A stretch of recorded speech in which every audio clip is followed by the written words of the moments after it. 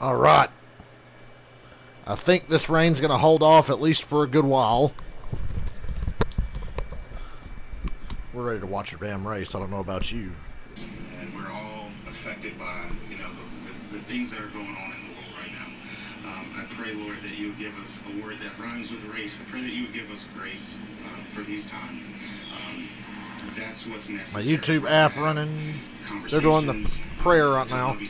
There is the threat of weather later. It's about 50 to 60%, so we're 50-50. But the weather looks good right now. And the race is going to start on time, and that's better than nothing. We just pray for your love and your peace. Father, again, Mike said, your grace to fill all our lives. It's in your holy name we pray. Amen. So let's fucking do this. His debut album, Black Hole Rainbow, is out now. Here to perform our national anthem is Capitol Records recording artist. Alright. Get my shit straight. I started slightly early. I was just eager. Like, I'm eager to get the fuck on here and get rolling as if it's going to help them start the race any faster and avoid any possible rain later. That was my motivation for getting on here before the anthem was sung, whatever. Past tense.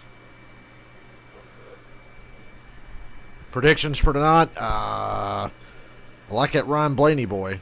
He's pretty underrated at Martinsville.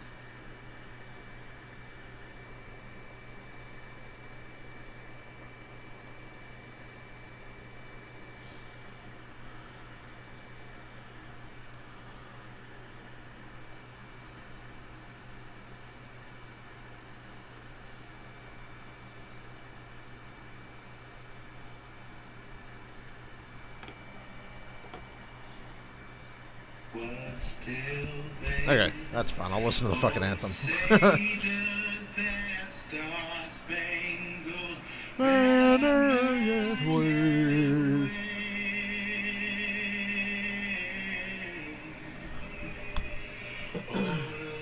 How many times will I yank this controller off my table tonight while holding my headset microphone? Because I don't want to wear it on my head.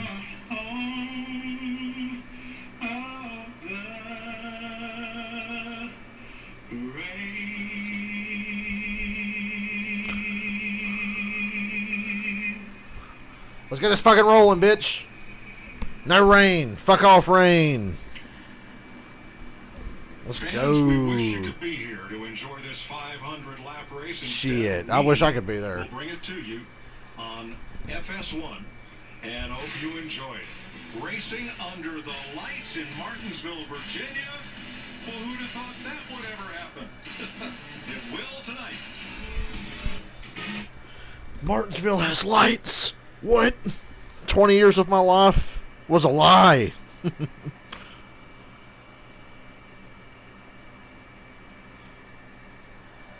Please let this weather hold off. I'm going to check the goddamn weather channel one more fucking time before we get going here. I keep wanting to see that percentage go down. Then again, I remember it, the second Darlington race and the second Charlotte race, the shit went down, and I don't know. Just, I want to see a full damn race. I don't want to rain short and BS. And I also don't want to be up till 3 in the morning, but if that's what it takes, then I will gladly take it. I'd be so happy. I was thinking, I didn't think this race was going to start on time looking at the forecast, but they've caught a break here for the next couple hours. Should be the next couple hours anyway.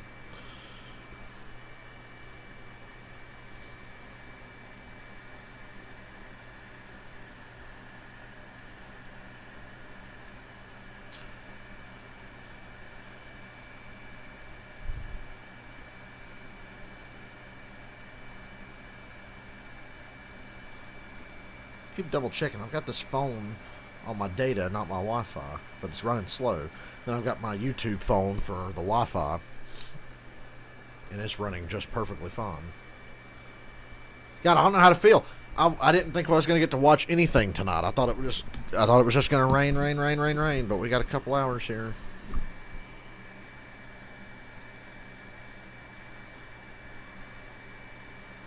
For the love of God, just give us 500 laps at Martinsville with no rain. Please. Please.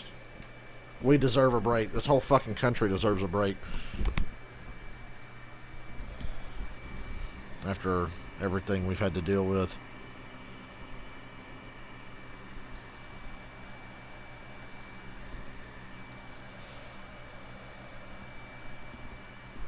Excuse me. God, why does that Diet Mountain Dew make me burp so much?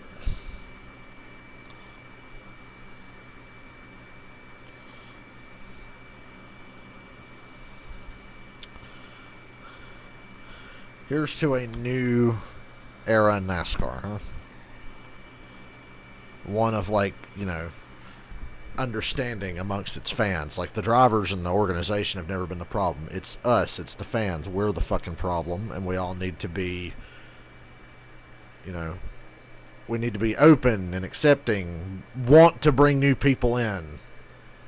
And there's only one way to do that, and that's to get with the fucking times, people. So I'm thrilled to death with everything that NASCAR's done in the last week. I'm just proud. Like that national anthem there before the race, I didn't feel like cringing like I usually do when they do it, because before it just came off as so insincere, but now it actually feels like, yeah, they mean that. So I'm very proud of NASCAR. And I hope you feel the same way. Here's Regan Smith. When you think about Martinsville and you think about race car drivers, the first name that has to come to mind. Get in the fucking cars, let's go. There's rain coming. So much success at this. Why are we still standing around? There There was this interview during the commercial. This one penciled on the calendar for a while. Yeah, we've been excited. It's been tough to have the pace here last few trips, and we're not really sure why. We dug in deep to our notebook. We've had some good runs out of the 9 and the 88, and kind of pieced all that together. And looking forward to a really strong night here with the Ally Chevy. All right, good luck. Have fun tonight. Thank you. Looking forward to it. You always want to keep an eye on Jimmy Johnson here at Martinsville, but Jeff, who are some of the other ones? Ryan Blaney. Ryan Blaney's underrated at Martinsville. Dominated this race with 464 laps on his way to victory Yeah. last year. Hello, Michael. Glad you can actually watch the race. 3 of the last 5, though, have been wins on short tracks. Then you got to go to Clint Boyer. Today's been a good day for NASCAR. It's been a great race. week, like I was saying a minute ago. We had lower downforce like tonight was a win in March of 18. I'm trying to get the damn race started. We know there's starting to rain. Let's roll. Let's go. Fuck it. We should have fired the engines at 7 o'clock. Like, welcome to NASCAR on Fox. All right, gentlemen, start your engines. Let's go. The painful pre-race stuff hurts even more when you know there's the threat of rain. I just want to know, is he going to be doing the payback, or is somebody else going to be doing the payback on Joe? I hate when I have to monitor the weather situation throughout a race. I'll save that for the commercials, though. That'll give me something to do during commercials. Such a beaten bang place. For tonight's command, we're going to the WWE. My boys, right? Daniel Bryan and AJ Styles. Superstar Daniel Bryan. And before I face AJ Woo! Styles in the finals of the Intercontinental Championship To quote Booker T, that superhero, my boy D. Bryan. To be the Grand Marshal for the I love Daniel Bryan, man. Maximum Pain Relief 500 from Martinsville. Where's AJ Styles? What do you think you're doing? AJ, What do you think you're doing? What do you mean? I'm the Grand the Marshal. gay community. You're not the Grand Marshal. Come on. With the Blue Emu Maximum Pain Relief 500 from Martinsville. These fuckers might make me have to watch part of SmackDown Friday night.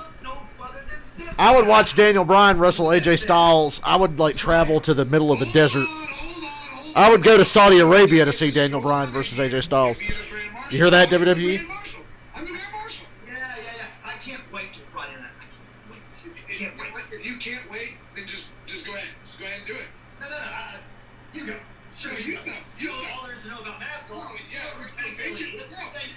I think AJ's a NASCAR fan. Now you go. Welcome to the Blue Emu Maximum Pain Relief 500 from Martinsville. Drivers, start your engines!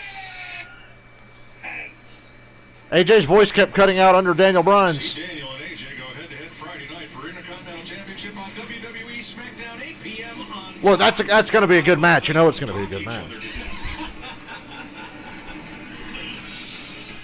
That's how you promote a SmackDown. You take the two best wrestlers on your show and just have them, like, laugh and shit talk each other. You already know the match is going to be good. obsessively, once again, trying to scroll and find out info about the weather. Hoping that it will change for the better every 5 minutes, you know. Boy, that command did not go over well. But those two guys are over with me for life, so take that for what it's worth.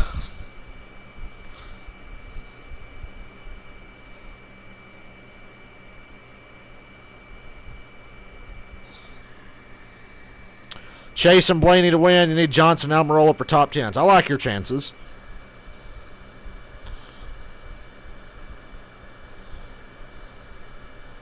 So the official NASCAR weather guy. 75 degrees, sun peeking through, light winds, scattered storms about 30 miles southwest, moving at 25 to 30 miles an hour. System's moving west to east, ahead of a cold front. Says he does not expect a washout, but I wouldn't be surprised if we had delays. That's really unfortunate, because when you get delayed, you inevitably wait around for more rain to show up. So let's just hope we get lucky tonight. We're going to have to get lucky, I think, from the looks of it.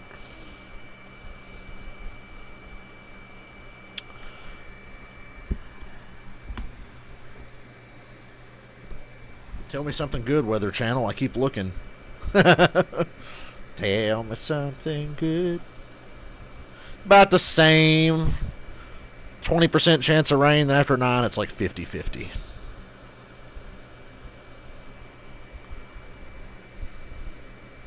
Just think, we got a 50% chance of not getting fucked with today. It's pretty good compared to, like, I don't know, the last couple of times we had rain. Here I was thinking we could get 3 races in a row without having to worry about this, but no. No. Couldn't rain on that boring-ass race at Atlanta.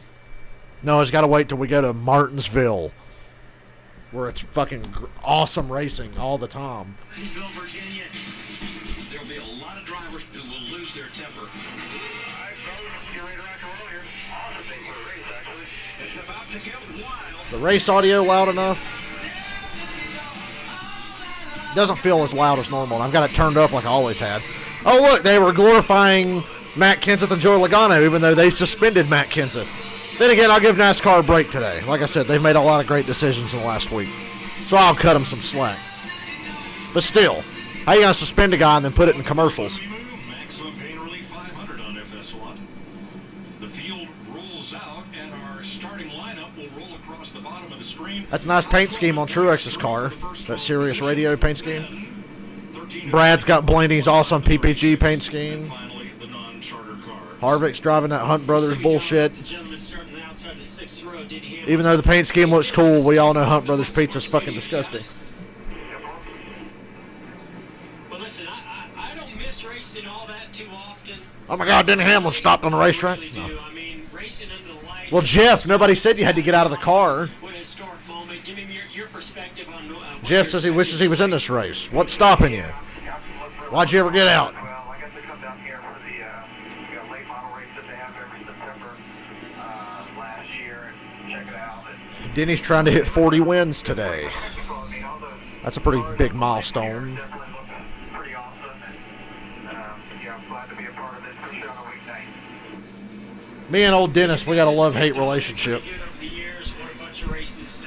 Tell us, what do you think the conditions are going to do to maybe change your driving style or your approach and the team's approach here tonight?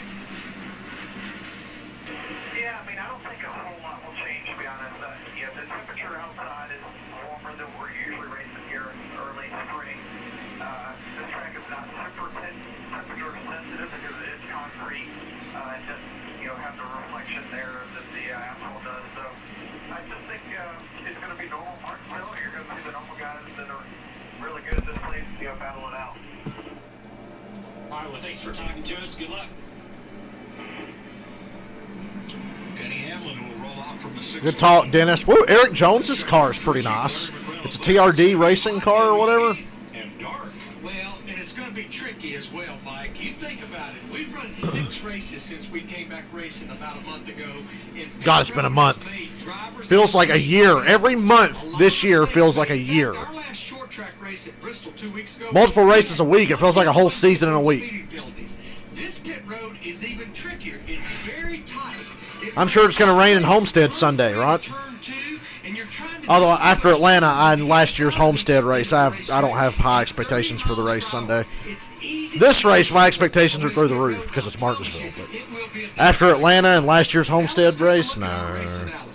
We're going to go 500 laps. I have very low 260 expectations. miles. The stages 130, 130, and 240 laps to the checkered Pray to flag. God we get There through is it. pit road speed 30 miles per hour. The fuel window 145 to 155 laps. Competition caution at lap 60 and Mike. Because why? Competition caution. No fueling of the car into that caution.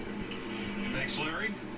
Teams getting their pit road speeds as they work from turn 3 all the way around to turn 2 on this long pit road.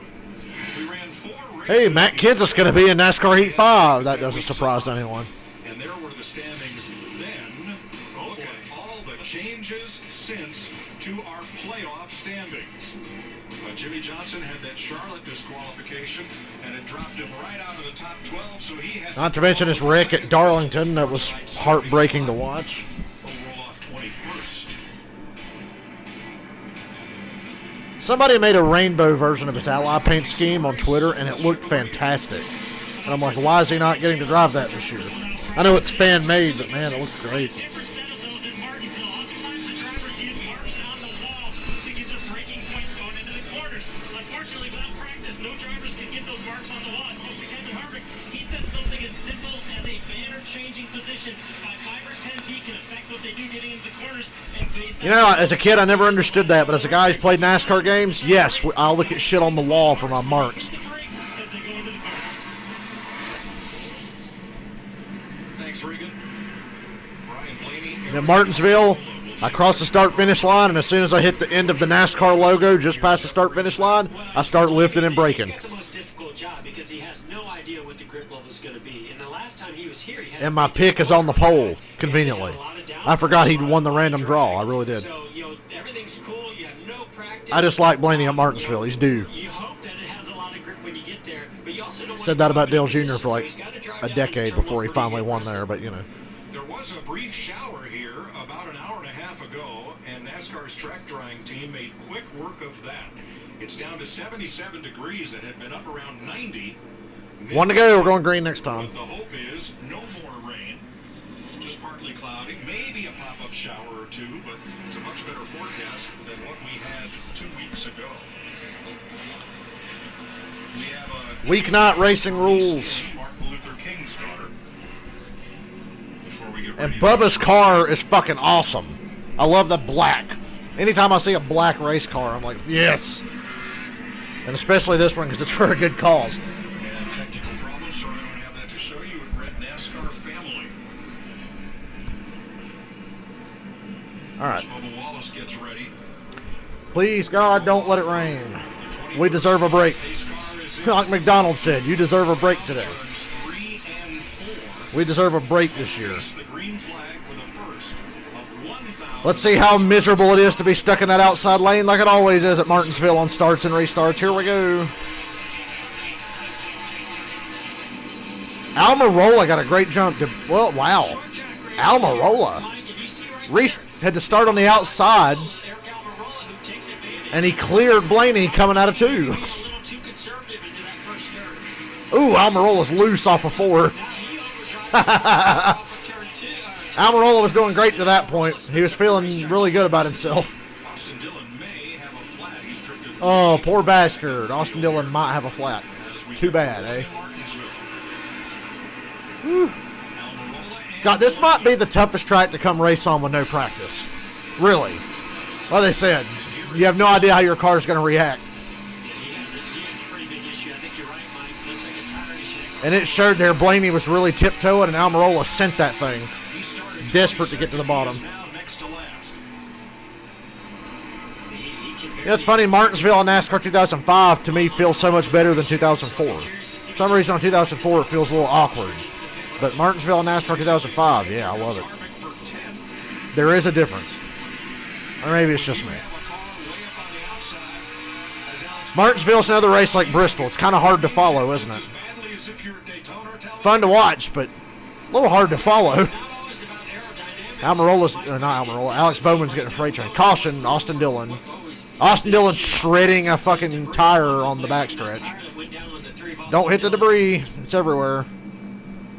Caution flag on lap 5. Now, Austin and his It's really nice of him to stay out there and do that. This week. It's a boy. AJ Allmendinger's on standby in case Austin Dillon's wife goes into labor. And needs to head back down Winston-Salem.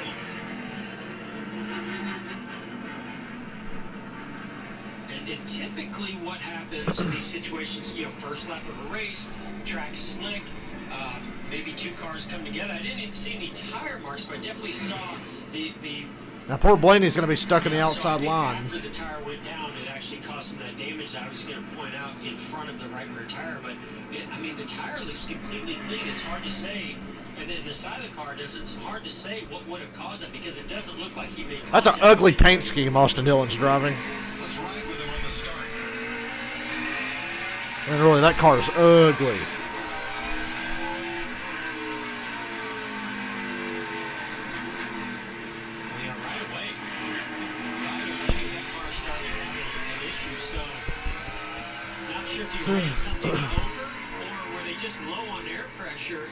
God's trying to help him get home to see his baby be born. Now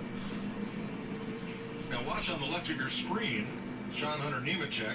Ooh. Some of those panels, crush panels inside, looks like he ran over some of that. Well, he's going to suffocate to death tonight. How come they can't take the fucking windows out on the short track? Why do they make them have the passenger side window on short tracks now? I don't understand. We know these tailpipes come. There's no need for that. They exit out the right side, and it's really easy that if that crush panel is damaged, a lot of those fumes can come right up inside. And then Jeff's talking about what I'm worried about. The crush panel falls out from under the car. He's got 493 laps to go. I was to say a quick word from Duracell. We're past that now. It's Blue Emu. Blue Emu rubbed me the wrong way ever since they did Bubba dirty just because he didn't want to fucking do a race on iRacing. It's like, get the fuck over it. He didn't want to play a video game because he had no reason to play it, and a sponsor dropped him. Fuck off.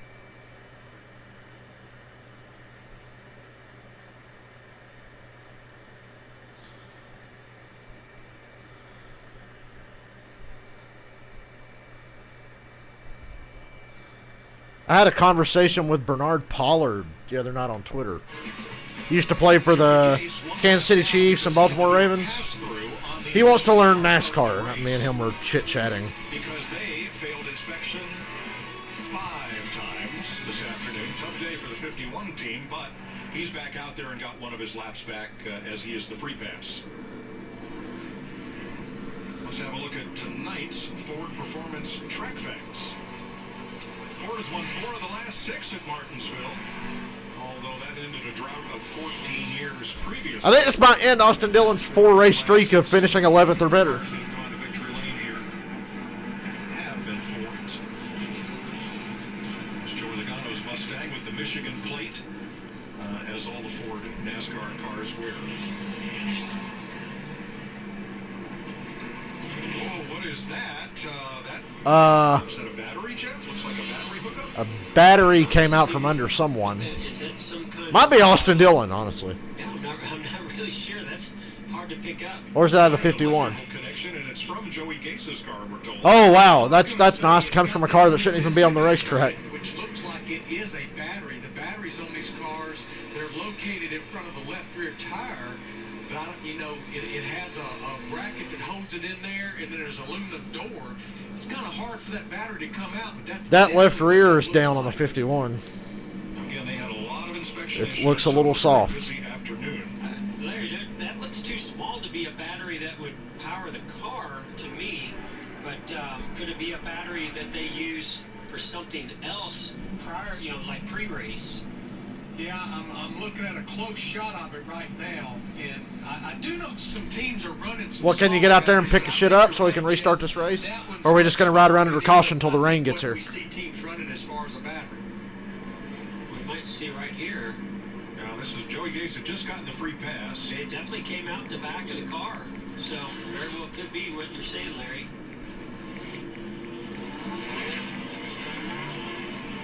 So the pick that up, and we'll get ready to go back to green. I want to thank Daniel and AJ for doing that command. That was a lot of fun, and hope they have a great match Friday night on SmackDown, 8 p.m. on Fox. Regan? Well, just an update on the 3-car of Austin Dillon. Yes, they had the... Going green next time. Hooray. They believe they started the race with that tire flat. The problem is they don't know how it happened, so keep an eye on... Try not to spoil anything for me. You know, my stream is like 15 seconds behind. I think it's even more behind. Actually, no. There's a delay from my stream to what you're hearing. And then my TV broadcast is probably behind that even more. Racing for the very first time at Martinsville. Anytime there's an inaugural event or a change in the schedule or a night race versus a day race, that first time feel. You know, that place is always really special, and especially when you add, you know, the night factors. I think we all grew up Saturday night racing at local short tracks, so I think whenever you go to, especially a short track, it's at night, it kind of just feels like it's right. It'd be great to see the brake rotors glowing and the sparks flying. And It's always fun to do something for the first time. We're all looking forward to it. The lights have been on. We're still about half an hour from sundown here. But it's going to go 500 laps. We've completed 11.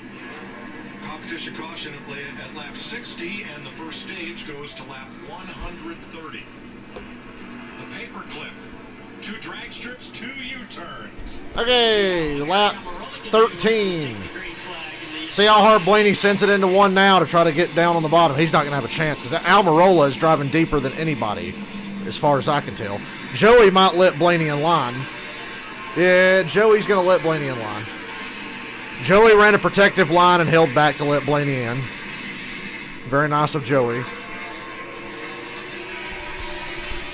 Look at that, I complimented him. There's just no grip in that outside lane. You look at, there's Kurt Busch to the inside of the 14, and Clint Boyer just rolls right on by him. I've seen that a lot. Look at how quickly Clint Boyer wants to close the door. Remember how awesome it was when Clint Boyer won here a couple of years ago? The inside.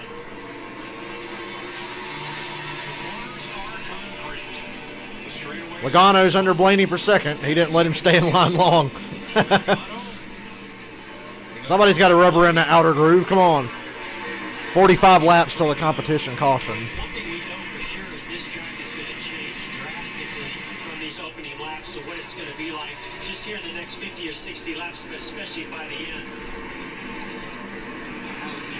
I think Blaney checked up to not hit Almirola, and Logano touched him a little bit, and ever since Blaney's been on the downward spiral. He's stuck in the outside lane. Truex and Kyle Busch are under him now for third. That's going to kill the tires. Outside line at Martinsville just eats that shit up so fast. In 21st place, as we watch this battle for fourth. The Busch brothers taking on Ryan Blaney. I promise you, nobody's going to cut Ryan Blaney a break. When you see a His teammate cut him one break, but now he's pretty much screwed. He's fallen all the way back to 7th now. He's got space to get in behind Chase Elliott, so he's 7th. Good grief. That just had to be a miserable 8 laps or so. There's Matt Kenseth passing Brad Keselowski. Ever since Darrell Waltrip said Matt Kenseth, I just call him Matt Kenseth.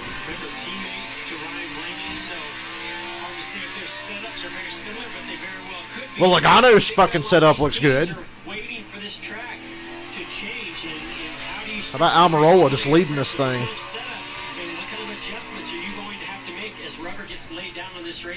It cannot rain later. Not racing at Martinsville's too cool. Battle for lead. Here comes Joey. Joey aggressively under Almirola. And Truex following him through. Logano's got the lead at lap 21.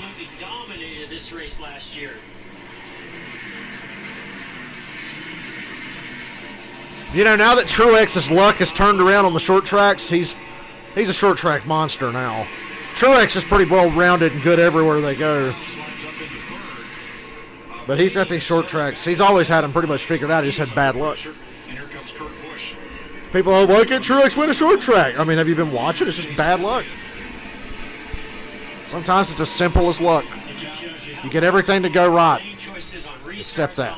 it is to be. Austin Dillon's 2 laps down. Right Sheesh. now, that's the preferred He can way get to that back. grip down there. Well, Let it maybe. hover into that bottom lane. There's no grip once you get outside. But that will change. That should change. Although it's a cooler racetrack, when the lights come on and the sun is down now, it should make for that. There's Jimmy the Juggernaut Johnson passing Denny Hamlin. The 11, Denny Hamlin. Jimmy's making good ground. Jimmy Johnson doing a nice job. He's moved up about 8 positions so far. Yeah. Jimmy Johnson's 11th. Johnson now. He and Corey LaJoy are the big movers that reach up 6 spots from the starting positions that they drew. Now Johnson, because he fell out of the top 12 in owner points last week, had to drop her positions 13 to 24 and did not get a good draw. He does seem to have a good car. Oh, he's got a very good car here. So when you've got a car like this, you just want this thing to run all the way to that competition caution. Matt Kenseth's passing Denny Hamlin for 13th. Corey LaJoy. Oh, this is ironic. Corey LaJoy's passing Denny Hamlin for position. I don't know if you guys were reading Twitter this week. That is ironic. Corey LaJoy just passed Denny Hamlin for position after the argument they had on Twitter the other day. Kurt Busch has passed Kyle Busch for 3rd. Wow. Everything looks racy tonight. Really gutted it out, worked his way up to the top 6 at Atlanta, was the highest finishing Chevrolet, and really had to work for it after starting last and doing a drive-through. Chase Elliott for 4th. Kyle Busch kind of let him go, I think. Busch just went ahead and let him go so he could get back in line. So Chase Elliott's 4th. Boy, Denny Hamlin's going the wrong way, guys. Tyler Reddick and Matt DiBenedetto just passed him. Last 8 races, they've had 7 top 10s and 3 top 5s, and he by far is the highest Chevrolet driver in points that has not found victory lane yet. Denny's going backwards, man. Why has Denny been so shit at Martinsville the last few years? What changed? We talk all the time about the heights of these cars. I remember when Denny was unstoppable at Martinsville. It was always him, Jimmy Johnson, and Jeff Gordon. Different downforce than they've run. Really, it's a different combination. Right now, he's dying out there. Ooh, behind the lap car, too. And he's got Quinn Houff in the outside lane. That kept him from holding pace with the cars he was. Well, Almirola's got a problem. Or does he? It just looked like he had a problem. Here comes Bubba passing Denny. Ooh, only 30 laps to the competition caution. Denny, can you make it? Chase Elliott's under Truex for 3rd. Wow, there's all kinds of passing going on out here. They're really racy all of a sudden. So much action they can't even keep up with it. They've got like a split screen. Man, I love Martinsville. It's my favorite track. Joe Logano's driven away by 3.5 seconds. Man, I like the way it looks, though. It's real racy. Just not used to that after 500 miles. The Folds of Boredom 500 at Atlanta. That was a tough race to get through.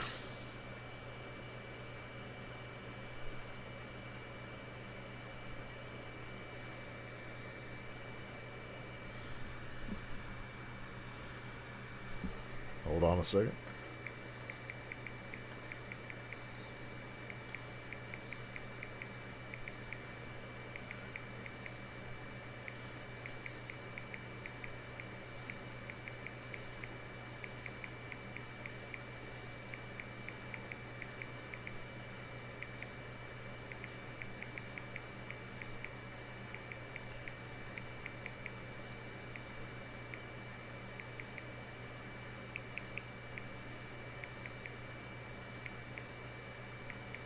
After all that shit Denny Hamlin talked this week to Corey LaJoy, Corey just passed him for position on the racetrack. That's spectacular.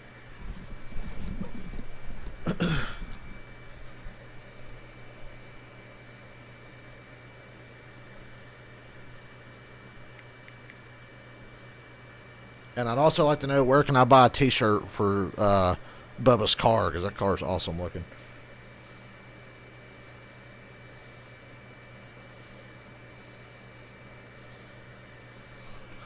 Yeah, it's already looking so good. Maybe Atlanta just sucked that bad, but I think this is going to be a good one. Just hoping the weather cooperates. Kyle Busch says his car's junk. He's got a brake problem. Kyle says, I hit the brake pedal, it doesn't do anything. It says, as I build heat, it starts to work. So basically, Kyle Busch and Truex have the same problem. If their brakes aren't hot, they're not working at all. Yeah, that's a little rough. They tell you to save your brakes at Martinsville. That's what 85% of the challenge is in this race, having brakes left at the end. Sounds like that Kyle and Martin have to just overwork theirs to get them to work at all.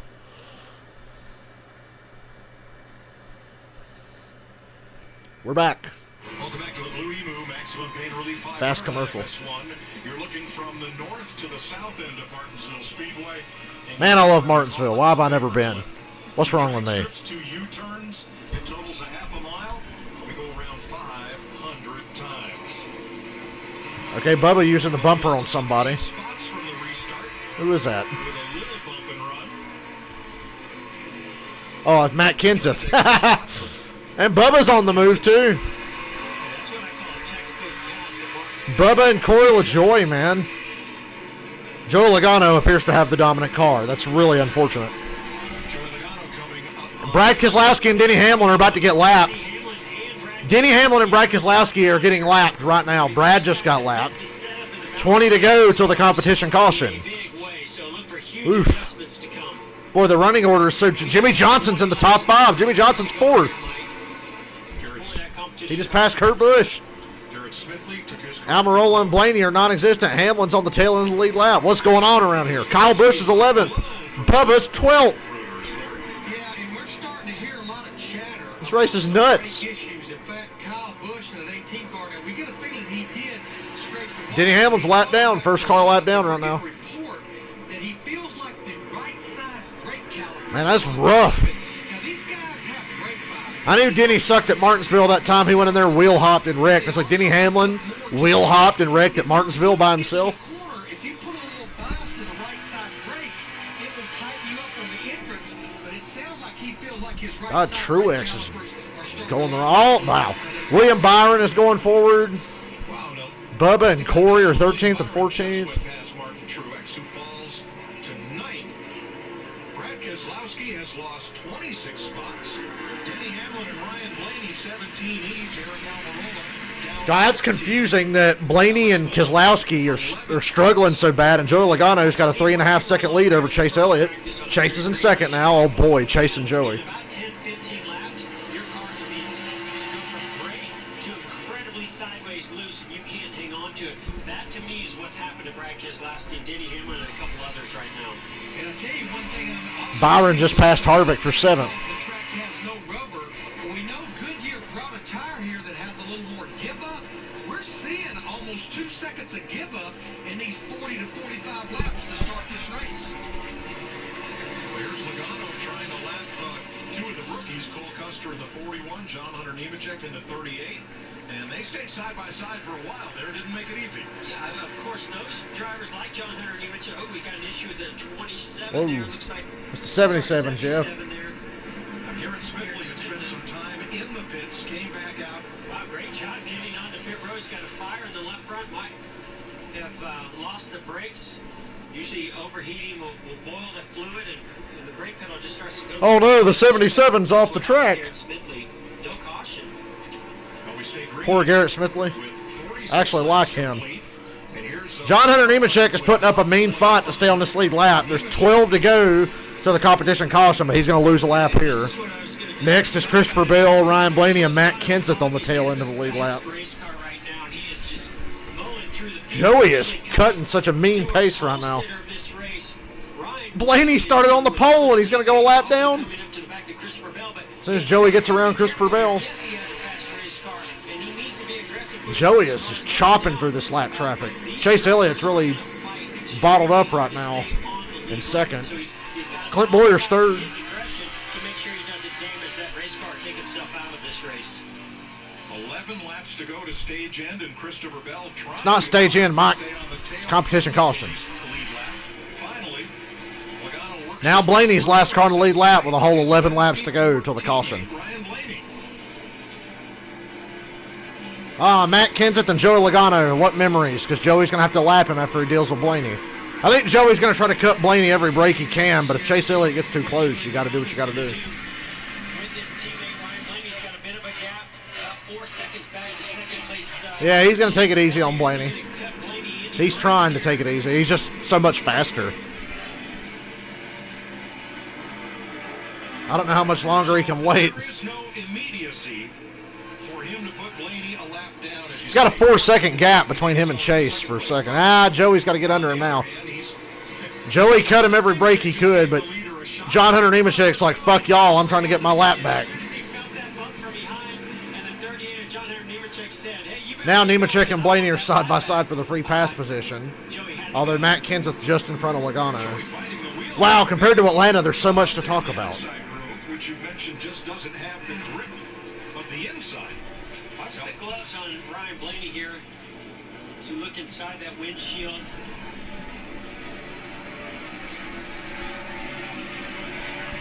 You can see that. I don't know if he's clearing his shield or it's just showing his frustration inside that race car. How upset Matt Kenseth's first car lap down. This early in the race. Regan? Bubba's 11th. That's awesome.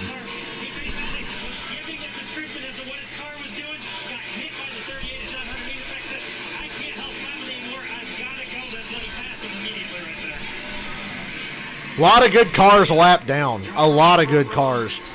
Brad Keselowski, Denny Hamlin, Ryan Blaney. Eric Almirola's tail end. Joey passed Almirola for the lead. And now Almirola's about to get lapped. That's crazy. I haven't seen this much coming and going in a cup race in like 2 years. You certainly didn't see this last year. Now, Kyle Busch is the last car on the lead lap, but I don't think Joey's going to get him because he's door-to-door with Almirola. All these good cars getting lapped.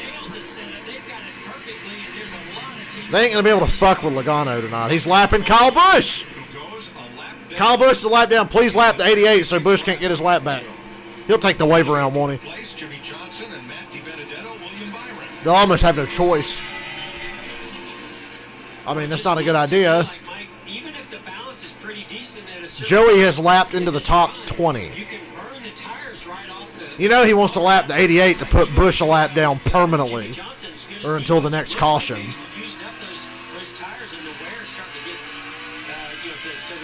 Gee, this is an ass whooping, dude. The racing's good all over the track, but good grief, Joey's just killing them. You hate to see it.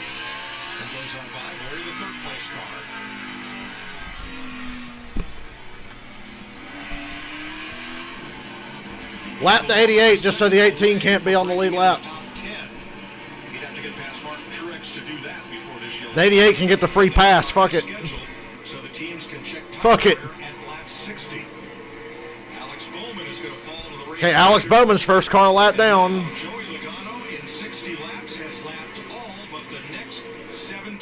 17 on the lead lap. Good grief. I can honestly say I did not expect to see this. So just the beginning of a short track race at Martinsville under the lights of unpredictability. Bubba Wallace with 2 truck wins here at Martinsville. In 11th, the car length ahead of Ryan Preece. And now just about half a second back of Martin Truex. And the caution's coming any second now.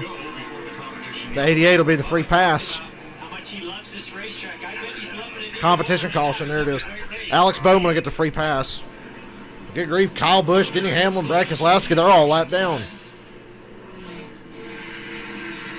Eric Almirola led 19 laps. Joey Logano has led the last 41. Now, among the activity on Twitter, here's a question from Bernard Pollard Jr.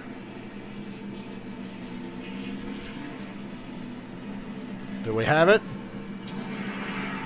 Someone said caution lap. Okay. When the yellow flag waves, you must hold position. The pace car, which today is a Shelby GT500, picks up the race leader. Everybody falls in line, single file. When NASCAR feels it's safe to do so, they will open pit road by lighting up a green light at the head end of pit road, and then drivers, if they wish, can come to pit road for service. You enter the pits at turn 3 and come all the way around that pit road and exit at turn 2. It's a very unique pit road because they used to pit on both sides of the racetrack here as they do. I've never seen anything like that little run there. That was like a 50-lap run, and not only did he lap up to 17th, he lapped a lot of good cars. So you see that yellow line? That's where pit road speed, 30 miles an hour, is in effect. I've never seen anything like that. Until you exit the not in my lifetime, not in many, many years. if you're coming to pit road. Certainly not with that many good drivers and cars, man. Lead lap cars only. Cars on the same lap as the race leader can pit, and that would be the first 18 cars right now. And Kyle Busch came to pit road, Regan. Why is Kyle Busch pitting? He can't pit right now. Perfect start for the 22 car at Joey Logano. That race car is just a little bit tight. Why did Kyle pit with the lead lap cars? He's a lap down. So they need a small adjustment for that, but this race team is already thinking ahead to what's going to happen as the sun goes down. He said he feels like the track is already tightening up as it's cooling off out here in Martinsville. Was that just habit? I think that's the real question, Mike, is how big of an adjustment do you make if your car is really loose, if this track takes rubber? Boy, tonight I'll say it. I'll say the competition caution was necessary tonight. I mean, wow.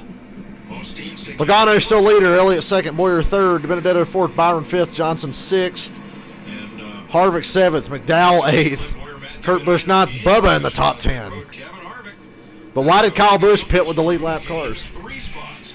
Kyle Busch pitted early to repair some crash damage. Joey Logano, the leader.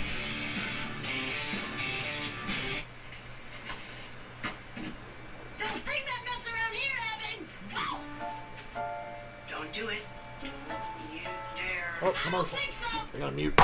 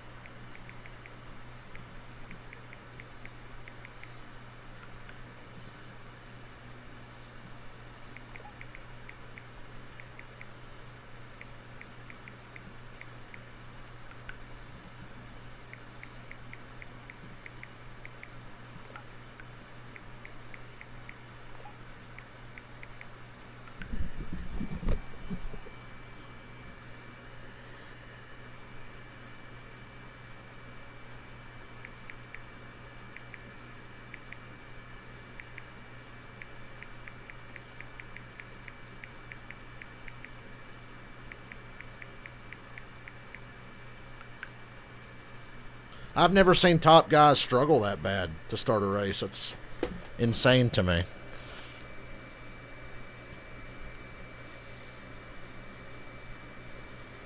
I'm going to try to wait till the end of the stage before I look at the damn Weather Channel again. Heard that next. Hey, Cameron. Cameron, I just now saw your comment. I was too busy messaging you. Yeah, so Blaney, Brad, Kyle Busch, Denny Hamlin, Truex, Matt Kenseth.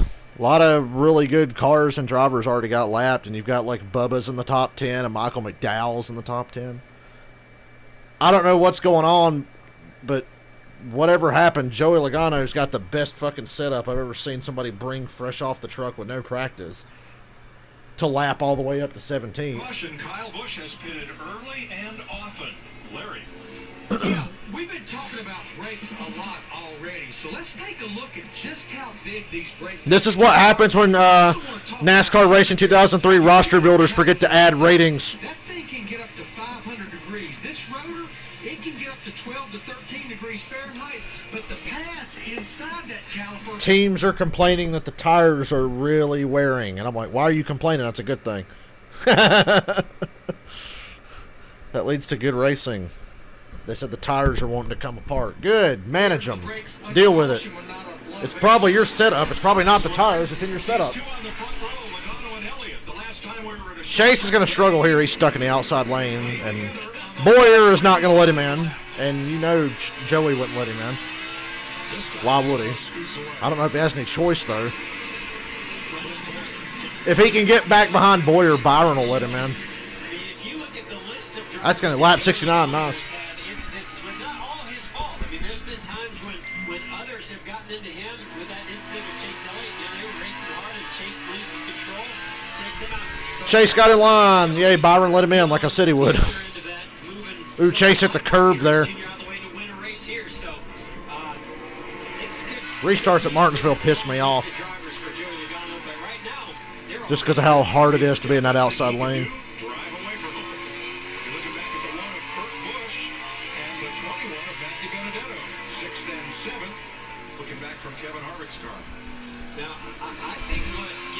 Oh, Truex didn't get lapped. Truex is on the lead. Truex barely stayed on the lead lap.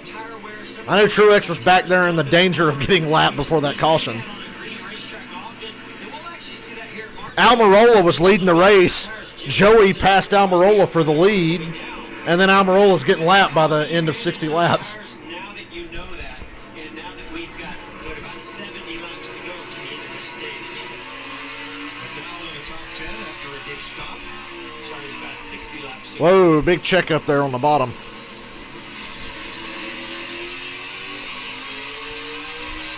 There's so many cars a lap down, Kyle Busch is never going to get his lap back. Kyle Busch is in 33rd, a lap down. What a time to be alive. Hell, Brad Keselowski's 32nd. I guess the luck finally ran out. Truex looks good on the short run. Truex looks good on fresh tires.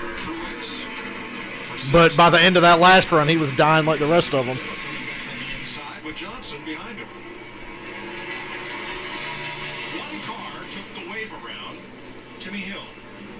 Ooh, look at that. Timmy Hill's on the lead lap. Probably not anymore. Why would he take the wave around? Or maybe they just don't have a set of tires, so why not stay out and take the wave around? Long way to go, Mike. I think that number's going to change. Bubba has 2 truck wins at Martinsville. So this is Bubba's best track to me. He's won 2 truck races here. He knows what he's doing.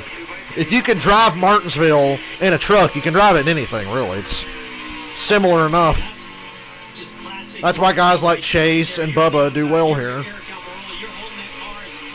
There's not a lot of difference from car to car at a place like Martinsville.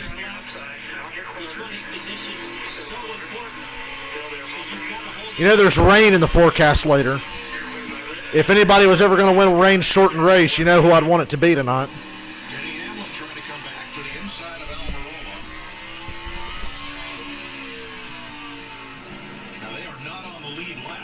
No, I do not want to watch NXT cable. Cancel recording.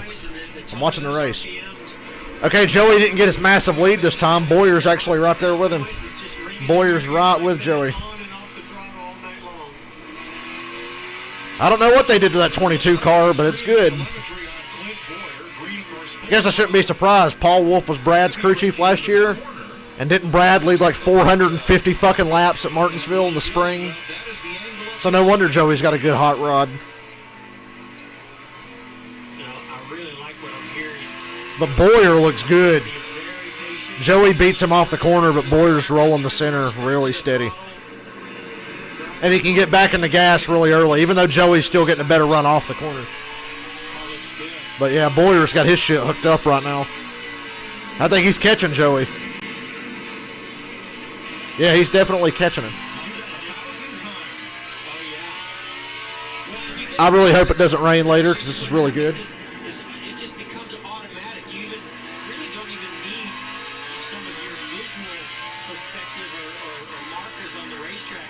You can just do it by sound. After you run about 40, 50 laps, it just gets embedded in your ears.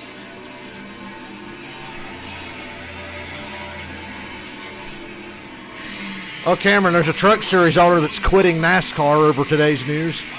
But he's not an important truck owner. He feels like a starting park truck. And he's going to quit NASCAR over what happened this week. So sad. What will we do? There's only 46 trucks showing up every week for the trucks now. What will we do? He's got an issue that they will not be able to rectify during this race. Jeff, you talked about having to make adjustments to these cars, especially as rubber is laid down. Watch right here on the left rear. Yeah, Jeff Gluck is not having it. Neither am I. Cameron, you need to watch Real Radman's most recent video he uploaded today. It's hilarious. He singles out every racist comment on a NASCAR post and clicks on their profile to show, oh, look, it's a dusty, old, bitter white person. It's always some middle-aged, old, dusty white person. Well, right now, Larry, I think no adjustment has been the best adjustment for the 19 Mark Trek Jr. He looks like the track's coming to him a little bit. He's driving back to the front. And, you know, they'll have Avoid looking at the Weather Channel till the end of Stage 1. Can I do that? Can I convince myself? Give that forecast plenty of time to change for the better. Okay, they're in lap traffic now. Boy, Joey Gase didn't do Boyer any favors there. He didn't even fucking give him room at all. He barely got out of the way. And Boyer's still within a half a second of Logano. The closing rate so fast here as Kevin Harvick goes past Jimmy Johnson on the outside for 8th place. Last time I saw somebody make a big pass on the outside was when Tony Stewart was side by side with Jimmy Johnson for 5 laps at Martinsville in 2011 and somehow won. You don't win on the outside at Martinsville. But Tony was stuck on the outside and he still beat Jimmy Johnson to win the playoff race at Martinsville. What do the tires look like that came off these cars after the first 60 laps? Mike, I gotta tell you something. I went up and down pit road and checked every single car. There was cords on 90% of these race cars. Some of these teams scratching their head too, thinking that it's not gonna get any better. You see the tires from the 18 car Kyle Busch right there?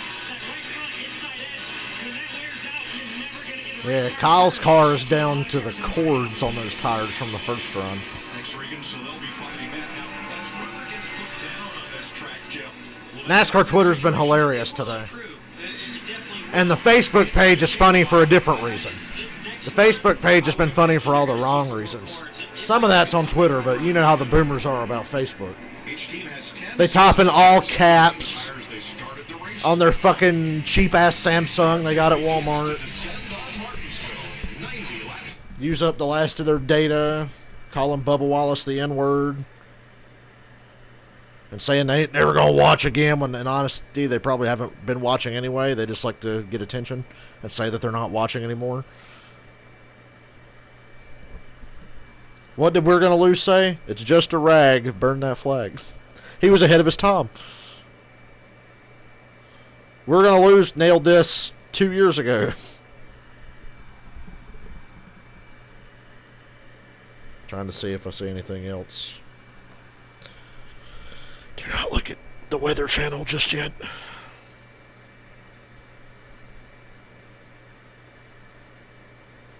Cameron, are you at home?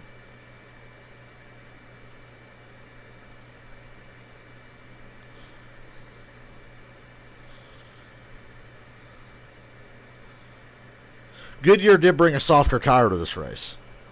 I think it was a bit of an overreaction. Although a good overreaction because last year's Martinsville races sucked. And once again, it's proof it's not the track, it's the cars. Charlotte Motor Speedway does not suck. It was the cars. Martinsville, we know it does not suck. It just sucked last year because the cars suck. It's really not the track, it's the fucking cars. Cameron, if you want, you can come watch the race here if you're not doing anything, if you actually feel like getting out.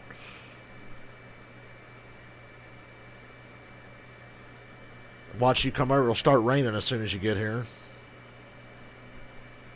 Hey, Randall. Yeah, this race is a little nuts.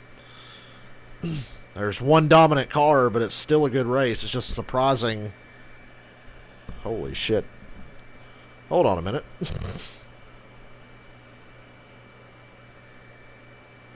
Okay, never mind.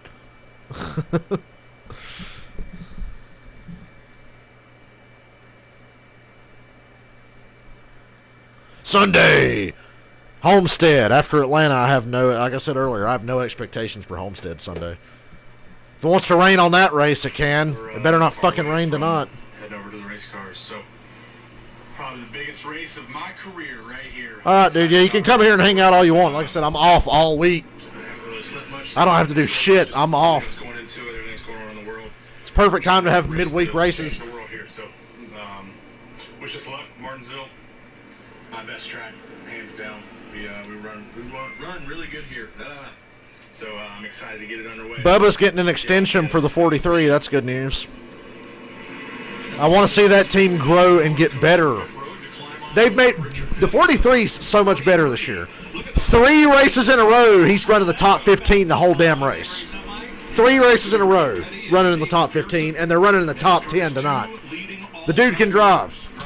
I just want to see him stay there long enough to really help that team get better before they panic and move on to their next failed experiment, like they did before they had Bubba. Whether it was fucking John Andretti, Christian Fittipaldi, Jeff Green, Bobby fucking Labonte, Reed Sorensen, poor AJ Allmendinger, Eric Almirola, whatever.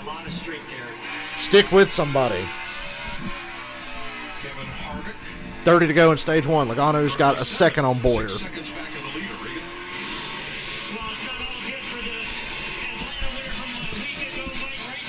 I can't believe Atlanta was worse than the 600. Atlanta made the 600 seem like an okay race. The last 100 laps of the 600 were fine, but like as a whole, come on, that race stunk. But it was still better than Atlanta. Harvick says he's overheating. A lot of guys are having brake issues, overheating issues, and the tires are wearing out like hell. Maybe a practice session would have been good for here because of the new tire. Maybe that's one thing they fucked up on. This no practice thing's been great, but they did bring a new tire and less downforce than last year. Truex just passed Chase for 4th. As long as Chase stays in the top 10, I'm good. Bubba just passed Benedetto. Bubba's up to 9th. I just want to see Bubba get the great finish he deserves.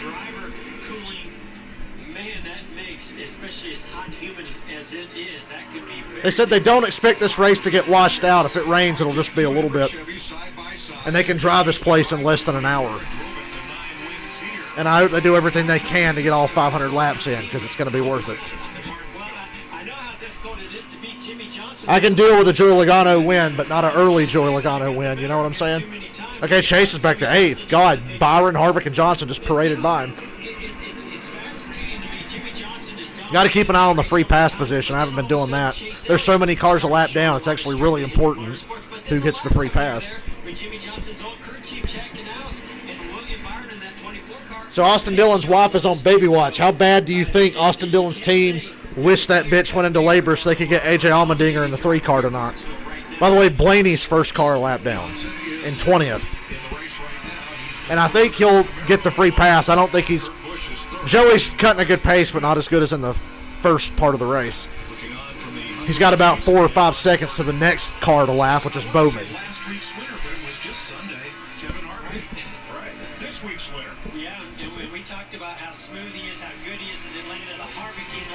Midweek races and doubleheaders. That's how we're going to shorten the season. We're going to keep the same amount of races and shave like a month or 2 off the season by doing races in the middle of the week. We can do Richmond in the middle of the week, Martinsville in the middle of the week, Bristol, doubleheaders at Pocono and Michigan. You can shave the All-Star race. You can put that in the middle of the week, like before the 600. This is the future. That's the one good thing we've got out of this, is a better way of doing things. Now that we know it's logistically possible, even without practice or qualifying. I don't want to see qualifying go away, but less practice is fine. 1 hour on race day. Show up, practice, qualify, race, same day. NASCAR Thunder style. You do it all at once. Being out front, you're certainly not going to work those tires and work those brakes as much as some of your competitors behind you. But as he comes into lap, God, I need a shower. I feel like ass. 20 to go in stage 1. Work a little bit harder, make him abuse those tires and those brakes, and they might start blowing. They were showing some of Bernard Pollard's questions earlier on the broadcast. That was funny. Even more. I can't wait for this place to be under total darkness and see those brakes float in. He's trying to put Cole Custer 2 laps down. Custer's having a shitty year. Now we have 11 Don't tell me we've got another underachiever in the 41. I like Custer. 4 more 2 laps down. Mike, I can't tell you how difficult this track as a rookie is. One of the most difficult to learn. When you have zero practice, This is about to be the worst run of Kyle Busch's career. As the caution is out. Caution. Blaney gets his lap back. Hill is stalled in the middle of pit road. That's worth the caution. He stalled in pit road. Just had the fucking crew come out and push his ass. It's a huge sigh of relief for many drivers out there because I think this That's not worth the caution. He's on pit road. It's not like he stopped at the entrance. Some drivers that started coming forward right away, but they started Okay. quick. Pace car comes out. Blaney gets a free pass. Clint Boyer, Kurt Busch. And we You could pit here and stay out at the end of the stage. lead lap, one of which I don't want to fuck with Bubba's race because I don't know how good his car is or not, but tonight's right combination. steal the lead doing something like that. Well, the numbers speak for the Pit here, stay out at the end of the stage. The right combination would be Jimmy Johnson and Martinsville Speedway. Just look right there. 9 wins, 19 top 5 finishes. Over Jimmy Johnson's so good at Martinsville, he drove around one-handed so he could flip off Kyle Busch once. And the way he and his crew chief Cliff Daniels, they've been That's how running good so Jimmy far this Johnson is season. at Martinsville. I think they can find the subway right combination. Subway. add those numbers and end that 105 race winless streak. Thanks, Larry. 17 laps to go in this stage, Larry. Would you pit under this caution? Well, I think you're going to see the leaders pit, but what I was thinking about, all those drivers that are a lap down right Stay now, out and get your like fucking Keselowski, lap back. Yeah. Kyle Busch, like But you Denny need all the lead lap cars to pit to make that work. Even on those older tires, you're not going to get lapped, and that will put you back in the lead lap. But I would say most of the lead lap cars will pit, Mike, just because of how much fall off, and as Regan has been reporting, the tire wear. So Ryan Blaney will get the free pass under this, the third caution. Okay, I figured out why they threw the caution. One lap down, The garage entrance is on the backstretch before pit entry, and Timmy Hill was stopped in the middle of pit road and couldn't get back around to go to the garage. That's why the caution came out. Pit road is open. So that's like a Martinsville problem. the garage entrance is back there. I was confused and annoyed why they threw the caution. It makes sense. I figured it out. Has talked about the rubber buildup on the corner. He's trying to avoid hitting that with the right front of his race car because it makes the race car. Cameron, that is in no way a comment on that driver's sexual orientation. They run way better with the last adjustments that they made to it. He wants a little bit more of that. Problem is it's getting too tight, meaning the front's not turning the longer they go.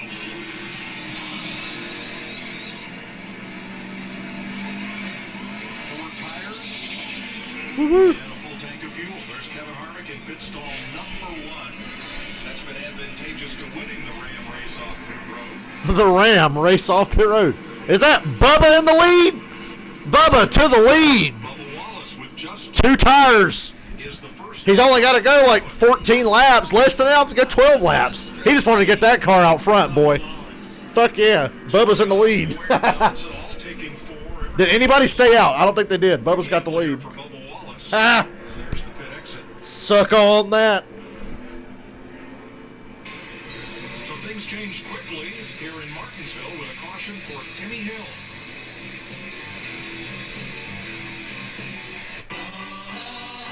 It's magic. You know.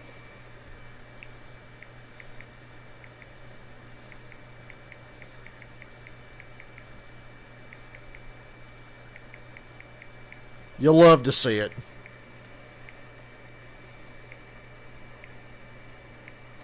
I hope that little strategy doesn't fuck his race. He ain't got to go far. They've only got to go like 12 laps. Less than that.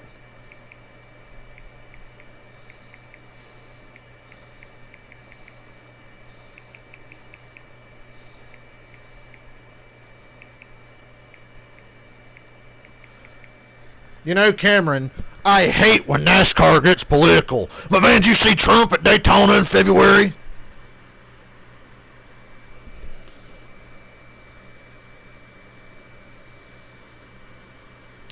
Oh, I hate when they get political. Hey, did you see all that awesome Please Stand truck in the truck series? Every time I saw that truck in NASCAR Heat 3 or whatever, I would wreck it. Denny Hamlin says he hopes his engine blows. Denny Hamlin's praying that his own engine blows. I'm with Denny. I wouldn't want to ride around in 26 to lap down all fucking night because there's so many cars lap down. It's a struggle to get in the free pass position.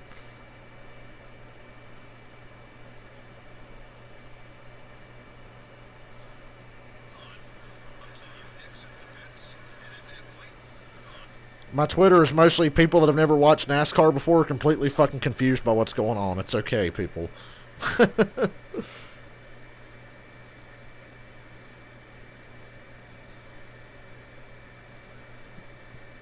You know you're having a bad day when you want your own engine to blow.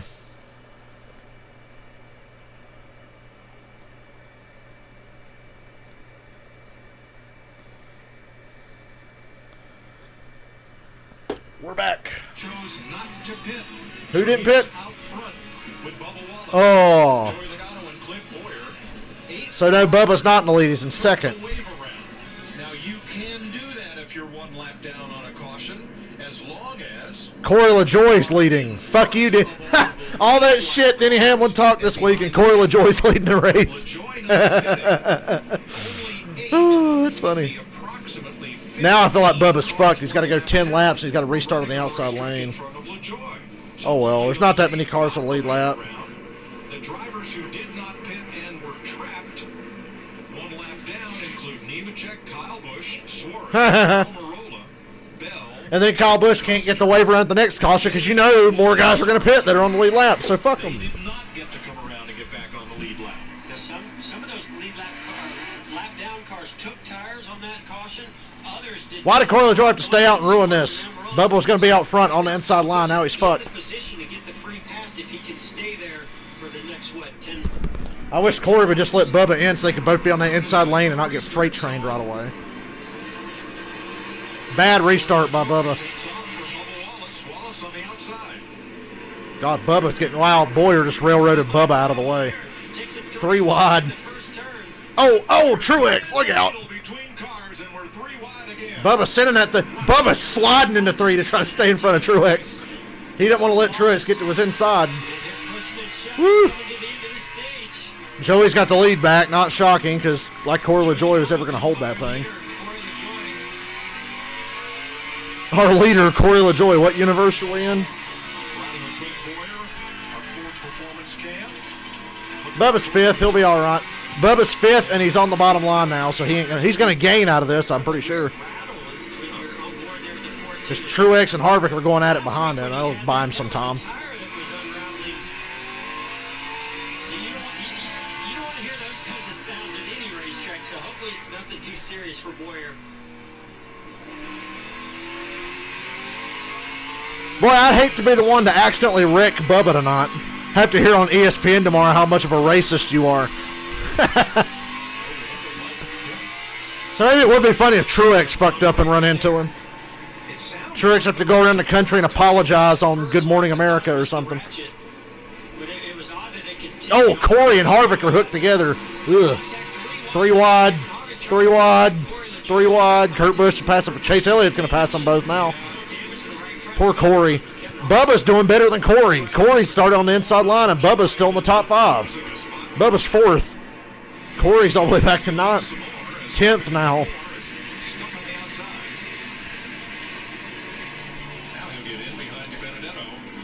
Truex is all over Bubba. Like I said, don't run him over too much. Media ain't going to like that. God, Bubba's not giving him anything. This is a net gain for Bubba. What, he was 9th and now he's 5th? Probably going to end up about 6th or so. Because Kurt Busch is going to pass him now. So this didn't hurt Bubba at all.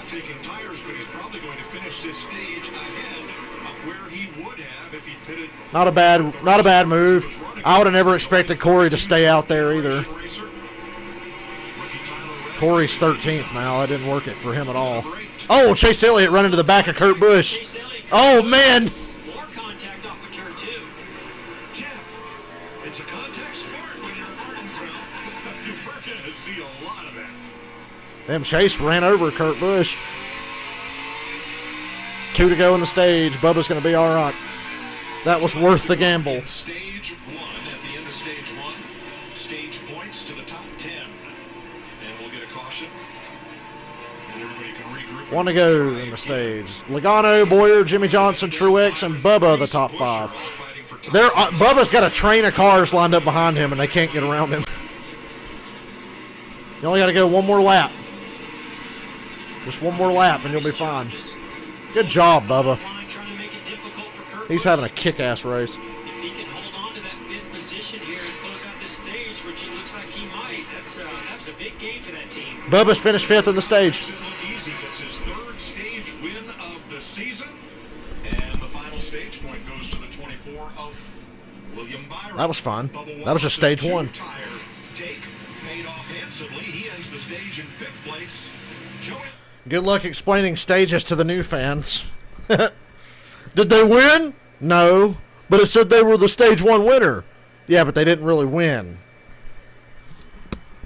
You don't get it. Now I'm going to check the weather one more time and give myself a stroke. Trying to lose myself in the race and not worry about it, but how can I not? What is up with this phone? You know, my new phone, well, I've had it for about a month or so now. Maybe more. God, time around here just fucks with me. So the chance of rain has gone down drastically. Drastically. To quote Scott Steiner, it drastic go down. Still a chance. Like, the biggest threat's coming up in about 30 minutes. It's like a 40% chance. It went from a 55% chance to a 40% chance, and then after that it's like 20 for the rest of the night. So I'm going to optimistically say we're going to get this shit going and get it all the way through. And I'm so fucking proud of Bubba for putting on a kick-ass race right now. Because I know he's got a lot of people. He's probably feeling more pressure than he's ever felt in his life.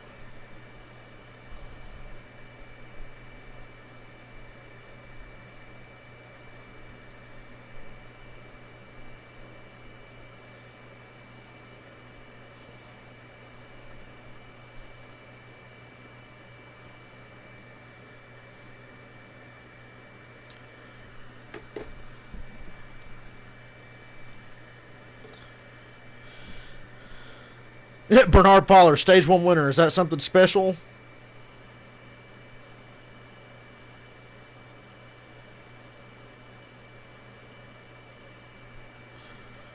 You get points, bro. Yeah, God, Chase about... I thought he was just going to take out Kurt. Kurt stood to the ground. Kurt basically came down on Chase and then hit the brake. They didn't damage each other, really, so... Boy, ain't Martinsville great when you can get to the rear bumper without fucking dirty air screwing with you?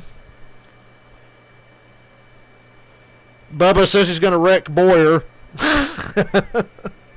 He said, no more chances for the 14. He never gives me a chance.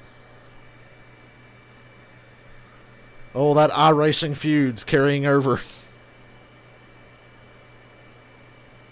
God, I wish Bubba would win this fucking race. I know he ain't... Joey's got the best car. Boyer's definitely second best, but it's still not close. Joey's got a way better car. But damn, I wish the circumstances would just play out so perfectly. Kyle Busch has front end damage.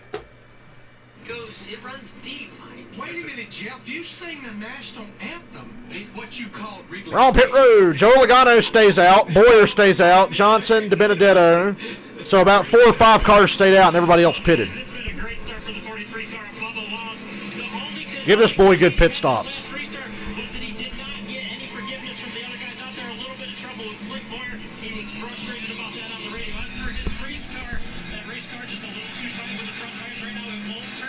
And over the course of this run, look out, Bubba just about got wrecked on pit road.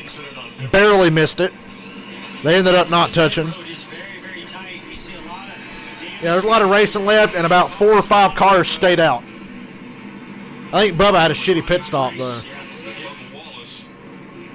Not a good pit stop. Bubba didn't even come out in the top 10 of the guys that pitted. But then again, he nearly got squished. He's okay, though. Still on the lead lap. That's a fucking accomplishment for that team, especially at a place like Martinsville. Joey Logano, the winner of stage 1. Hey, Joey, Jeff and Mike in Fox Sports Studios, you got us? Yeah, Joey, there. Well, congrats on that stage 1 win, man. We're seeing a crazy race. Your car is dialed in. I mean, are you and Paul Wolf concerned of how much this track is going to change? Because You should be concerned about them tires he stayed out on. But then again, he's got a hell of a car. It's important to stay ahead of this track. It's changing a lot already. Just as the rubber lays down, and it seems like it lays down quicker each run. So we're trying to stay ahead of it. We got a rocket ship this show past almost. Paul and the boys did an amazing job putting this thing together. So nice to get a stage win out of the way. Hope we can get another one. And more importantly, that big cuckoo clock at the end of this thing. Yeah, well, you know how special that thing is. So good luck getting it. Thanks for talking to us. I gotta say one thing. Joe Logano's a dipshit, but the playoff race at Martinsville 2 years ago is one of the greatest races of all time. Justified, ethically good or not, it was still one of the greatest races of all time. That was like the most intense racing I have ever seen. I was tired watching that race. Watching Joey and Truex go back and forth for 50 to 100 laps or whatever it was. That was one of the best races ever.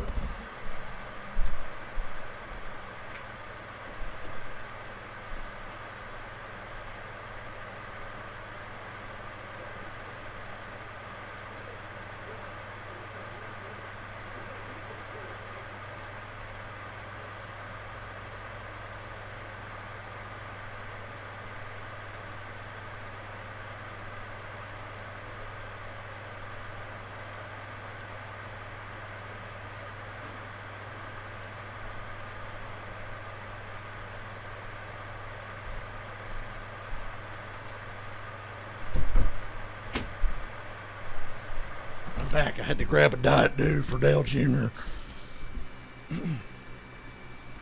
I'm, looking at this low downforce package, it just, every time I see it, it reminds me of how pissed I am that we lost a Richmond race and that we, more importantly, lost Sonoma this year. That really sucks. At least the Darlington race that replaced the first Richmond race was really good. And the Darlington race that replaced Chicago was good.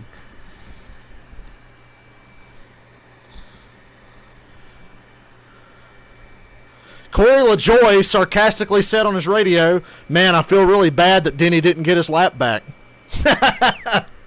Corey, they had Corey stay out on purpose just to keep Denny a lap down. It's fucking amazing. Corey then said, "At least we know shitty tires aren't that bad for about 3 laps." What a race. Martin Truex to the rear. Commitment line violation. Tail end of the longest line. Remember those days?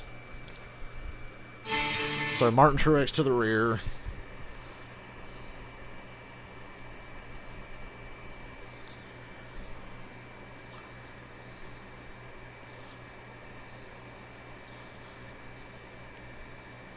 Cameron, you'll love that if you're still here. Truex is going to come back down pit road and work on some right front damage. Kyle Busch they're working on the Kyle Busch car. A lot of repair on Kyle Busch. Wow, that's a lot of damage. That's a lot of damage. Truex has a lot of damage. Wow. Man, if we could just get rid of Joey Logano, this would be the perfect race. Right there at the entrance to pit road. And if you were going to pit like the 43 car, all 4 tires... Logano, Boyer, Johnson, DiBenedetto. They stayed out. Looks like everybody else pitted. Here's the restart. Lap 141. I see debris on the backstretch. They can save that for later.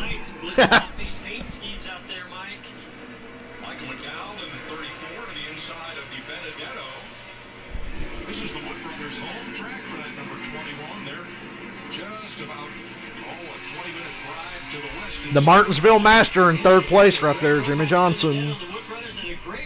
Jimmy the Juggernaut. Michael McDowell pretending he's still a race car driver. Good for him, though. He's 5th. He's got a log jam behind him, though. Good grief.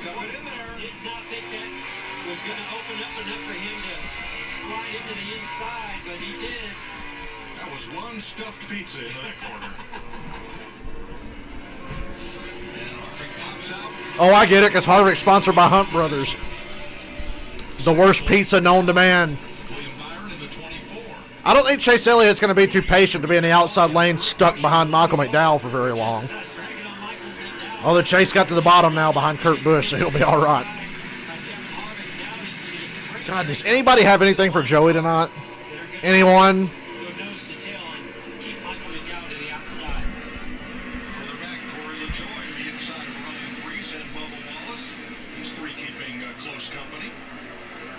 Michael McDowell really aggressively defending his position. Although the 9 car is not one I would want to cut down in front of too much. He will run you over. Okay, Chase is going to get the spot now. Chase to 8th. Bowman's got something stuck in the front of his car. What the hell?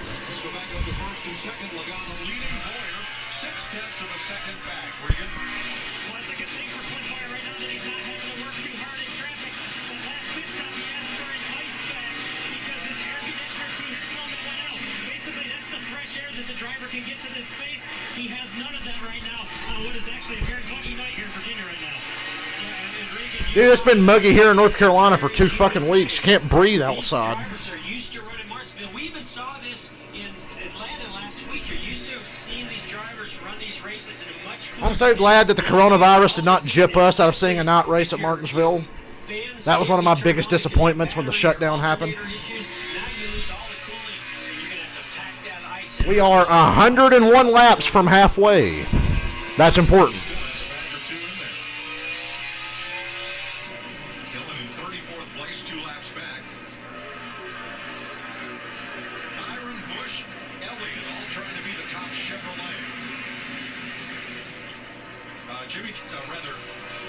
Jimmy the Juggernaut's in 3rd, Mike. Got him 10 championship points plus a playoff point that he carries all the way toward the end of the season in his quest for a second NASCAR Cup title. You know, Jeff, we talked about the heat in our Race Up pre-race show. These drivers running 3 races in 8 days. Yeah, you could talk about it being in the 80s, but think about the humidity. It's fucking hot in my room right now. Oh, God, Homestead this weekend.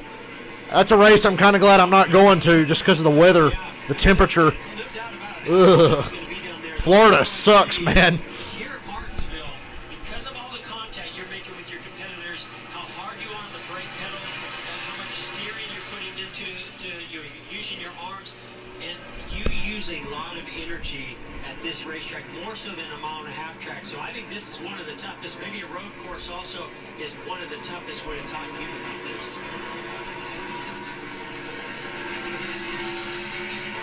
Chris Buescher for 12th place, and Bubba Wallace at Blaney's back on track since he got back on the lead lap. What's up with Bubba? They do have an issue in that race car, and it's going to affect their pit stops. They broke a droop chain on the left rear of that race car, which is going to slow it down because that tire won't come up. Larry McReynolds, I need help though. I'm the driver. What in the world is that? So Bubba's pit stops are going to suck the rest of the night. So the car's okay, but that tire's not going to want to come off as easy. Larry Mack can tell you better than I can. Well, Chase Elliott and Kurt Busch are racing really hard tonight. Really hard. Yeah,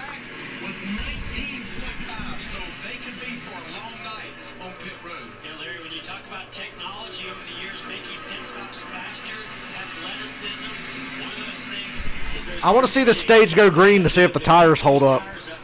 Because I know the tires are wearing really bad. I'd like to see this go green all the way to the end of the stage.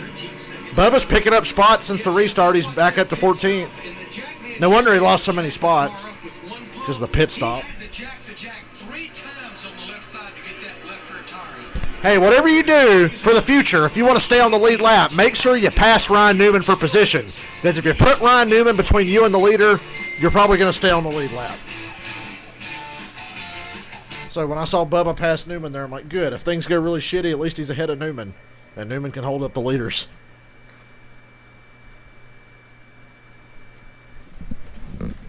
And the wolf huffed and puffed, like you do sometimes, Grandpa. That's the commercial that's on right now.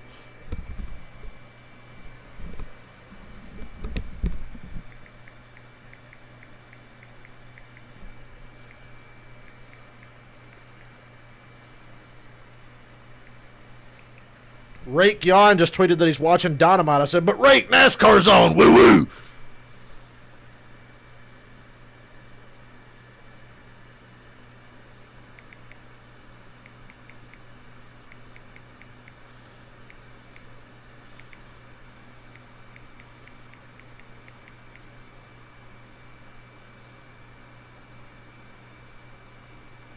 Woody woo. My man Rake Yon, one of my Twitter acquaintances. Me and Rake have talked before. Rake is so cool. He's such a chill guy. He was on the Novak and Franz podcast last week or sometime. I listened to it the other day.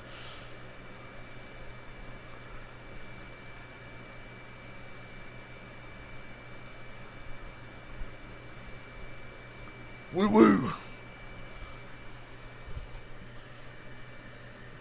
Surprised he ain't messaged me back and said, oh yeah? Well, I think they fucking suck.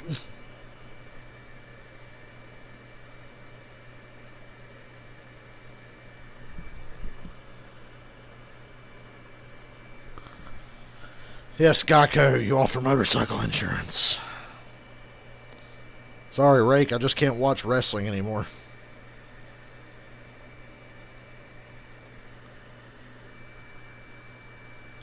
You know, I just realized somebody pointed out Ryan Newman's driving the same paint scheme he nearly died with at Daytona. Is that the first time he's been in that paint scheme since then? Honestly, didn't pay that much attention to it, but that's pretty eerie. That car reminds me so much of Mark Martin just because of the colors. It's not anything really like the Viagra car, but it's the same colors almost. So I always get the Mark Martin vibes off that car.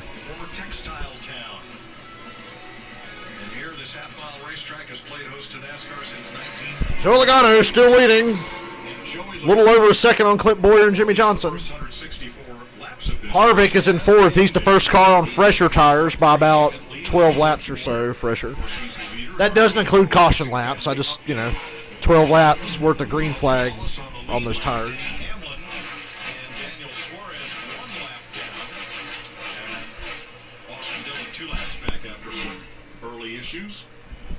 Denny Hamlin's wishing his wife could go into labor so he could get the fuck out of Martinsville. In stage 2, this race is run in 3 stages.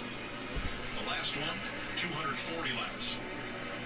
Bubba Wallace had that issue with the long stop on pit road, but he is showing that car is still fast. He's moving up, getting close to 12th position. Here's a guy that's also showing a lot of speed right now. Went down a lap early, started on the front row on the pole position, went down a lap, but now got that lap back and has a fast race. Bubba's back up to 13th. That's really unfortunate that his pit stops are fucked for the rest of the night. Ryan Blaney's the fastest car on the racetrack. These tires are wearing. First time we've had this Goodyear tire at this racetrack. Can we bring this tire everywhere? We see here Jimmy Johnson just got by Boyer for second. The Martinsville Master, baby. What are you going to do about it? That's my man, Jimmy the Juggernaut Johnson. Nobody has more wins, more championships. You could push that car now. Ryan Blaney still pushing the envelope, still fast, and now inside William Byron for 7th place. And what I wonder on Blaney back in the top 10, up to 7th. If let's say that car was really, really loose to start this race, did the performance of the car... Boyer's got a problem. He's coming to pit road. Oh, I thought he was. God, he slowed up so much. Now, Boyer didn't come to pit road, but he slowed way down, and Harvick flew by. I guess he was just letting Harvick go. Looked like he stopped. The highest Chevy, Jimmy Johnson in 2nd. And the highest Toyota is now Eric Jones back in 18th. Remember, Mike, they had... Eric Jones in 18th is the highest running Toyota. Warms my heart. 60 laps and get that caution so they could evaluate the tires. Some, I think, were caught by surprise because they did go a lap down. But this time, they don't have that luxury. I think these drivers are going to have to take care of their equipment, take care of those tires, because if this thing goes green all the way, you could very easily go a lap or maybe even 2 laps down because of the tire wear. Another battle. Bowman trying to get around Byron for 8th. Here for 8th place. Hey, Jeff. Jeff, and Larry, I am still wondering about I am here. That stayed Hoping the rain fucks off and stays away, because it's a good race. Leader and weren't able to take the wave around. Larry, in that kind of situation, when not Joe Logano's trying to stink up the show, but that's all right. Long way to go. Yeah, I think just got caught off guard, Mike. I don't think they realized that anybody had actually stayed out that was going to keep them from getting that wave around. But I know you don't want to give up not a single position, but I think once I realized that I was not going to be able to take the wave around, even though it would have been pitting a little bit later, I would have still came back in and got my 4 fresh tires. Kyle Busch, 24th, still a lap down. Kyle Busch and Denny Hamlin were 2 of those drivers, and they're now mired in 24th and 25th place, 1 lap down. The car that's in the free pass position, that if we have a caution will get back on the lead lap, is 1 position ahead of them, Eric Almirola.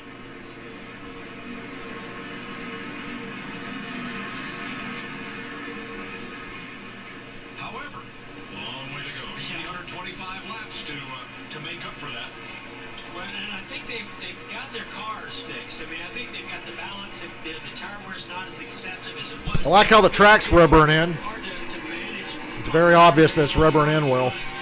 Much better than some Martinsville races in the last 5 or 6 years. But they've got to get to Eric Almirola and hope our leader, Joey Logano, doesn't continue to put more cars lap down. I'm wondering about Tyler Reddick there. You saw in the 8th car, one of our rookies and double Xfinity champion, making his first start at Martinsville, because the Xfinity Series, of which he's a double champion, hasn't raced here. No, but he's running the truck series. A lot of our rookies, Christopher Bell, Tyler Reddick, John Aaron Nemechek's actually won a truck race here. Oh, yeah, remember this year, there's an Xfinity race at Martinsville. I forgot about that because of this pandemic bullshit. But there's a playoff Xfinity race at Martinsville this year. I look forward to seeing that. That's one of the only benefits of the KISS Cruise getting canceled. I'll be at home Martinsville weekend in the playoff. Well, it didn't get canceled. Got moved to next year. And hopefully next year NASCAR's schedule is even shorter, so I don't have to miss any racing on the KISS Cruise. Martinsville looks fantastic. It makes me want to play NASCAR Heat 4 and do a full-length race at Martinsville. That's how good it looks. At night. Hey, everybody, it's Martinsville at night. It's fantastic. This is how it should always be. The playoff race, well, it'd be too fucking cold. I forgot how cold it gets up there in, early November. I just wish there were more night races in the playoffs so I could focus more on football. This year, there's like 3 or 4 night races in the playoffs. Darlington, Bristol, Richmond, and something else I'm forgetting about.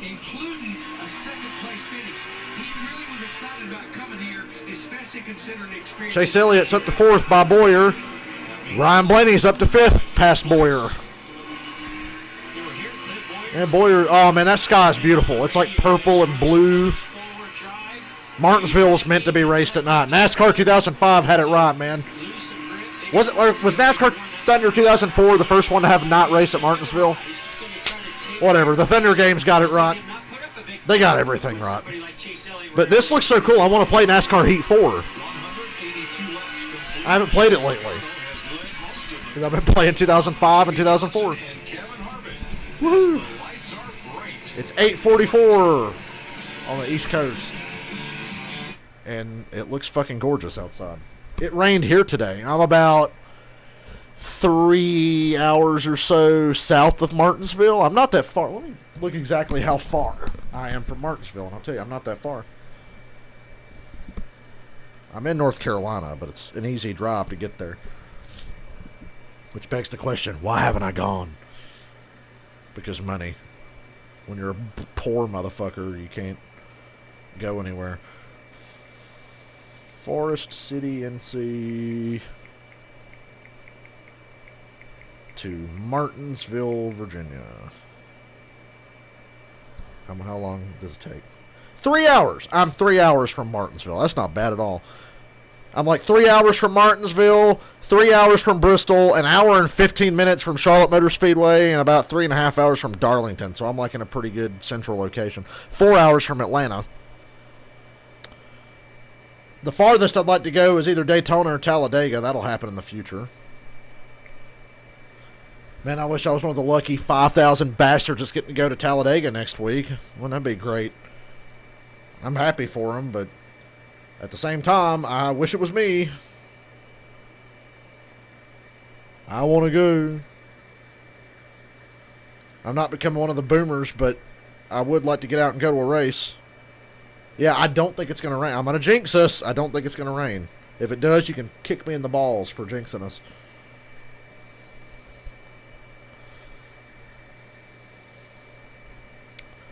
How far from Richmond? Let me see. Richmond's further north, so probably pretty fucking far. I feel like I'm pretty damn far from Richmond, because I've taken the train up through there before. Forest City. God damn it. Typing on this phone. Typing on any phone. To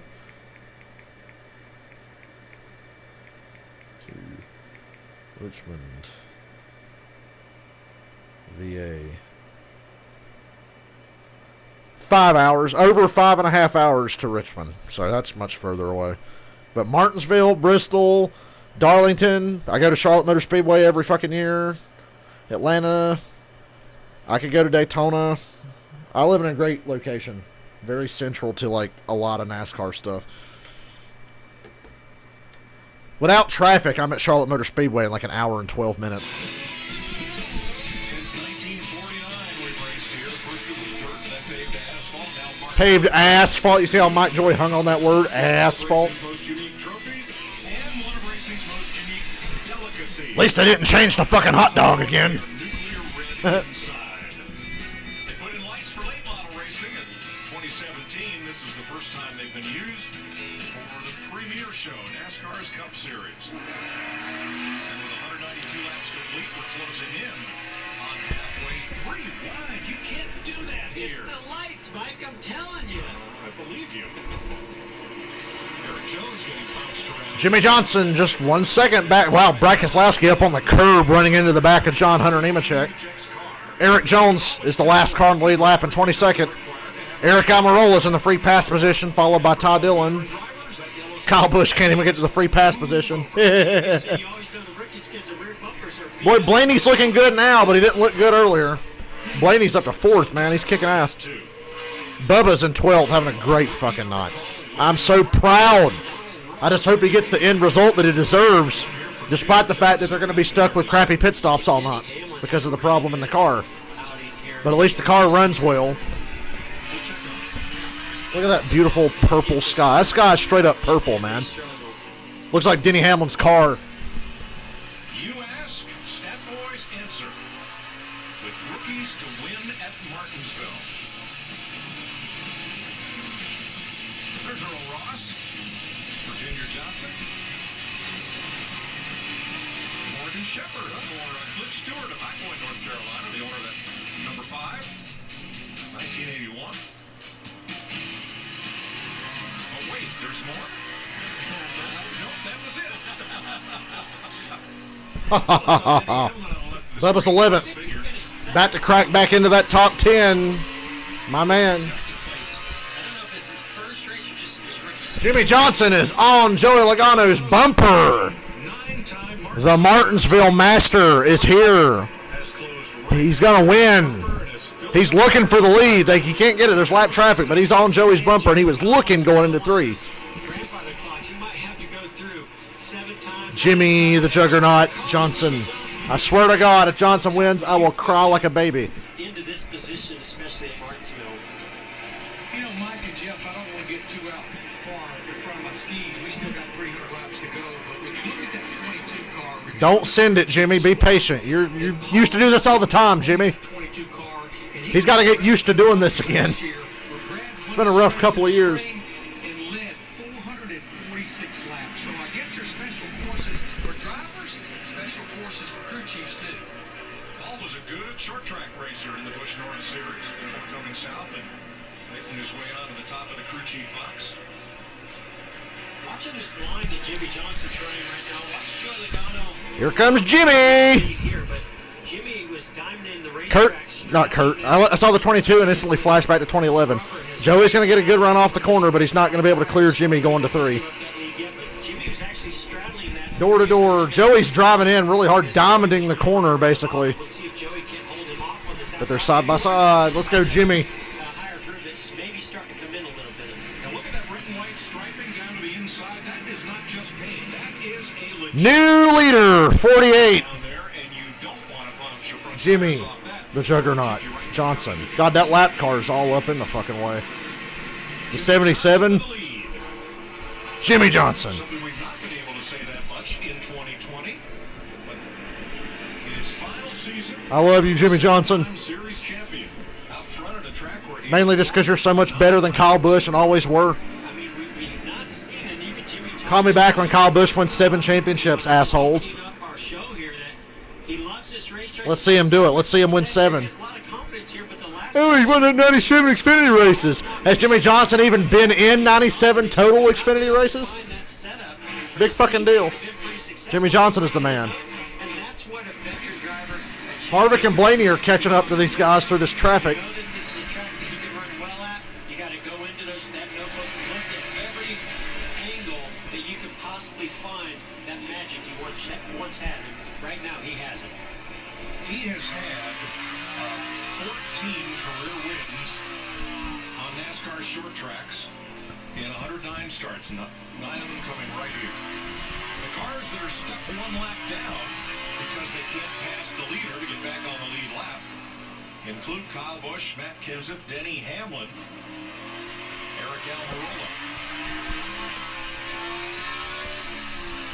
Now, Kurt Busch ran in the top 5, a good part of this race. He's currently 11th. Regan?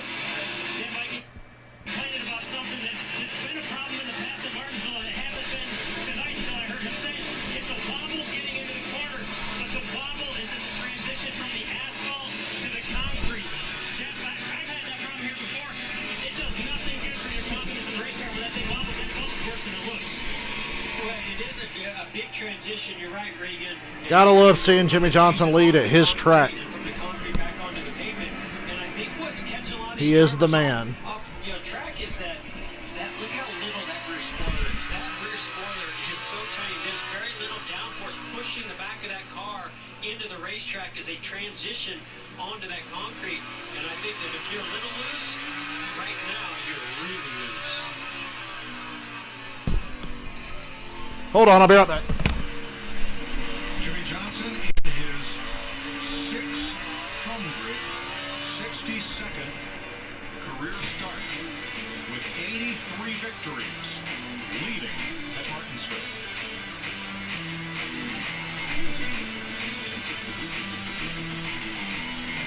The new house was amazing. So much character. Original crown molding, walk-in closets. We do have a rat problem. Hold on, y'all. I'll be right back.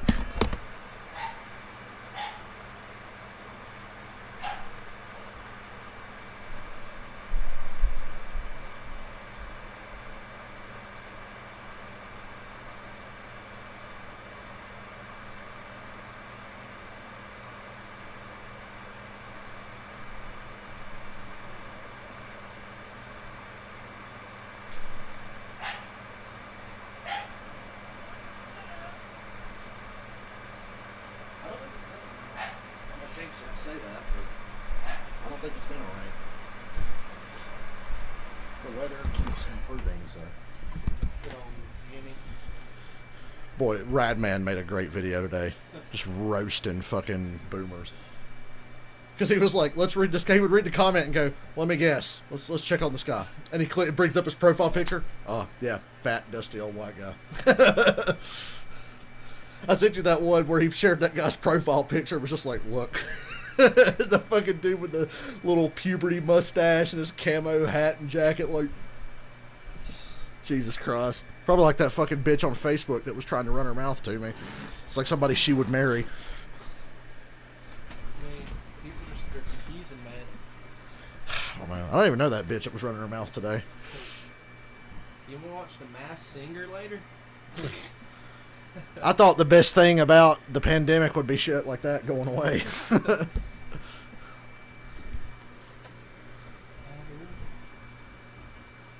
God, I gotta tell you, I got really pissed off reading like NFL people talking about NASCAR.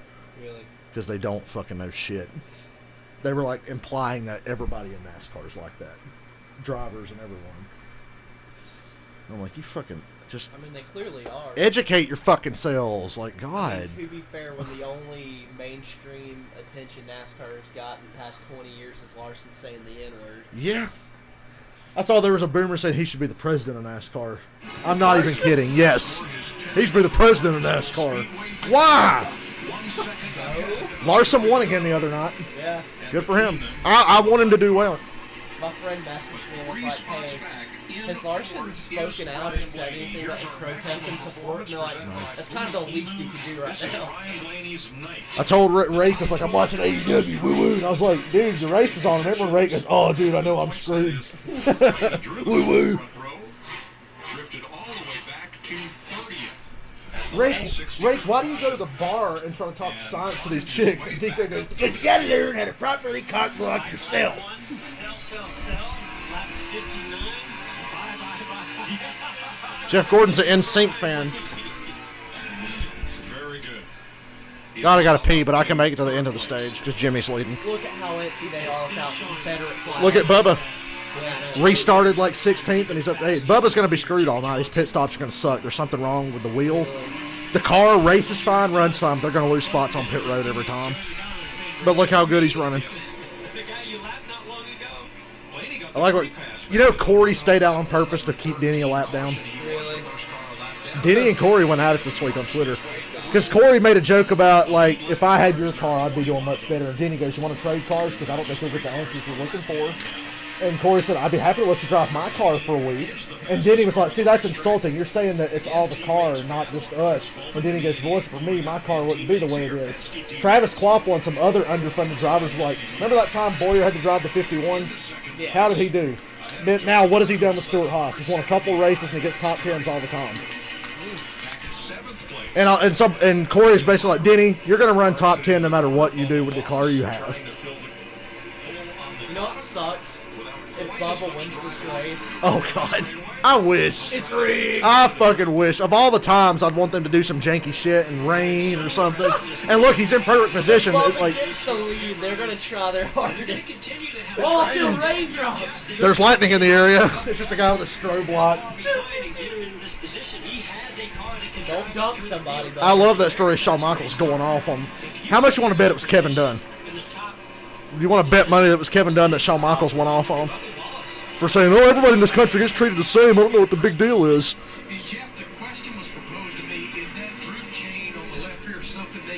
You ever hear CM Punk's Tony Atlas story? Oh my God. Somebody is an asshole. Punk's like, you're talking to me? Fuck you. And all the old timers, you need to go talk to the Undertaker. You disrespect Tony Atlas. You need to go talk to the Undertaker. And folks will go to Taker and go, hear any good stories lately? So Taker goes, you're fine. I heard Blue Meanie talk about what got him beat JBL, what he thinks. Yeah. And it was like, wow. You gotta go talk to the Undertaker. Punk was like, why the fuck am I gonna talk to him? He doesn't fucking own the company. He was like, yeah, I didn't know they were flying me out until the day before. And they go, here's your ticket, so I just sat down. I did die laughing because he goes, Mick Foley walks up to me and goes, oh, Meanie, no. And I'm like, what does he mean? What did he tell him? I think Mick Foley would have said something. Dude, this race started off, like I said, fucking Kyle Busch, Hamlin, Blaney. Almirola was the one who had the lead. Joey passed him for the lead. A few laps later, he's 20th, going a lap down. I couldn't believe that, like, Truex was barely hanging on, and Hamlin and Kyle got lapped. That's why Jimmy's leading, and Kyle Busch is a lap down.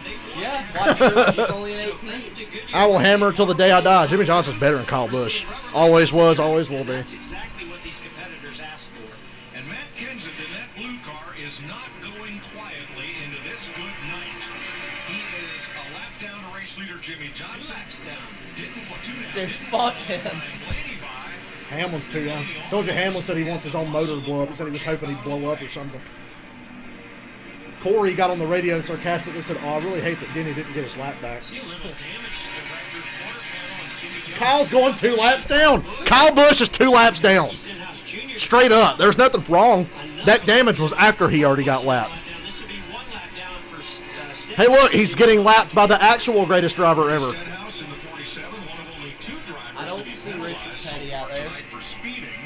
Sure he is. He's in 7th. Yeah, he's black now. It's like the best the 43 cars run since 1975. Kyle Busch is 2 laps down. Ha ha ha ha ha ha. Jimmy Johnson's leading. Suck on that, Busch fans. Call me back when you get 7 championships. Win the Daytona 500 or something. He's making it look easy, not making it look tough for rookies going into 10th place. You know, I made the joke earlier, Austin Dillon's life is on baby watch. I'm sure his team was praying she went into labor so they could get AJ Allmendinger in that car tonight. Because that's his fill-in driver. 30 to go on the stage. I got my wish. I said I wanted this stage to go green just to see how the tires would be. So I got my wish. This Hamlin fan was like, I don't even care that Hamlin's having a bad race. I'm rooting so hard for Bubba. Fenway 17 on the lead lap, just 1 spot ahead of Ryan Newman. Both of those. Cock. Ryan Newman's car says cock. 13th and 14th. You know, I didn't realize today just how close we are to Martinsville. It's like 3 hours. We're 3 hours to Martinsville and 3 to Bristol. And like 3.5 to Darlington. I knew we were 3.5 to Darlington because Darlington's on the way to Myrtle Beach. I've passed the Speedway so many times going to Myrtle Beach. Damn, Bubba's ahead of Chase. Wow. Well, like I said, this is the track where you can tell who the actually skilled drivers are. Bubba's in 6th. God, that pit stops are going to piss me off. He's in 6th spot. Because Bubba is like a top 5 contender, but he's going to restart like 12th every fucking time. That sucks. You knew something was going to go wrong. Yes, he has. He's led more laps tonight than in every other race of this season combined. We're going to take you back side by And he put Kyle Busch 2 laps down. So he's my fucking hero. You know, I want to see all the pissed off NASCAR fans saying it's rigged if Bubba wins. I hope Jimmy wins because they're mad at him too because he's the one who started the whole, hey, we should make like a video thing and put it up. That was Jimmy's idea. The Dixie Vodka 400? Hey, Junior's racing Saturday. It sounds like it's kind of condoning drinking and driving a little bit. We got Junior to look forward to on Saturday. It's going to be hot and slick too. I know the Xfinity race at Homestead will be badass. Cup race, I doubt.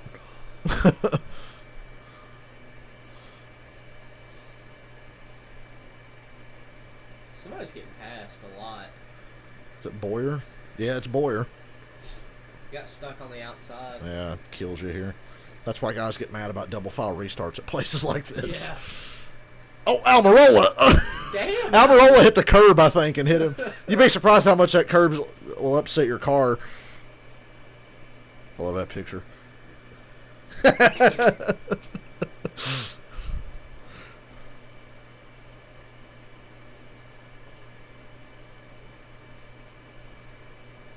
That really made me laugh.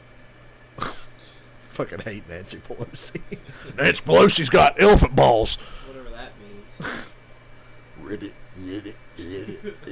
He's so weird.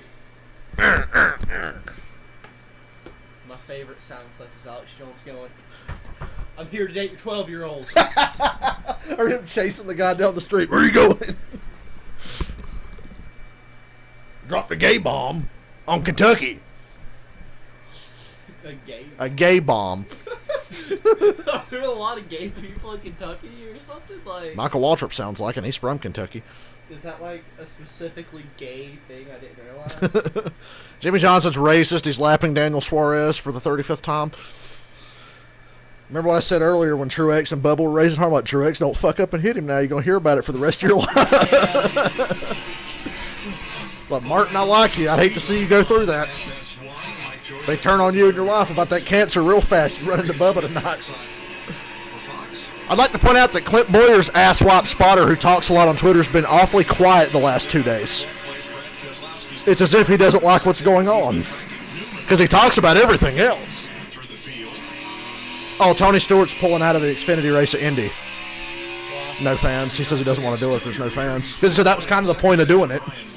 That's Yeah. And he said logistically, it's going to be hard for the team to make it happen because of everything that they've had to cut back on. Now they've got to load up an extra Xfinity car and go, so he just ain't going to do it. The last thing Brett Griffin said was that he was bummed because he was going to spot for Tony. So I'm disappointed because I want to see Tony race. At least Junior's racing Saturday. Uh-oh, Bubba and Bowman are running 5th and 6th. It's rare that they're on the same lap. And they don't like each other when they are. We are 5 laps to halfway. That's important. Yeah. Maybe Bubba getting all this publicity showed on Richard Petty, like, hey, if we give him a good car, we might make a lot of money off this. I'm hoping like Penske or somebody will notice. Because there's about to be some shuffling at Penske. With Brad going, probably Brad ain't re-signed. I know they don't want to bring Cindric up yet. I gotta give Cindric credit. He's so much improved, but I still don't like him. He is legitimately improved, though. I give him credit. I don't see any hope for a jack-off like Noah Gragson, though, but I give Cindric all the credit in the world for improving. It is Wednesday, my dudes. It's Hump Day. That's the best paint scheme ever. Every time they do a Wednesday race now. Hump Day. That's a sexy paint scheme. Truex is the only Toyota on the lead lap. I laughed earlier. Eric Jones was the highest running Toyota in 18th. I was like, what?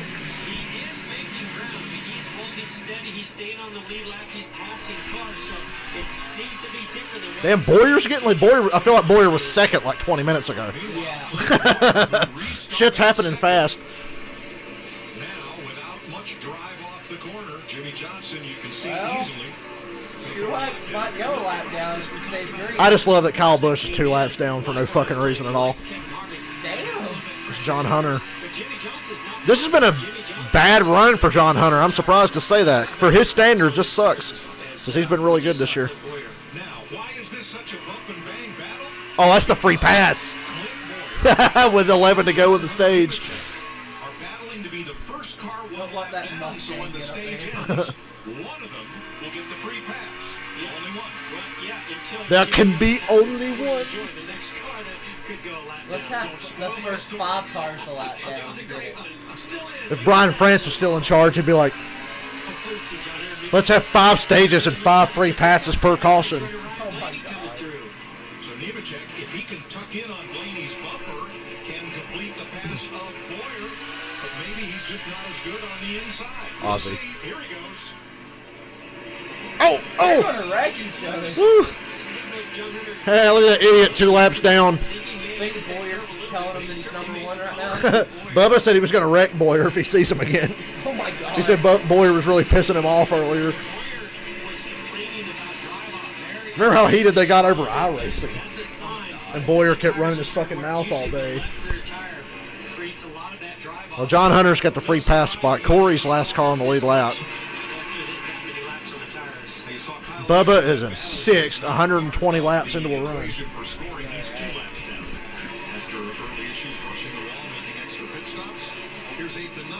I just want him to get a top 10 so bad. And here's Kevin Harvick in 4th with Alex Bowman relegating Harvick to 5th.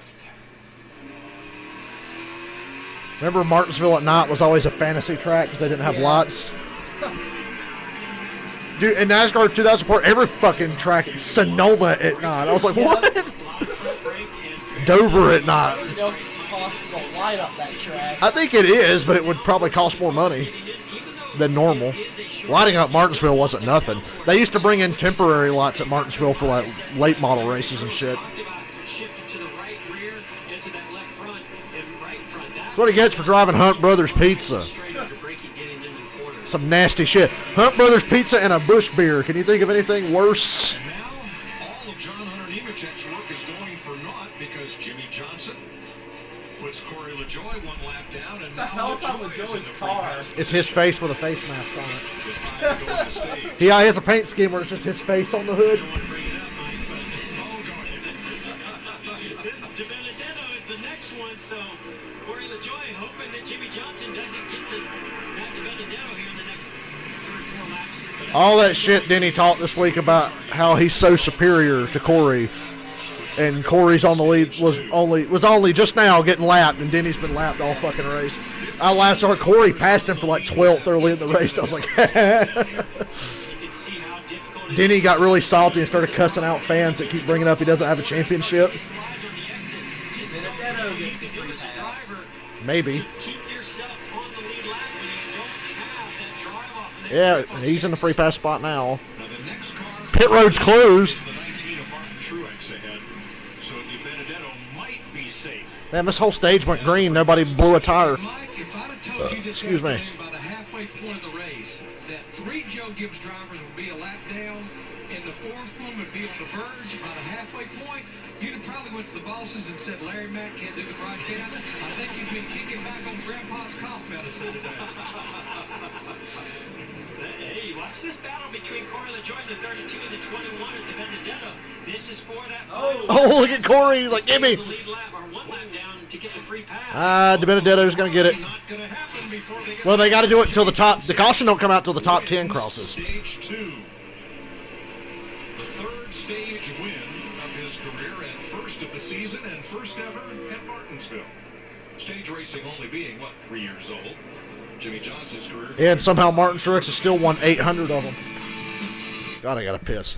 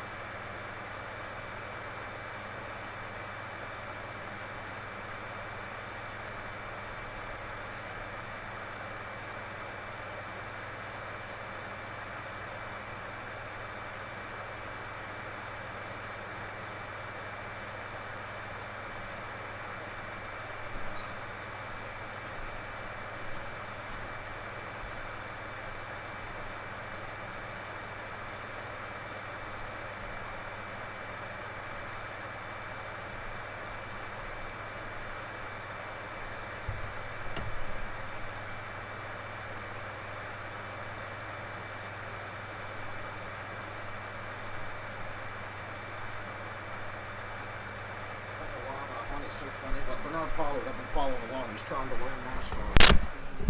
And he was asking shit like, why are they following that red Corvette right now? Pace car. Why are they moving back and forth like that behind that red Corvette? Hey, if a caution comes out, can they still pass each other? I'm like, no. It's like messaging. No, he's posting on Twitter. He's responding to almost every. That's why he talked to me, because he was like responding to everybody. Yeah, that's funny.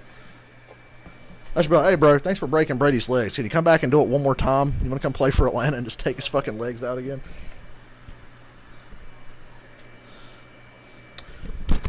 If Bubba gets a top 5 and Jimmy Johnson wins, I'll feel like I hit the lottery.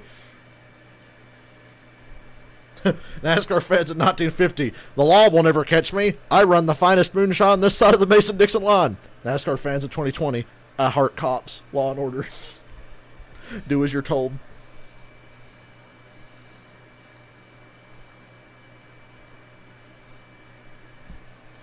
You know that really hateful random chick that was commenting on my stuff when she ran out of stuff to say? She started calling me gay. Gay? Like it was a bad thing. I'm like, really? her calling you. Why would you say that you're gay? Because she ran out. Because she couldn't call me the N-word. Then she started saying shit about Biden. I missed the part where I said I really liked Biden. I said, let me guess, you think I voted for Hillary, didn't you? Well, that worked for Jimmy Johnson tonight. We'll see. I hope it does.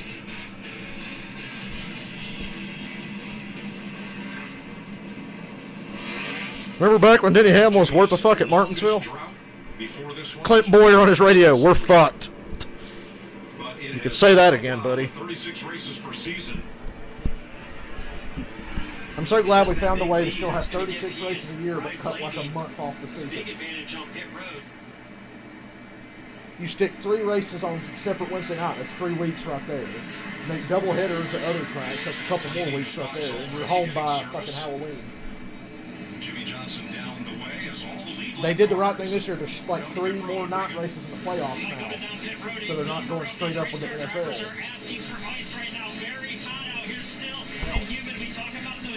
I'll tell you why it's fucking hot. They won't let them take them side windows out on short tracks like we did for like 50 fucking years.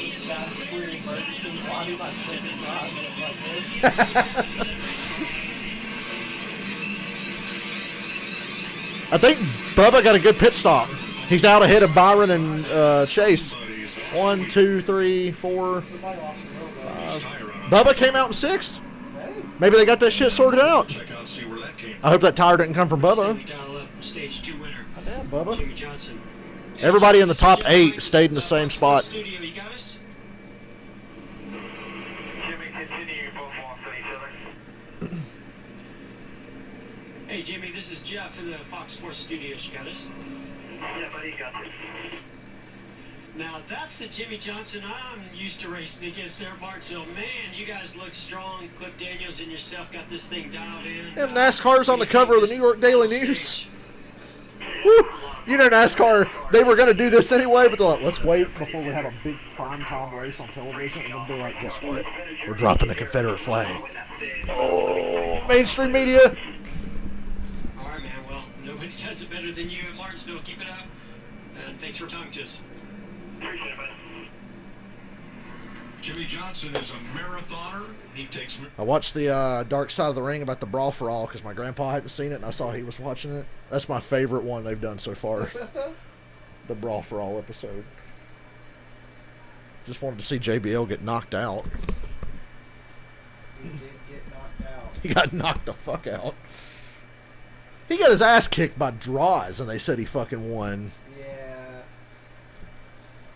Fucking Draws beat him. Well, I guess I'm glad he did technically win now because we got to see Bart Gunn beat the shit out of him. Bodacious Bart. What? Why am I not getting my main event push? I won the Brawl for All. I don't know, Bodacious Bart. Why are you not getting your main event push? My favorite part about Oklahoma is when they actually have Dr. Death Steve Williams standing there with fucking Ed Ferrara dressed as JR rubbing his shoulders while he's going, Hoovy! Hoovy! He's got the stick! Pinata! Pinata! And they make fun of JR mixing names up. Hoovy! That's Hoovy, right? Yeah, that's Hoovy. Hoovy! Yeah, speaking sound bites, son. Speaking sound bites.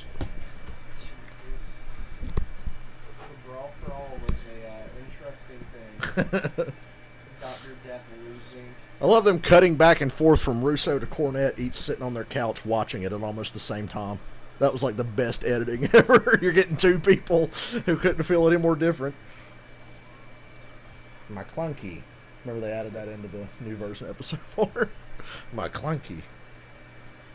Still got to play more Battlefront. I was kind of getting into it. I suck at shooters on consoles. If I play as the force-sensitive characters, though, I can fuck your shit up.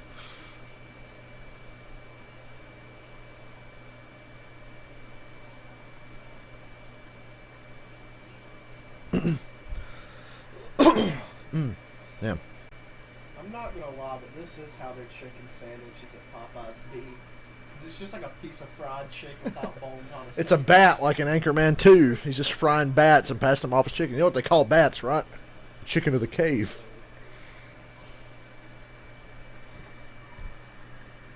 Man, I'm I'm really sad to lose this guy. Oh, yeah.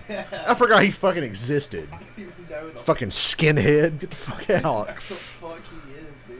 I watch almost every truck race and I didn't know who the fuck he was. When are the trucks racing at Martinsville? They're missing their Martinsville race. Friday Night SmackDown's all new every week on Fox. This week, tonight's Grand Marshals, Daniel Bryan and AJ Styles square off. It's the finals of the Intercontinental Championship Tournament. SmackDown Friday, 8, 7 Central on Fox. William Byron had the right front tire roll out of his... Oh, William Byron, uncontrolled tire. Jimmy the Juggernaut is your leader. Look at all them empty seats. See, I told you. Jimmy Johnson, Ryan Blaney will share the front row. Johnson. Martinsville had some of the best attendance in NASCAR until they took that Confederate flag away. Yeah, that's going to suck for a little bit. Unless he can find a spot to get down in a hurry. Not clear, not clear. Blaney and Jimmy, do not fuck up and give it to Joey. You can fight on that outside for a couple laps, but it kills your tires. Told you about that time Tony stayed just like that on Jimmy for 4 laps on the outside and won the race. The 2011 championship season. Where he barely made the playoffs, but wins 5 out of 10 races and finishes second like 2 others. Wow, Blaney's going to get it on the outside.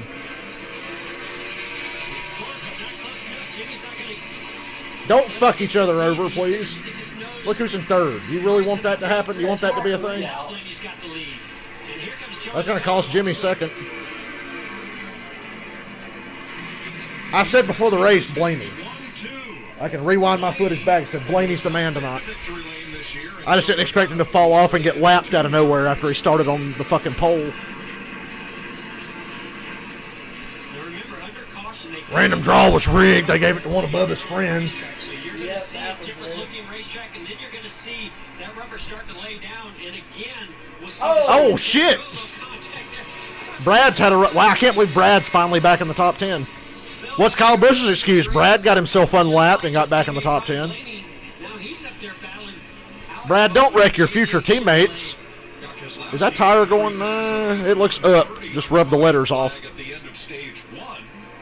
It might fucking go now. They keep running into each other.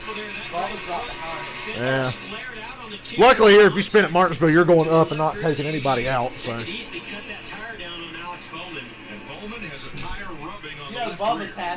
Yeah. Restarted 6th on the outside and only dropped to 8th. That's pretty good. And I'm sure he'd love to see that 88 back it into the fucking wall, too.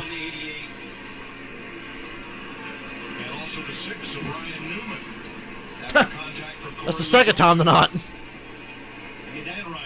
That's classic Martinsville where you're trying to make it really difficult for that driver to get that run, get that late braking move into the turn, so you hold him low.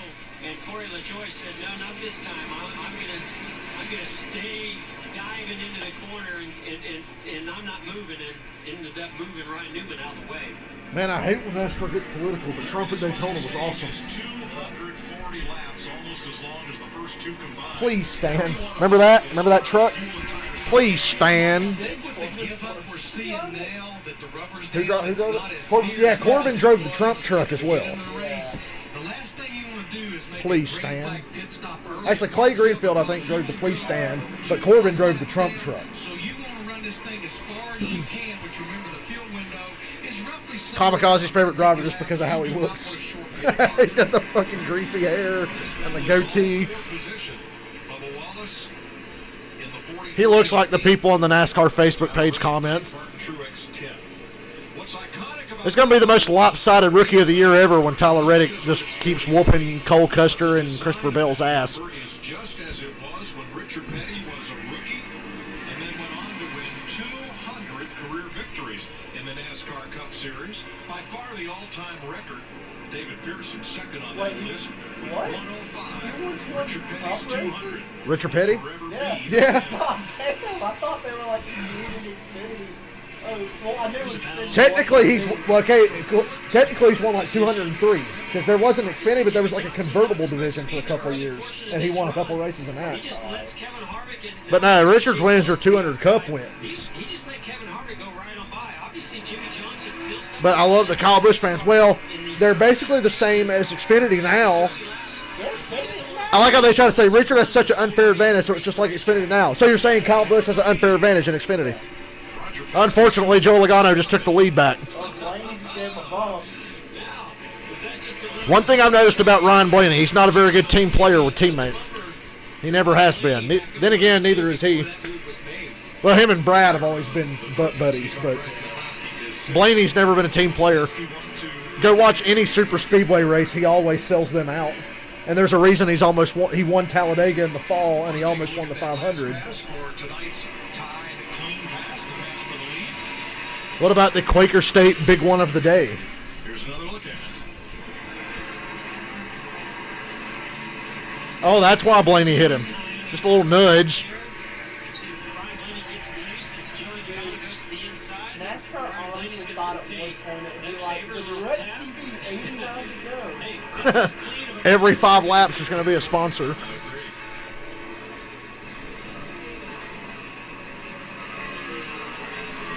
I like how NASCAR Thunder 2004 keeps track of every little award they used to give during Cup races. For like biggest mover, fastest lap, rookie of the race, and shit like that. Thunder 2004 keeps track of all that shit.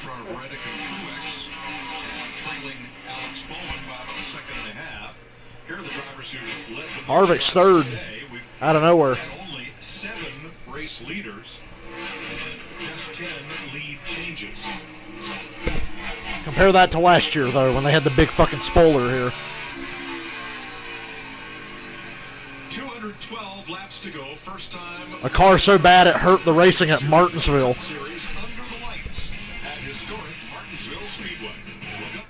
I listened to Dale Jr.'s podcast, him and Marcus Smith, who owns Charlotte Motor Speedway, talked about the 600. And I love Marcus Smith because he just came out and said, you know, at some point you got to accept the fact that it's not the track. Because he was like, the truck race was good, the Xfinity race was great, but why did the Cup race suck? It's not us. You figure it out.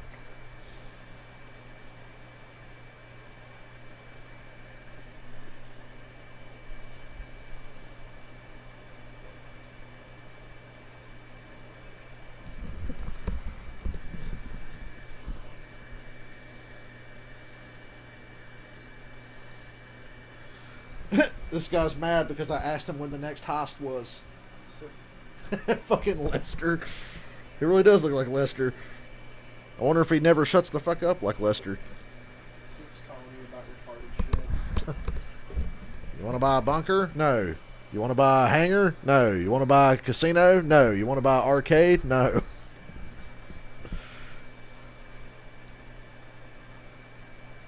Dude, there's a game mode in Battlefront 2 me and my friend Ben played. It's like you're in the woods on Endor, and basically you're a stormtrooper, and there's fucking Ewoks running around in the dark that are other players, and they're trying to fucking kill you. It's like a horror game. Felt like I was playing Slender, and an Ewok came up and hit me in the fucking knees with a tree and killed me. The liberals just took NASCAR from us. Okay.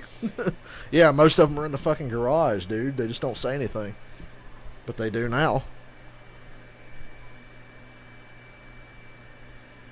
Tried to tell this bitch today, I'm actually a fucking Republican. I was always raised that way. But not anymore. I've seen a lot. Is it really a Todd clean pass if we touch each other like Logano and Blaney were doing? Hashtag clean racer. Clean racer.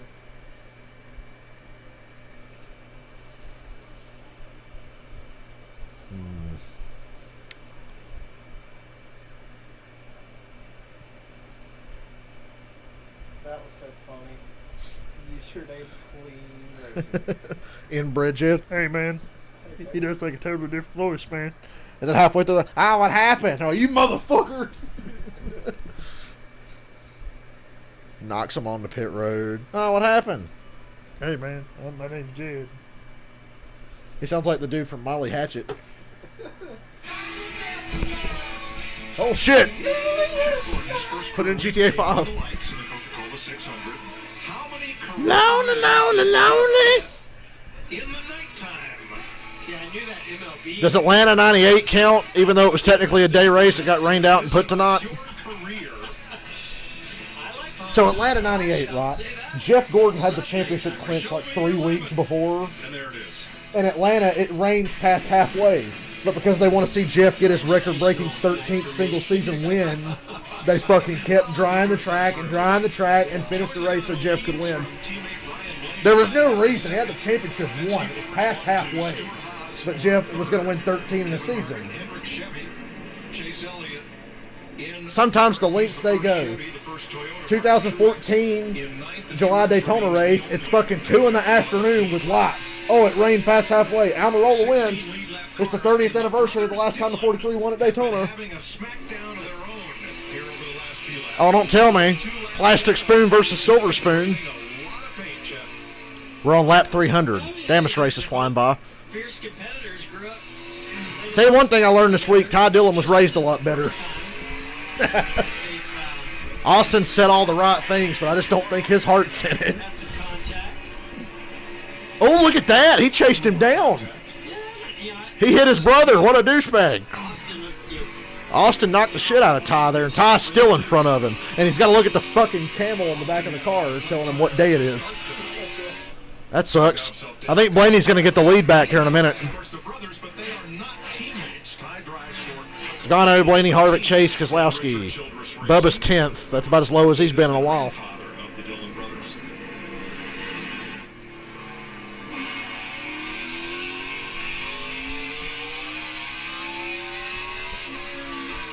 Go ahead, Austin. Dump him.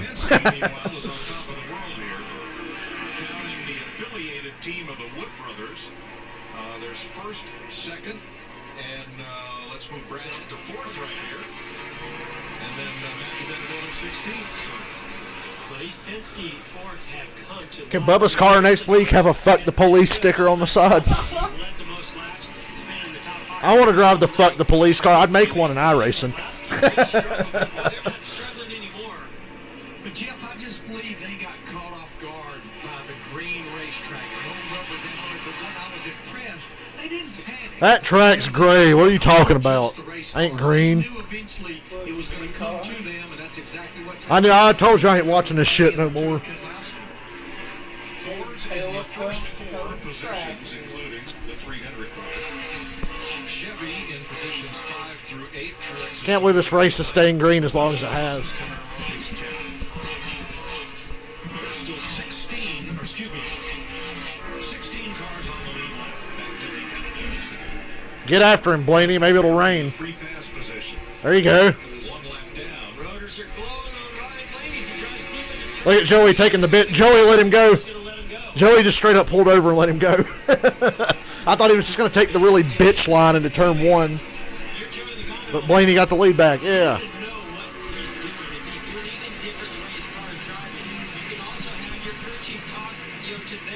Talladega's next Sunday. Homestead Sunday. Talladega's next Sunday.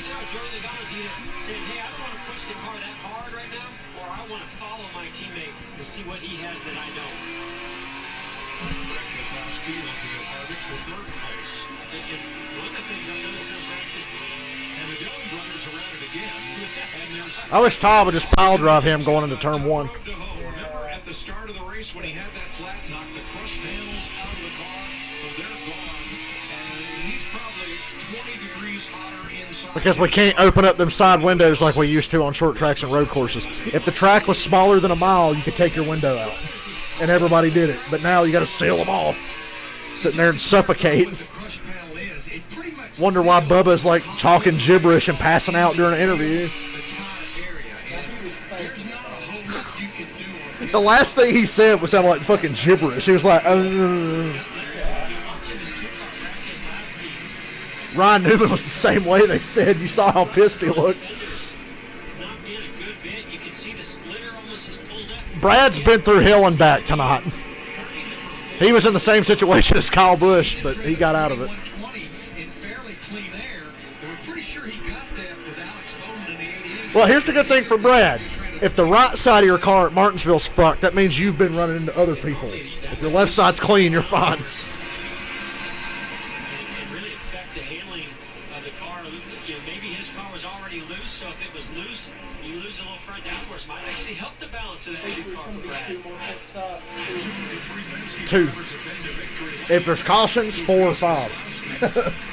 They'll pit almost every time if there's a caution. Your race leader is the only one of the captain's drivers who has not won a race this year yet. Yeah, I was going to say, yeah, we've seen him have some great performances. He's led a bunch of laps, been in position. Even at Bristol, the last short track we were at, when you know he had his issue. I think he was leading when either second place when he had that issue, got into the wall. Jimmy Johnson's got the fastest lap of the race. The fastest lap, Jimmy Johnson. Fastest, 89.38 miles per hour. Kevin Harvick, 89.1, and that is just over 21 seconds around this half-mile oval. Brad Keselowski, Joe Logano, Ryan Blaney. I think I'm saving my NASCAR Heat coupon for Bristol. And I'm going to get another one, and we might go to Martinsville. I'd love to go to Martinsville. That's the last race before the championship. It's the last race before the end of the playoffs. Yeah, Penske's 1, 2, 3. At least the good Penske guys leading. And then you got Hendrick 5, 6, and 7.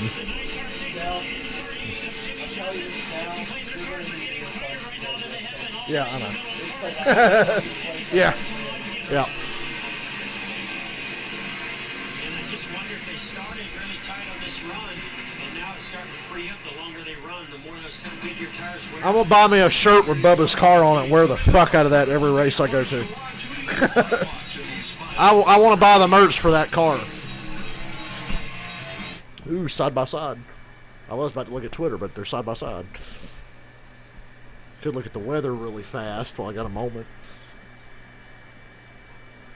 We caught one of them. Remember that Charlotte race in the fall we went to? It was like 90% chance of rain. And I was telling you that morning we shouldn't even go. Yeah. But I was like, fuck it, we'll go. At least I might get some of the race in. And we went and it didn't rain all fucking day till like an hour after the race. But the forecast was like, no, you're fucked. It's going to rain. You're doomed. Tonight wasn't that bad, but it was looking rough early in the day. I was like, oh yeah, don't even bother. God, that ride home that year was scary. Yeah, that sucked. Scary as hell. I was terrified. I was like, oh God. I don't know. Dylan driving terrified. He just tailgates people. Dylan doesn't worry me when we're out on the road, but when we're getting out of there, I'm a little tense for a little while till we get on the fucking highway. Don't just like break at the last second. Remember that fucking moron who came flying by on the shoulder on our right side? And I'm like, Dylan, I almost want you to follow that guy so I can just kick his fucking ass. When he wrecks up there, I'm going to pull him out of his car and kick his fucking ass. Idiots. I don't see. We saw one really bad wreck. Remember that car that ended up under that fucking truck? Yeah. Everybody was all right, but God, you couldn't tell looking at the front of that car. Oh yeah, it ain't gonna fucking rain. It's cloudy. This race will be over pretty quickly. I'm hoping for that big rash of late cautions. A lot of guys getting pissed off like last fall. Joe Logano get the shit slapped out of him for that shit. Hey, Brad's about to pass Joey. So Joey's car's good for a good while, but Blaney's got him beat on the really long run. And I think Brad's got him. I can't believe Brad's doing as good as he is, the way he started off and without how beat up that car is. Yep, Joey let Brad go. So Joey's back to third and Brad's up to second. Harvick's fourth, Jimmy Johnson's fifth. Kyle Busch still 2 laps down. He'll be 3 laps down if this fucking race stays green. Yep. What a shame. What a shame. Well, what the fuck? You see Eric Jones' hood? It's like totally over the windshield. I don't know how Eric Jones is seeing right now. That's Stevie Ray Vaughan. I'm talking about Stevie Ray Vaughan. What fur? I don't know. He puts on one pair, loads them up. And he puts on another pair like some kind of britches holocaust. I told you, Blaney. Rewind the video back. I told you, Blaney. Cheering for Jimmy Johnson, but I told you, Ryan Blaney. I know how good Jimmy Johnson is because I raced with him as a teammate for Hey Jeff, remember 2007? That's like one of the maddest I've ever seen Jeff without fighting somebody. He's led 70 tonight. He's going to go to victory lane again. Well, Jeff, I know how good Brad Keselowski One thing that sticks out to me about Martinsville 07 was just how fat Steve Letarte was. Oh my God, he was huge. Is caution out? Caution's out. They're slowing down. What happened?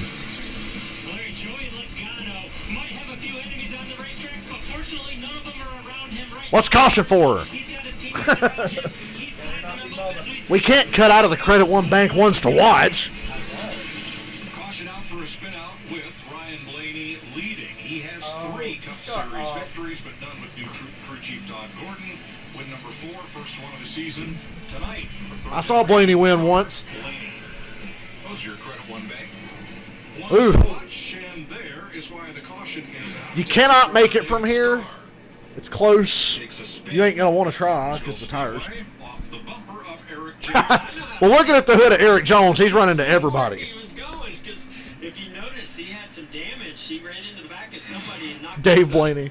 Up pretty high, so hard to see those cars. One of the best drivers who not win a cup race. I saw that happened 150 laps ago. I'd throw Robert Presley in there too. He was good. Robert Presley, Dave Blaney, Mike Skinner. And that will be only. I can't believe Mike Skinner didn't win a cup race. Tonight here in Martinsville. Atlanta 2000 was probably his time, but he blew up. I do remember that race. I watched it that day. So that means on the restart there will be 16 lead lap cars plus Boyer. All right, boys. I doubt this is the money shot. Money stuff. One thing I don't think they'll have to think about is don't hit the invisible cone. That's a penalty. Orange cone gets a week off when we come to places like Martinsville and Richmond. So here come, I believe, all the lead lap cars, at least down through the top 15 at least, are on the road. Everybody pit here. Ain't nobody staying out. Not after that run.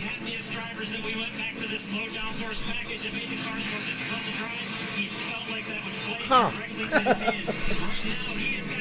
It's like they like it or something.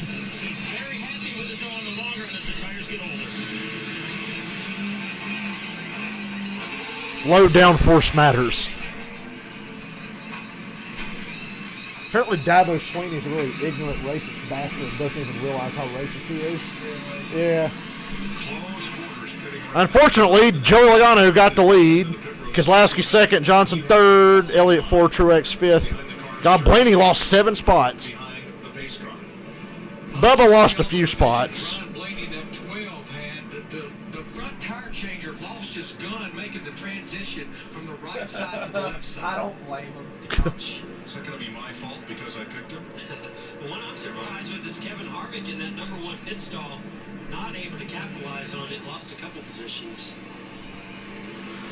We can see how hot these drivers are. They're earning their money. Very fit driver.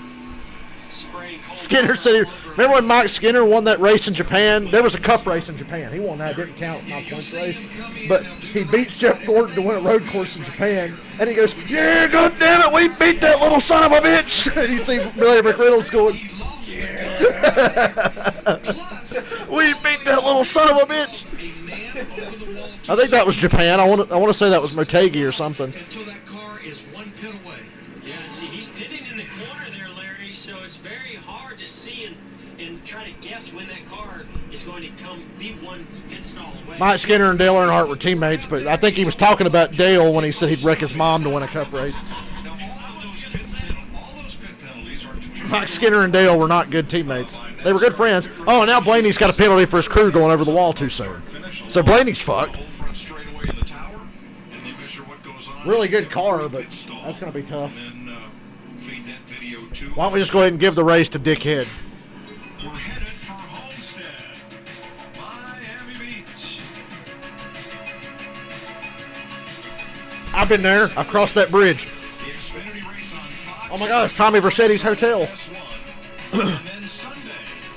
I do love I hate Florida, but I love Miami. I could hang out in Miami for a long time. Homestead Miami Speedway. That's got to be the street my hotel's on. This year, because it had the fucking will be arena there. fans in the stands from the nearby Air Force Base. Army dudes get to go to Homestead. 5,000 people get to go to Talladega. Marcus Smith said people parked up on the RV lot at Charlotte to watch the 600. He didn't make them leave. He said, I don't have the heart to make them leave. They're parked outside the track, so I let them sit there. And, of course, the people who own the condos at Charlotte got to go. So he's like, I want people at the track because I feel bad that they can't go. So he's like, I saw them. I was like, I can mess with them. Chevys for Elliott and Johnson, teammates again on row 2. Truex with Harvick on the 3rd row. All right. 167 laps to go about. The Geico restart zone. I noticed Joey and Brad didn't do their little teammate thing where they let each other in line. Joey would normally pick the outside, and Brad will hold up the bottom and let Joey get in front of him, but they didn't do it. Still worked out for them anyway. They still got to the bottom. I'm really anxious to watch Brad Keselowski hit too hard. I mean, he is somebody's smoking back there. So far back and oh. To be one of the best cars at the end of that last run. Curious to see what he can do with his teammate Joey Logano here as he's in 2nd place. Chase Elliott trying to move up. The 2 luckiest men in NASCAR are running 1-2 right now. He'll get that spot. Look at Chase Elliott. The 5 luckiest guys in NASCAR, actually.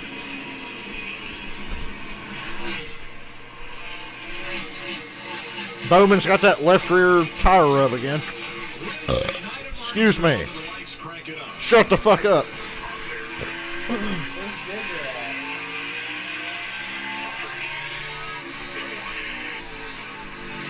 God, look how much they backed up. Harvick backed up that entry. Either that or Kurt Busch just really drove in hard.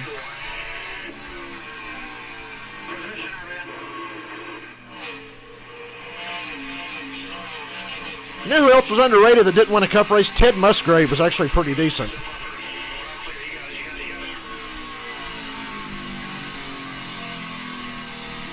Johnny Benson's one of my favorite one-hit wonders. He won a Cup race. Jerry Nadeau as well. He's really good.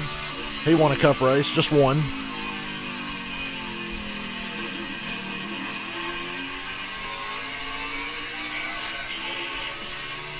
How many did Nemechek win? Like 3?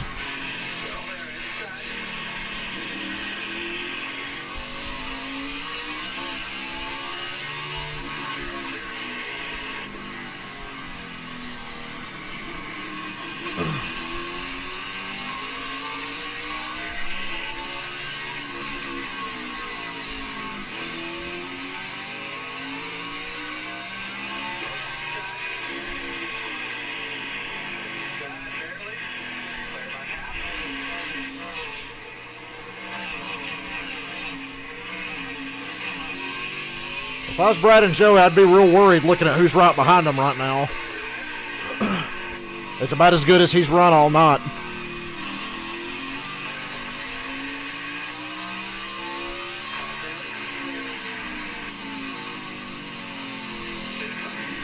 Almirola's moving Austin Dillon out of the way right now. Nothing too bad, but he was moving him.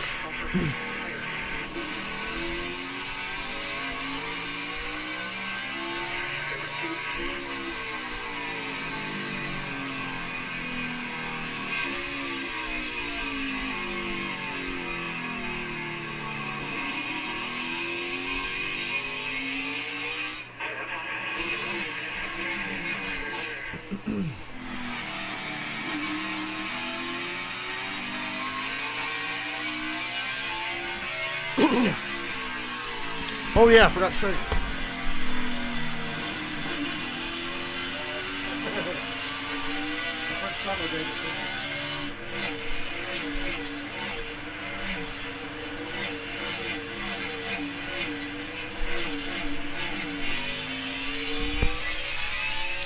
Last time I was at Game Haven, they had like 25 copies of Guitar Hero 3.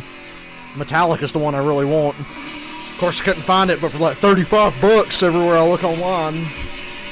They're your leaders, Joey Logano, Brad Keselowski, separated by just about 2 car lengths.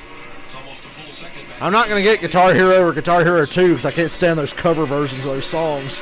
3 is when they started getting licensed stuff. Watching this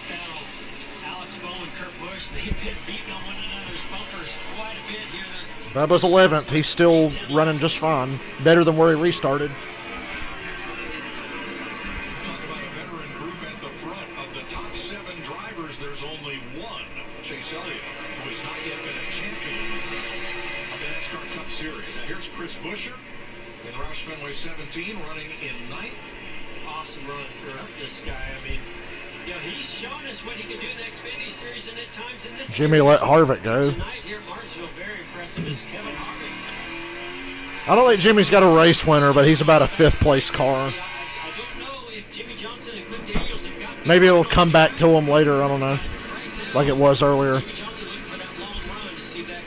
Chase Elliott and Truex are better than they've been all night. They're 3rd and 4th. Go, Brad. Brad's going to win every fucking race. Earn one, Brad. I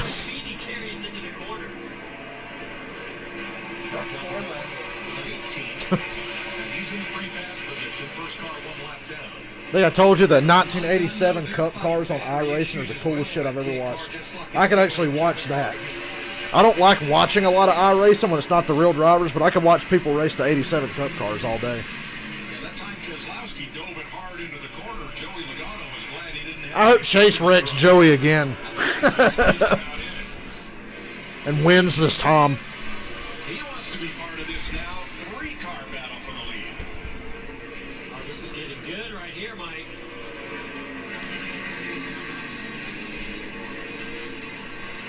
Chase Elliott had his first career start here at Martinsville Speedway, and it was not a day to remember. Had very difficult problems with the car, and they ended up having a Brad's about to have the lead. At 150 to go. Hey, that's one of the best things that could happen to Chase Elliott is to be able to try some different lines, different techniques, because look at him now. We've seen him in position to win here in Martinsville before, and he's got himself back in position. Joey's strength is run off the corner. Brad's better through the center. Can't tell what Chase has. He's been held up by both of them. Chase is running that weird line where he comes off the bottom halfway through the center of the corner. God, look at the brake rotors.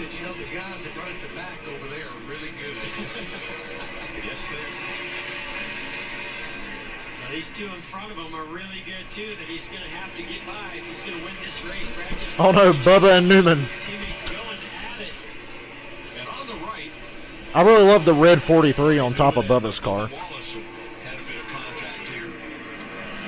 Armored Armadillo's going to pit road. Yeah, I was a little confused why they kept waiting so late. Why not take advantage of the caution if you know you're going to eventually have to change that battery? Because they're going to lose a ton of laps here doing this under brake. Hey, Brad's under Joey for the lead. Yay, get him. Get him, get him. Joey still gets great runs off the corner. That's been his strength all night. I want to know what the hell he had on that first run. He ain't been as good since. He's so good off the corner, he cleared Brad off. Now Chase is trying to pass Brad. That's just what Joey wants to see. Brad's got to regroup now.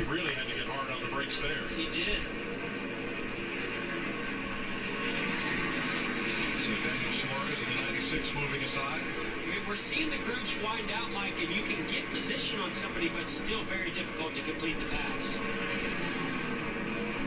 God, I love being off all week. I feel normal again.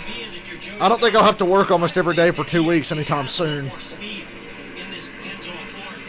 It got to be a bit much.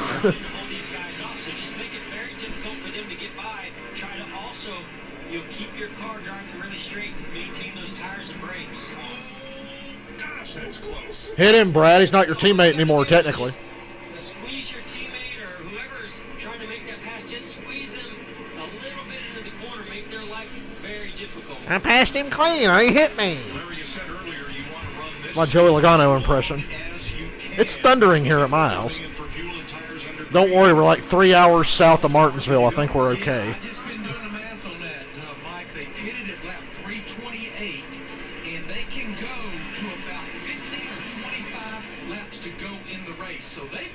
When's the last time we had green flag pit stops at Martinsville? I can't remember. Hell, it might have been last year for all I know. I don't know.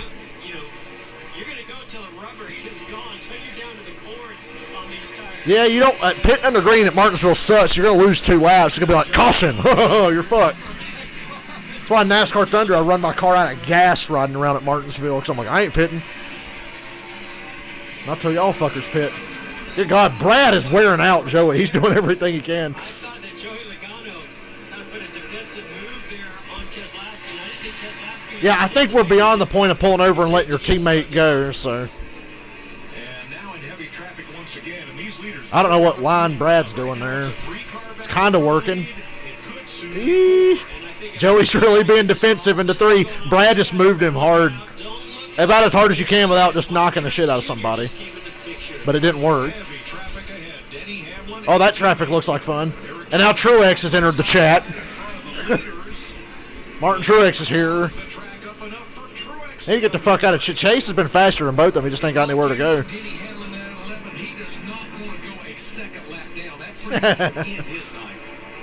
He knew his night was over earlier. So he was begging to go home. Tweet him after the race. No wonder you ain't won a championship. So he'll cuss you out.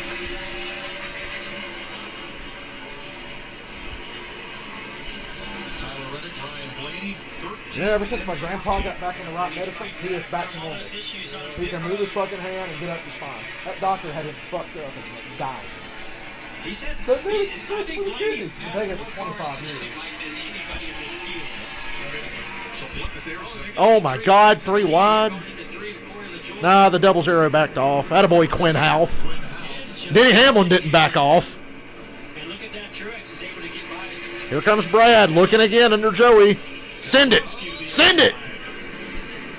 Brad got him. Lap traffic. Fucking Truex gonna pass all of them. Way to go, Brad. I can't hate on that.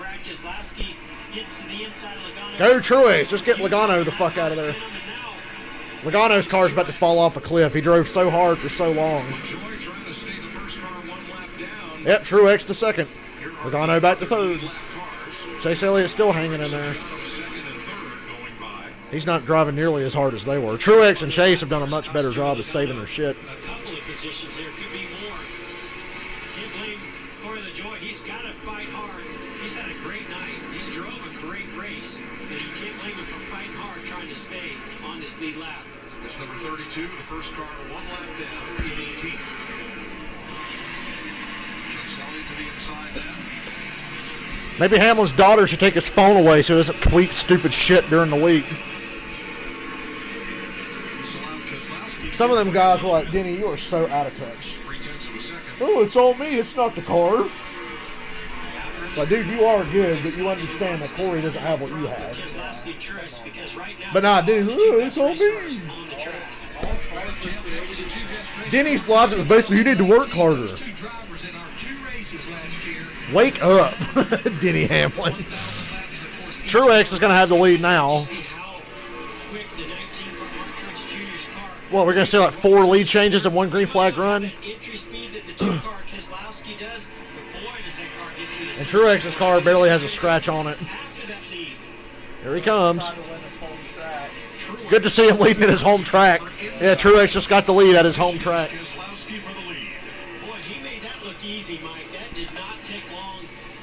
There's a lot of history in that top 5 amongst all of them.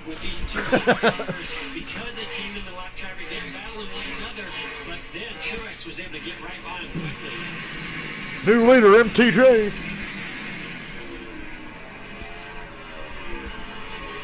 Let's hear about everything that's ever went wrong in his life. Dunkin' Donuts got his coffee order wrong this morning. It was amazing he made it to Martinsville in time. Even though he came out of the Busch North Series and then the Xfinity Series and had a lot of success in both on short tracks. Hey, I flew the flag for that dude for years. I always said he was good. He just needed a break. I just didn't know he was going to be a whiny bitch when he finally got it. I still have a hard time rooting against him, considering who he's racing. When it's him, Logano, and Busch, I'm going to cheer Truex every time.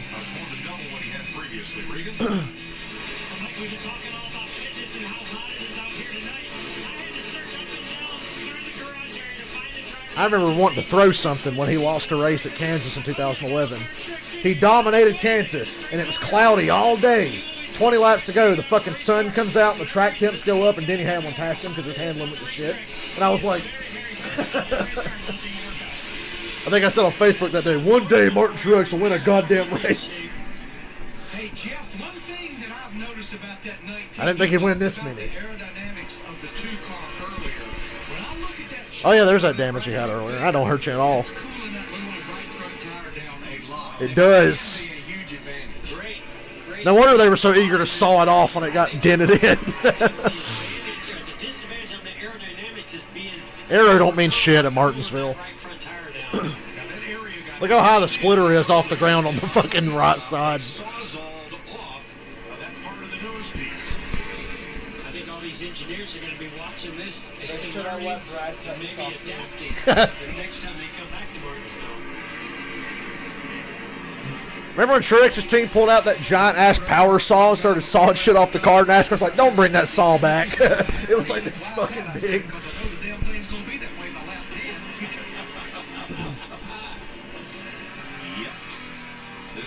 This racetrack will do that to you. Look what it did to Alex Bowman. His car's been like, oh, Harvick just hit the wall. Did it jump out of throttle? Do you have a problem right there? Did it jump out of gear, Jeff? I know, it sounded so strange. It's almost like that locker was acting up and he jumped in the... What is this place? I've never been here before. It's not hot. It seemed to stop on him. Well, maybe it had something to do with the black car. It's not hot. Oh, he hit the 53, not the wall. We couldn't see that there was a car there.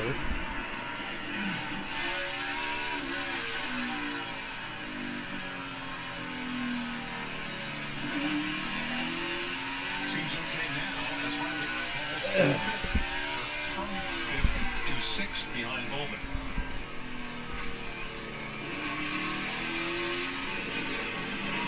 Ain't it amazing? The spring race at Martinsville never has any cautions, and the playoff race there is always a clusterfuck.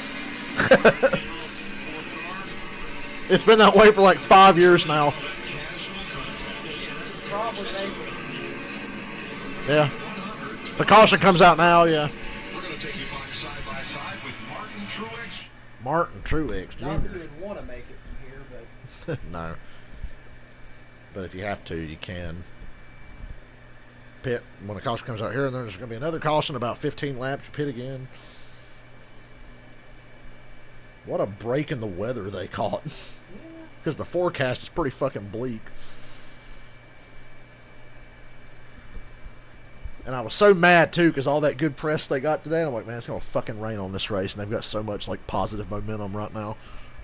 It's like Daytona in February when all that attention was on them, and it fucking rains. Because of course.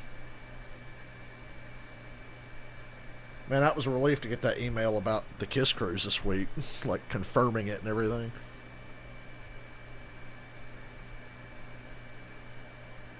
Bernard Pollard wants to know, what the hell does over the wall too soon mean? I love when new NASCAR fans are like, what's this mean? Like I said earlier, good luck explaining stage racing to him. But sure enough, one of the questions he asked, Joey won the stage. What does that mean? Is that like a big deal? No.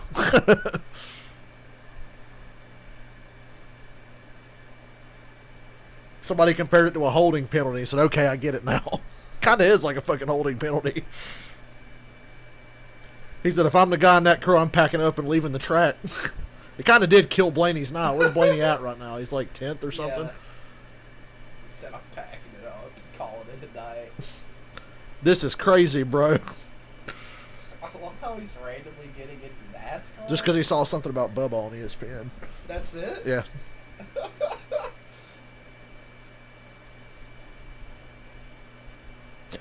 That truck series guy that posted that thing on Facebook about why he's leaving, Brock Beard sarcastically tweeted, oh, it looks like he's planning to close at the end of 2020. Unfortunate. He was making such a difference. Truex is cruising right now. God, Larry Mack really is on his A game tonight. I'll follow Bernard Pollard just to see his NASCAR tweets. I forgot he had it. I never even knew he had a Twitter. I'd forgotten about Bernard Pollard. Yeah, I've never knew Bernard Pollard. I did. By the way, this car finished third at Martinsville. I wonder why. Special plate. Oh wait. It's a 2006. Junior's got like the whole right front of the car just gone. It's like the extreme version of what fucking Truex is running right now. 113 laps to go at Martinsville Speedway in South Central Virginia. There's your leader, Martin Truex.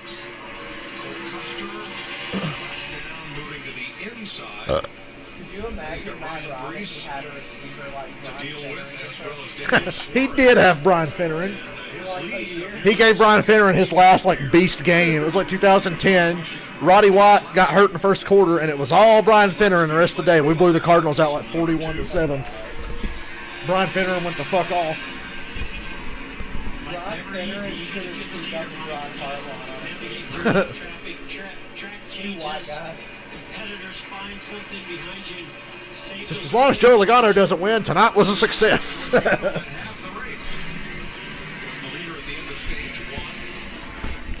because of that damn pandemic, my shit's still all messed up. All these blank spaces and errors and shit. His Chevy teammate Alex Bowman in fifth, 5.5 back. Boy, Hendrick is really good this year. 70 laps and for a while drove away from the field. Where the fuck you at, Jimmy? Always sixth. 6.5 seconds back, Regan. Over the wall too soon is the NASCAR equivalent of premature ejaculation. It's like a false start. If the false start got you a 15-yard penalty and not a fucking 5-yard penalty. I said last night on Facebook, I can't wait to be talking football in a couple months. That's going to be glorious.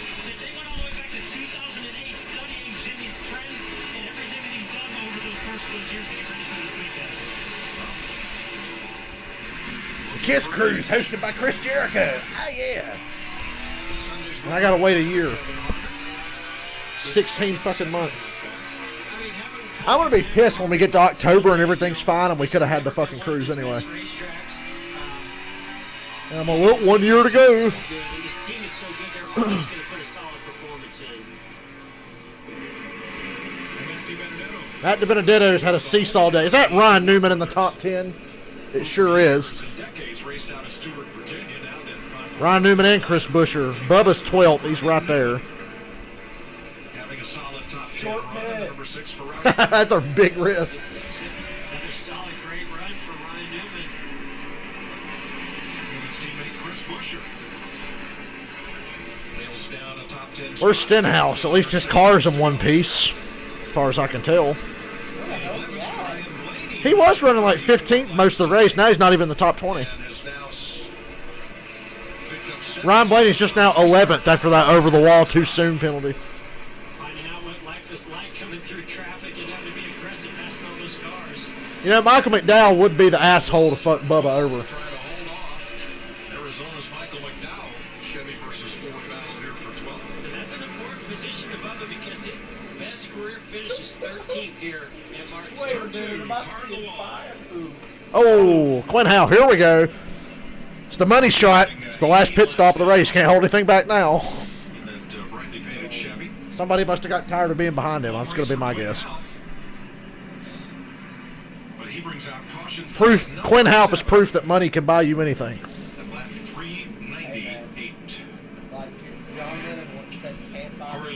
I don't even have a license. I wonder if they'd let me drive if I just won the lottery. It's like, hey, I want to drive your Bush car.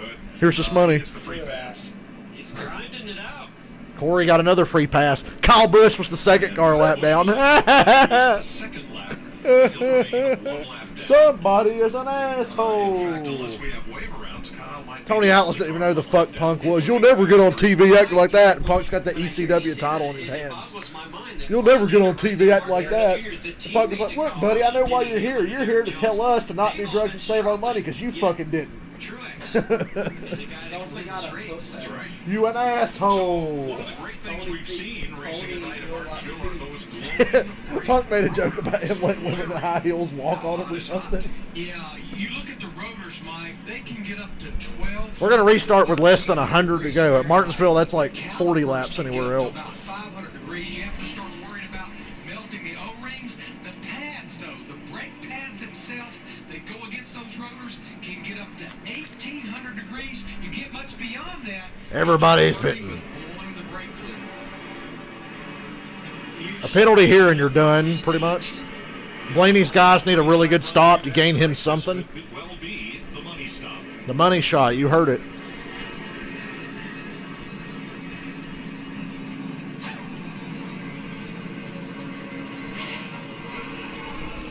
...2005 NSC Championship game.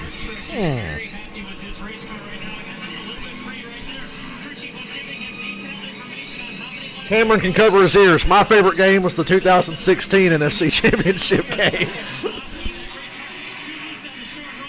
Or the Seattle game the week before was just as good. Aaron Rodgers had a Truex takes off from that pit stall just before the turn You guys one just curve. got lucky that our He fullback won from that fumbled. pit stall. You remember that guy that season said the reason we weren't going to win the Super Bowl is because we got rid of John Truex. Yep. And then we start building up momentum, and the fullback fumbles. It's like, well... No change. The top 5 all came out how they came in. Truex still the leader. It beats the shit out of Logano, but it would be pretty entertaining to get a replay of that playoff race. Looking for products that won't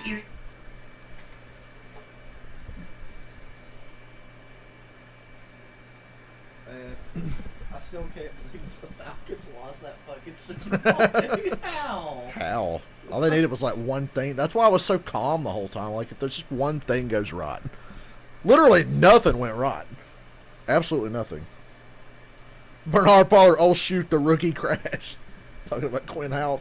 The rookie? He is a rookie. Yeah, but I love this dude.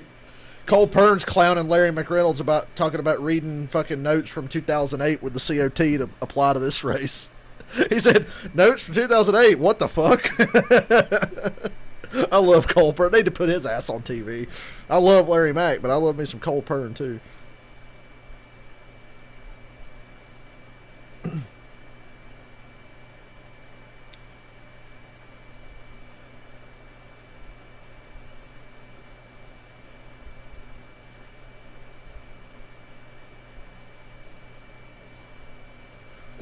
What is sad about... He's the only guy sad that Quinn Houff, right? Racist people be like, oh, so me being a racist makes me a racist? That's racist. Somebody replied he does that a lot. He said, for real, that's not a good look. Especially because Landon Castle did way better in that car. Damn, But he basically bought the car out from under Landon Castle, and Landon Castle kind of got fucked over on the deal. Arby's? I fucking love it. You ever had Meat Mountain? Mm-mm. You can order it again. I love them orange cream milkshakes. I've eaten like they're 25. so good. I've eaten like 25 of them in a week. They're so good. I'm a dude. It just tastes like you're eating a creamsicle over and over. Especially when you got the whipped cream mixed in really well. Meat Mountain? No, I don't want Meat Mountain. That's a bit much. I've been getting This is somebody what it looks like in real life if you order it. Oh, Kyle Busch on his radio about Quinn Houff. My God, that kid is so fucking confused. Shit. Kyle Busch, not a fan of Quinn Houff. This is like prime Martinsville right here. Restart after the last pit stop.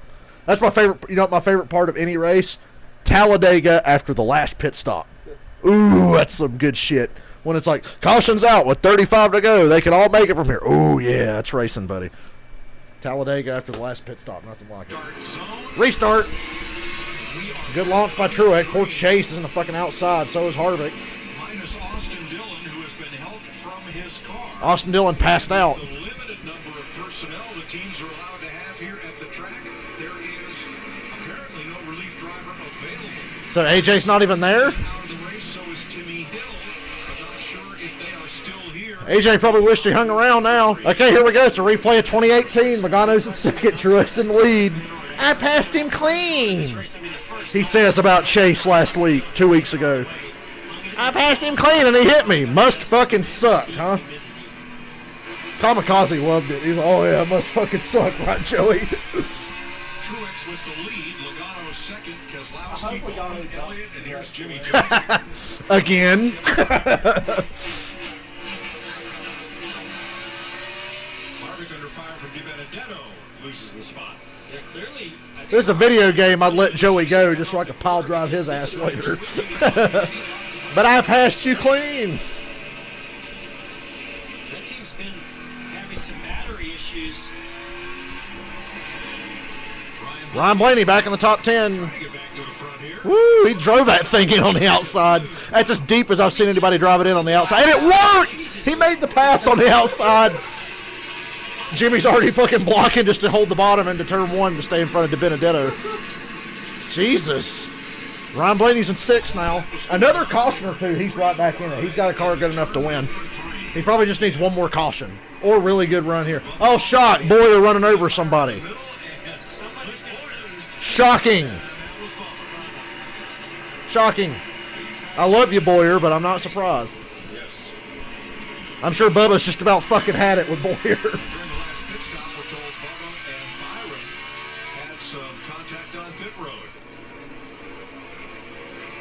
That looked a lot like Bubba's move at fucking Martinsville in 2012 when he wiped out all of Hendrick Motorsports. And the left rear corner.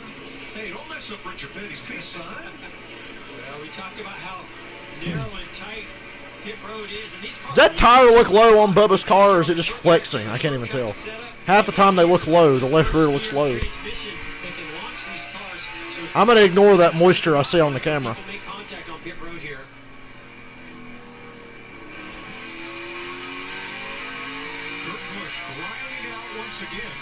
Guys, I think we got a problem. I think it's raining. See what they're saying. If it drizzles, they won't fucking stop. It's fucking Martinsville. They'll just keep racing. Chevrolet in the race.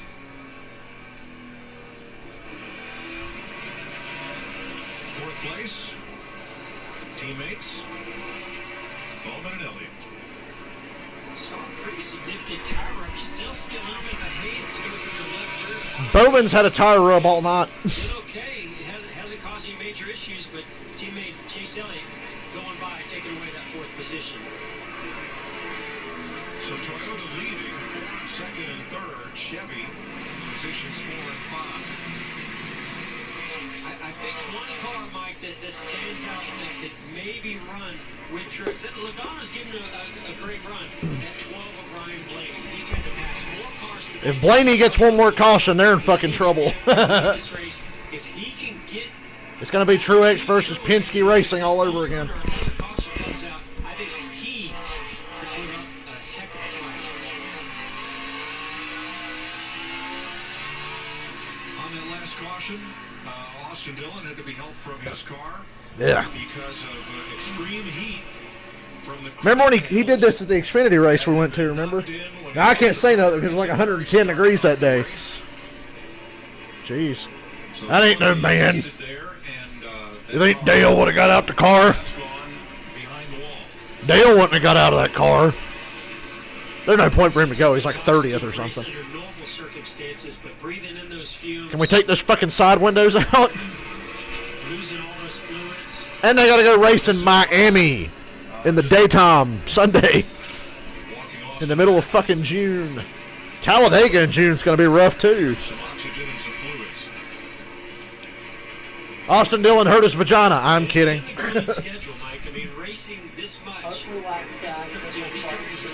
Lap Traffic's going to have something to say about this. If it fucks Truex, I really need to fuck Logano too. I don't really fucking want to sit through that. Whitney about to give birth. The baby due this week. So a lot going on for Austin Dillon. Blaney's 5th. He got around Bowman. One more caution for Blaney. Come on. Everybody would pit again. It's been like 18 laps. Well, it's always special when the Wood Brothers race at Martinsville. For many years, most of the David Pearson and Neil Bonnet years, the Wood Brothers ran all the super speedways, the high-paying races, but the only short tracks they raced were Martinsville, right here in Henry County, kind of in their backyard. When Glenn and Leonard Wood ran the team, they would always come to race. If that 21 was full-time, Richard Petty wouldn't have 200 wins. Virginia, this speedway is always special to them. And even though it's now the 2nd and 3rd generation of Woods, they always put on a great effort here. And Matt DiBenedetto's done a great job running in 7. I always liked Blaney in the 21. I thought Blaney was a perfect fit for that car, that team and everything. Hey, Kyle Busch is the first car one lap down. It only took him 420 laps to do it. But by God, he's there. Matt Kenseth 1 lap down in 21st. To go. I love studying those camera angles and watching how a driver's trying to set up another driver. And while Chris Buescher does that, then William Byron takes advantage of that. All that was Chris Buescher trying to find a way to get by Clint Boyer. And when he did, it opened up the door for William Byron to make that pass. And Jeff, we're seeing where Clint Boyer's lap times are off just a little bit. As you can see William Byron all over the back of that 14 car. We are hearing that the 14 car, too, is experiencing battery alternator issues, just like Eric Almirola and Kevin Harvick. And what do they have in common? They're all three Stewart Haas racing team. Come on, Tony, where'd you get those batteries? Lowe's. Home Depot. Because Chris Buescher down to the inside of Boyer after William Byron made that pass. A Hammer, do you know what the Megalomart? He got him a Megalomart, and they feel so good. Everything I play sounds like it feels so good. Well, that's because it does feel so good. And yes, these two have Hank thinks that the guy asleep, but it's just Chuck Mangione blowing into his fucking... years ago. It's a gas leak. 2018 in the fall race. All that work to have that done to you. Well, that's short track racing. Yeah. Like, And then 2 weeks ago at Bristol, Joey's the one pissing and moaning because he got run into. And Chase's attitude was, hey, you fucking do it.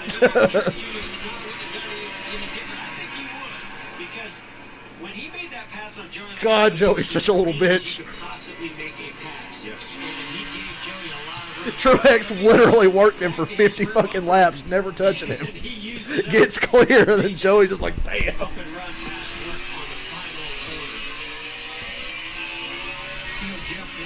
It's not an interstate battery, no. And they're both champions. We see so many champions that's running up inside the top 10. Logano is staying too close to Truex for my liking.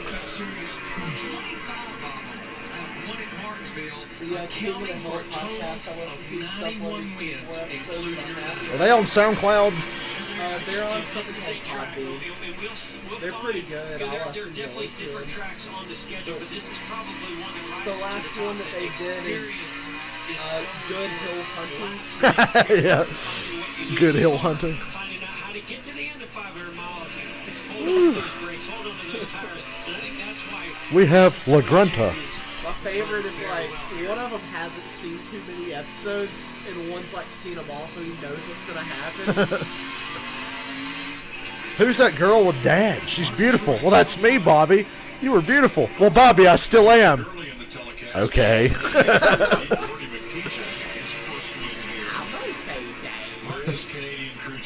Tom Landry's a gopher. To his native Canada, so here's Martin looking to give Figures Bubba's race goes to shit right at the end. James Small. Bubba's race goes to complete shit at the end, like always. He's still ahead of Kyle Busch. That's like Dale beating Hank in the lawnmower race after somebody else has already won. Wait, I can still beat Hank. That's better than winning. Can you mow your lawn in a hurricane? Didn't think so.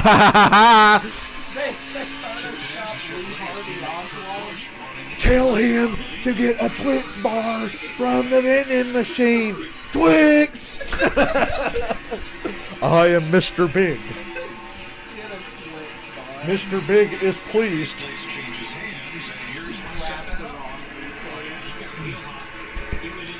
What are we at, a road course? Thank God Watkins Glen didn't get canceled. It's only been like the best race of the year 5 years in a row. Consistently every year. Martinsville, Bristol, Watkins Glen, Talladega. So what happens to make the car Although Kansas and Chicago last year were really good, which is weird to say out loud. What that means.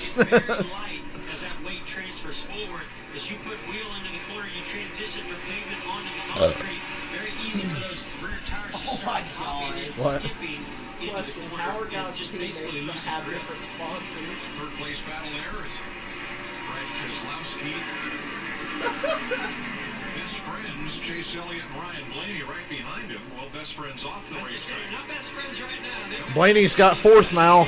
God, one more caution. There's only 65 laps to go. Yeah. This is all happening about 3 seconds behind the leader. Yeah, Mike and Jeff, we've had a lot of comers and goers tonight, but here we are with 65 laps to go in the top 4. Chris Collinsworth, when that guy starts to come right in your face. No, but then he pulls out. Because the last time a driver that didn't drive for Penske against wanted a short track, you got to go back to August of 2018 with Kurt Busch driving for Stewart Haas. Yes, I remember that. That's a good race. Yeah. Every fucking year. Bristol, Martinsville, Watkins Glen. Here we go. One more time. Everybody's feeling fine. He said they were in sync. You know who can't catch a break is Kyle Busch. Oh, my heart bleeds. Poor bastard. He's still the only car one lap down, and not in any. Just stay green now. I want to see if he reacts to Kyle having duct tape. This race. Duct tape. Ooh. Ryan Newman trying to race his way back into the top 10. Here he is side by side with William Byron for 11. William Byron's been a bust, man. A little bit. I'm not ready to give up on him because I like that him and Chad are together. But Chase is like the dominant car this year. Johnson's back to normal. Bowman's been really good, and he's the one who hasn't even come close to winning. He can just really knock out those consistent laps and just muscle his way. Chase is the only guy that can say, yeah, I probably should have won 4 races in a fucking row. But Byron is like struggling. Some of it's been bad luck. Well, last week Byron got fucked. That was bad luck. Valve stem broke and cut a tire and hit the wall. He's a great qualifier, though, if they ever get qualifying going again.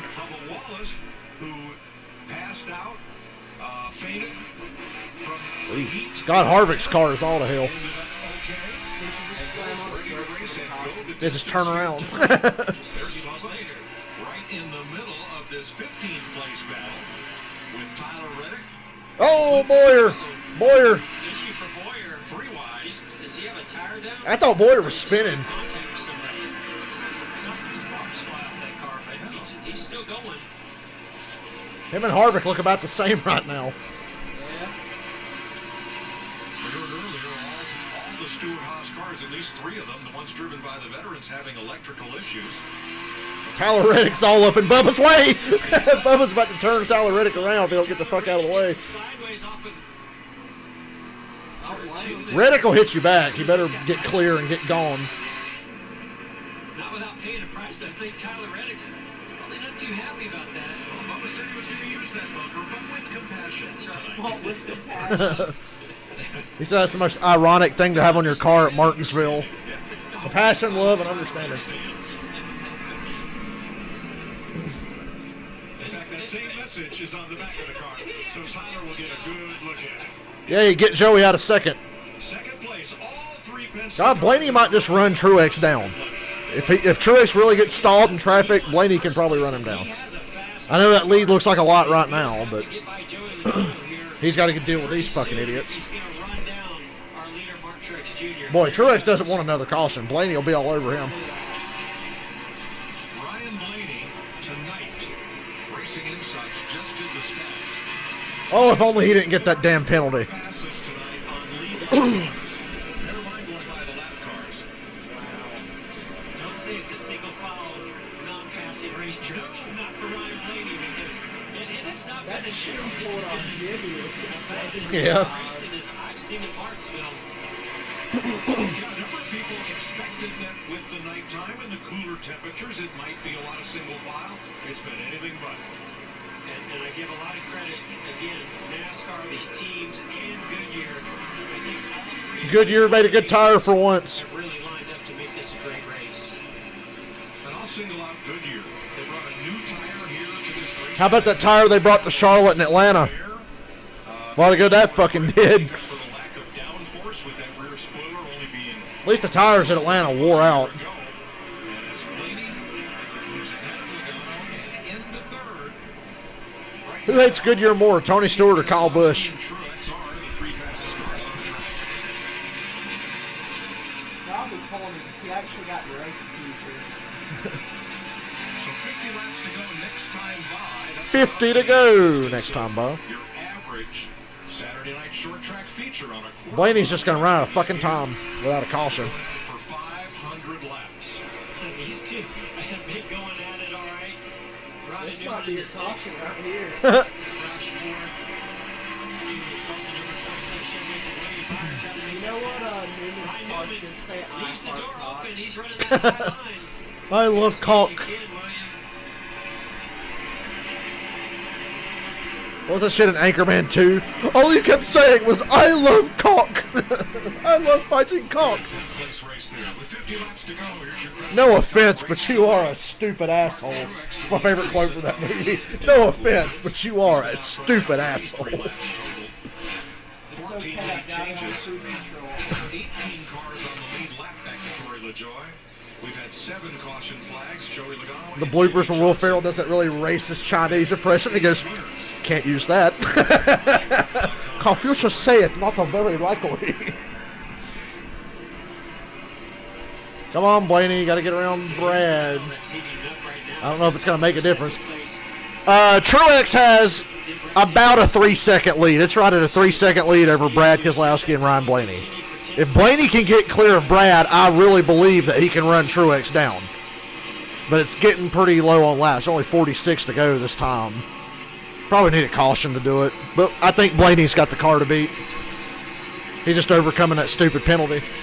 That wasn't his fault. Ryan Blaney was actually about 2/10 faster than our leader. Yeah, I can tell. Maybe Byron and Newman will make him a caution here.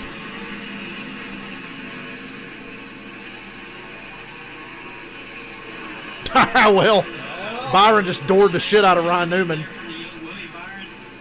push came to shove right there. They had a lap car. Newman's pretty forgiving, but let's see if he's that forgiving. Yeah. Blaney got by Brad for second. All right, sit there. You got 45 laps. That's asking a lot. 3 seconds and 45 laps. Ooh. At this pace right now, he'd catch Truex with about 10 to go. I think he realized he did not have the car right now. He saw Ryan Blaney in his mere pressure. And We'll see. said, all right, if you can There's a lot of guys ahead of Truex right now that don't want to go a lap down. Corey LaJoy's first car lap down again, so Kyle Busch is not in the free pass. All right, Blaney, let's get it. He's going to have to catch some breaks in the traffic, but It does seem unlikely. I will say, this is a long run. A lot can happen in 40 laps. Can really take away the grip on those Goodyear tires as the pressures continue to build up and the wear continues. Well, that begs the question, Larry. What are the trends for the rest of this race? well, Mike, my Larry McNuggets. What if it would have went left? I'm not sure. I'll have to get back to you. Let me get on Racing Reference, the best racing website ever. I'm not sure. If you're obsessed with stats and numbers, and if your favorite thing in NASCAR Thunder games was going and looking in the career stats, Racing Reference is for you. Truex is trying to lap by Stenhouse and Hamlin again. Surprised that Stenhouse is giving him that much of a break.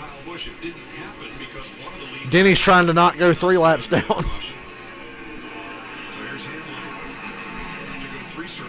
Well, Denny's cutting Truex a break. It's his fucking teammate, so. You can struggle at the start of the race, no practice.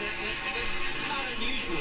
I expected Oh, wow. this team to get it dialed in and get themselves back in this thing. Now Hamlin in the 47. The lead's staying about the same. Blaney's not really making any ground on Truex. He's going to need a caution.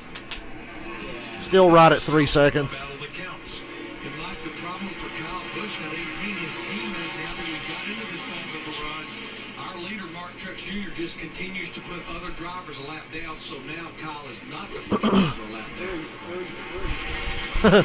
I see some debris. Ninth place, Jimmy Johnson, William Byron. Ooh. Although Connie Just came in. Byron's not being shot or not. I've seen that 24 and 48 beating on each other before here, Martin. Right here. Maybe once or twice. If you're going to do that, though, you want it to be coming down to the win with final laps. But great run by William Byron. Johnson just has not been able to recover since they got behind. You know, when Jeff was a driver, he was kind of like Truex. He was a bit of a whiny fuck in the car. I remember that 07 Martinsville race, he kept telling him, "Tell Jimmy I've just about had it. He's out of chances." And all Jimmy's doing is holding the spot. He's out of chances. 35 to go.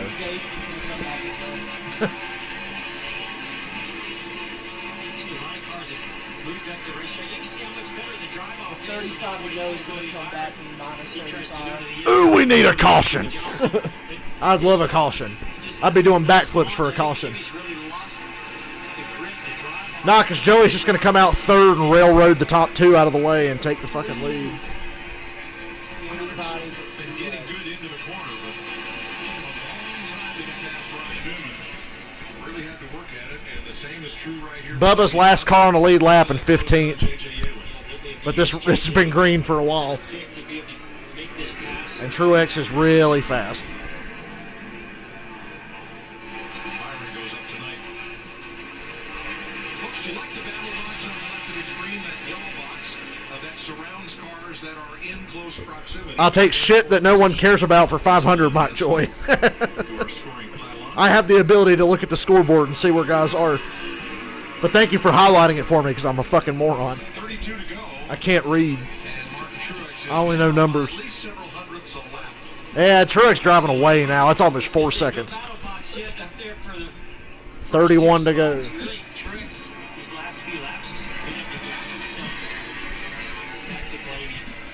Oh, Blaney, if they didn't fuck you with that penalty. Here's what 3.9 seconds looks like. Looks like hell. Is what that looks like, Mike, with 31 laps to go.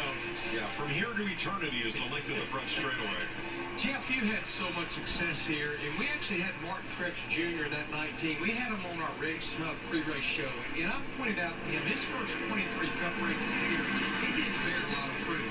And you look at the last 5, it's like someone's flipped the switch. And I asked him point blank, I said, I know you're only as good as your car, but what started clicking for you here? He said, I finally figured out what to tell my crew chief I needed in that race. With his luck this year, surely something's going to happen. And I mean, it comes from just finding a... And you know what? I would also say Joe Gibbs Racing has run really well here in the past. So being teammates with those, even though tonight doesn't seem like it, but I think taking what Mark... Now we need, after Truex wins, for Eric Jones to win and Kyle Busch to start whining that all of his teammates have won and he hasn't. He was doing that last summer. Tired of getting beat by teammates. And then all of a sudden you start fine-tuning and putting information into what you need for the balance. And all of a sudden, it's just like a switch goes off.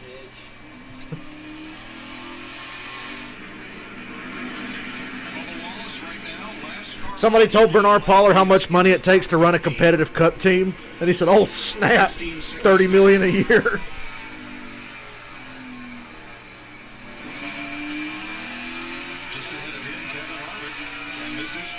He's gonna love Talladega. I'm gonna be like, dude, you gotta watch Talladega next week. You're gonna lose your fucking mind. Bubba's looking to get 14th from Harvick, stay a little further ahead of Truex. So now Harvick's last car on the lead lap. Bubba's in 14th, Harvick's in 15th.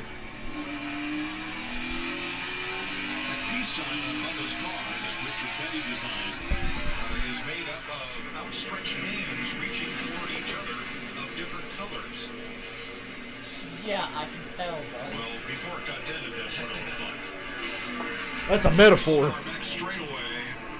Uh-oh. May make it to pit road. Don't.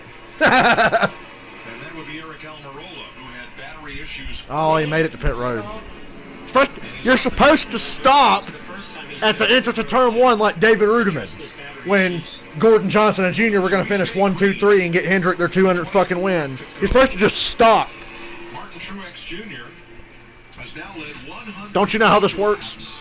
Second most among all drivers. There's, oh yeah, he overcame a penalty.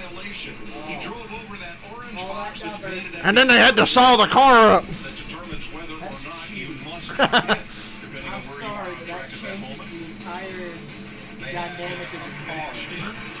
That's It keeps that right front a lot cooler than it would be. But, I mean, what he's done since. if they didn't do that, it was going to cut their tire or somebody else's. So, Hell, why don't you just kick it in before the fucking race and go, oh man, I'm sorry. remember Jack guys used to like body slam the side of the car on purpose? They call it McMurray's Jack, man. They're like, dude, fucking, you're getting a penalty. Fuck y'all. Pass through, ramming your shoulder into the left side of the So car. what I would start doing is beat in that where it takes a small bump and knock it off, and then just be like, man, look. That only really works at short track, though.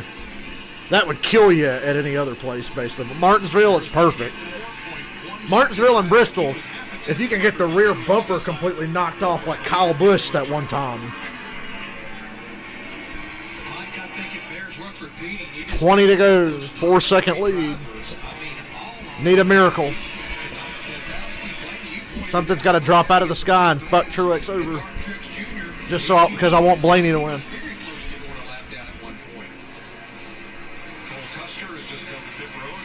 Chase Elliott is in 5th. Get him a fucking caution. Him and Blaney will be tough to beat. In 5th.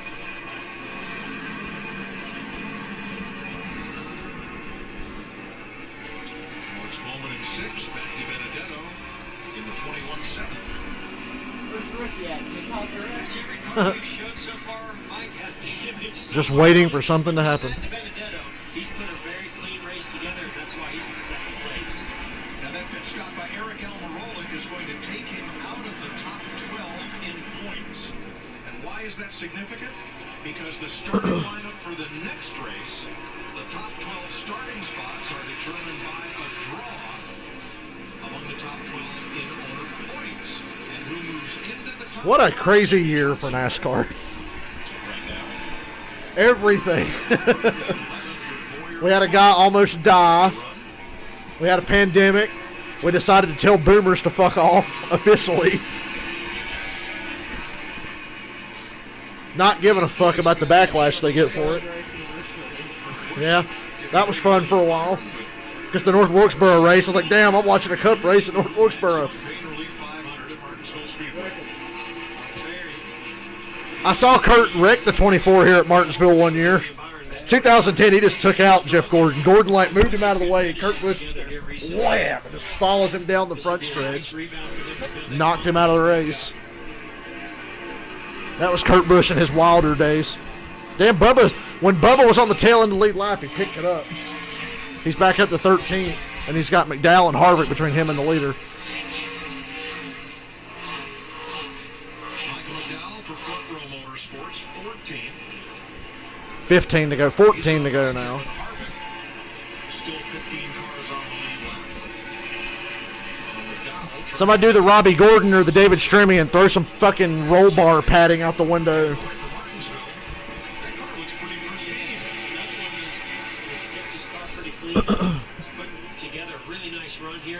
Boy, I hope they interview Kyle Busch after this. Good God, Bubba's trying to get by Buescher and Newman now. Get that top 10, Bubba. I don't think he's going to get the top 10, but he can get right. Oh, well, Johnson's right there. He can get a top 10. Johnson's 10th, and Bubba can see him. Bubba's picking up the pace, son. Got to get that top 10. Just be patient. It's one of the best races he's ever driven. I say that, and he nearly busted his ass there. It's one of the best races he's ever driven. Indianapolis last year, the Daytona 500 2 years ago, and this. 10th place car is Jimmy Johnson. They're about 6 car lengths ahead of Bubba. You see Bubba Wallace put some qualifying laps together here in these closing 11 laps. And he's about to have his best career finish at Martinsville. Previous best, 13th last October. I'm just so shocked they got all this race in. I spent all day being annoyed. Truex is 4.5 seconds ahead of Blaney with 10 to go. Harvick's first car lap down now. crew chief that's now got him in his 43 car, Jerry Baxter, that was his crew chief for those 2 Truck Series wins. Bubba's going to get a top 10 and be on the lead lap. Watch this. Sunday in Atlanta, and he just went a lap down with 9 to go here in Martinsville.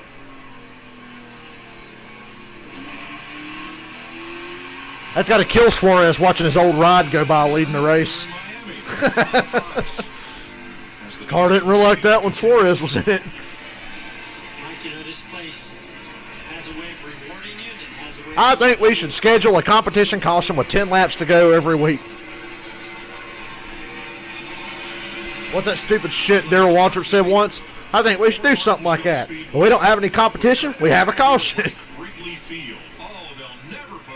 Or as Jeff Gordon called it, Wrigley Stadium, and got booed out of the building for mispronouncing the name. Have you ever seen the video of Jeff singing "Take Me Out to the Ball Game" at Wrigley Stadium? Take me out to the ball game. It's not as bad as Ozzy singing it. You should look that one up. 6 to go. God, time goes by fast here. Come on, something happened. You got like a couple laps. We're running out of time. Blaney should have won this race, probably. I'm probably going to die now, probably. So next week's crowd will look like the truck race crowd. So will Talladega.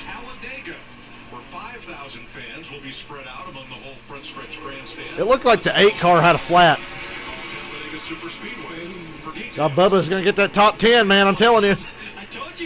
He's going to get that top 10. Look, I love you, Jimmy, but I want Bubba to get the top 10. What the fuck is Custer doing? Yeah, Bubba's going to get that top 10. Don't bust your ass now, Bubba.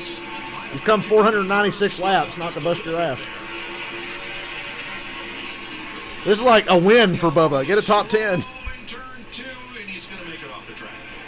Damn it. What the fuck is Custer doing?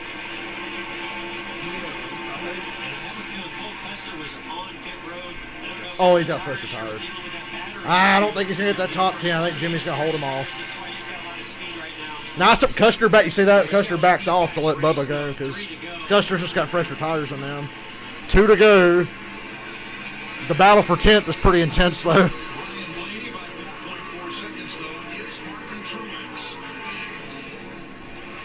We're coming to the white fag.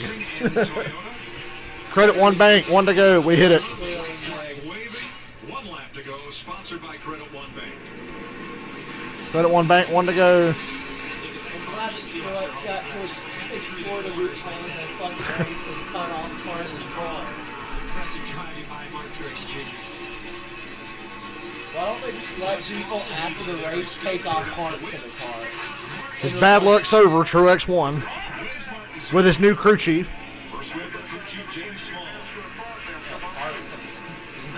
Did Bubba get the top 10? Johnson held him off. Bubba's going to finish 11th.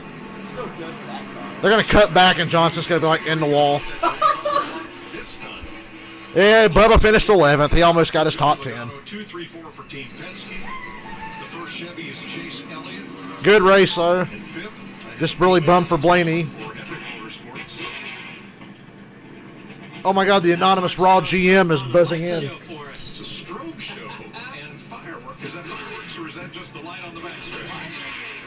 Okay, that's pretty cool. Wow. Truex wins at his home track again. Blaney second, Keselowski third, Logano fourth, Chase Elliott fifth, I think. High five. We modified a car. Woo! Bowman sixth, Benedetto seventh, Byron eighth, Kurt Busch ninth, Jimmy Johnson 10th, Bubba Wallace 11th. That's good. Wish you could have got that top 10 though. Why aren't they playing Africa by Toto? Oh, way to go. Now my video is going to get blocked. I see you, NASCAR. I'm offering my opinion of the race without the expressed written consent of the National Association for Stock Car Auto Racing, so we got to play some licensed music to try to fuck us in the ass. That's why I had to mute it there. I was probably going to get blocked if I didn't. It's still playing? Okay. He went winless his first 26 races at Martinsville. Mr. Truex. Won the last 2 in a row 4 of the last 6 NASCAR Cup short track races. Now, would they let a car 12 just cut that off after caution normally? If it's really damaged, I mean, you kind of have to. Well, no. I mean, like, why wouldn't they just be like, hey, man, we thought it looked rough, so we cut it off?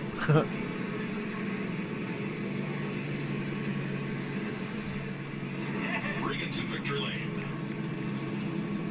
Martin Truex Jr., wow, what a performance. You have a penalty early on in this race. Next thing we know, here is the 19 car taking the lead again. It looked like the fall race all over again. What is it about you, this team in Martinsville? Yeah, we just, we've been working a long time on trying to figure this place out. And just chipping away at it. The last couple of years we've been really strong. And, 18 was a heartbreaker going, at the end of the race there. Last year to get the win. And then, this year, just hats off to the guys. We started the first run and pushed the right front tire off, and we were terrible. So really good adjustments by the guys. Just want to thank all of them. SiriusXM, Bass Pro, auto owners, everybody that makes this possible. Kyle Busch finished behind Corey LaJoy. No excuse. What? We definitely miss you. This just doesn't feel right, but exciting to win for sure. I gotta ask you, I bragged about your fitness in the middle of this race. You'll like this tweet. The workout routine that you actually have. You look fresh. We heard you all along complain about how hot it was on the racetrack. What was it like out there? It is really hot. I mean, I don't know if it's just going back to this aero package, but this car felt a lot hotter than I expected it to. It's not that hot outside, but all in all, it's, we did what we had to do, and I'm just really proud of my team. Thanks to everybody back at JTR for working through all these tough times and everything else, and, yeah, I don't even know what else to say. I'm kind of speechless. This is, feels a little strange out here, to be honest. Mentioned James Small, his first win as a crew chief. How much does that mean to you? That's huge, man. It's, for his confidence. I knew that we were going to get one soon, and the last couple of weeks after the race, we have a group text, and I say, our win's coming soon, guys. Keep it up. So just so proud of them. We have an awesome team, and really proud of those guys. Nice to get another win early in the season. Now we can hopefully get on a roll. Congrats, Martin. Martin Truex, your winner. Truex. Sherry Pollock. Hey, way to go. So awesome. Of course, the families, like the fans, Hendrick cars finished about where they deserved. They were really good on that. None of them really had a race winner. Couldn't even give Bubba a top 10.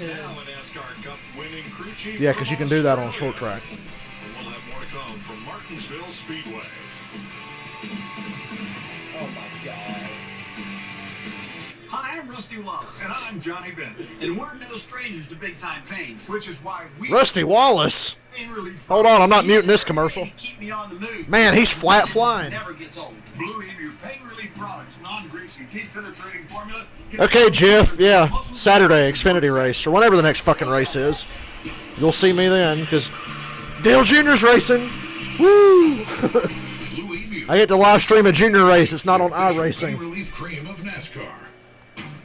Okay, I can mute the fucking commercial now. Rusty Wallace ain't talking anymore.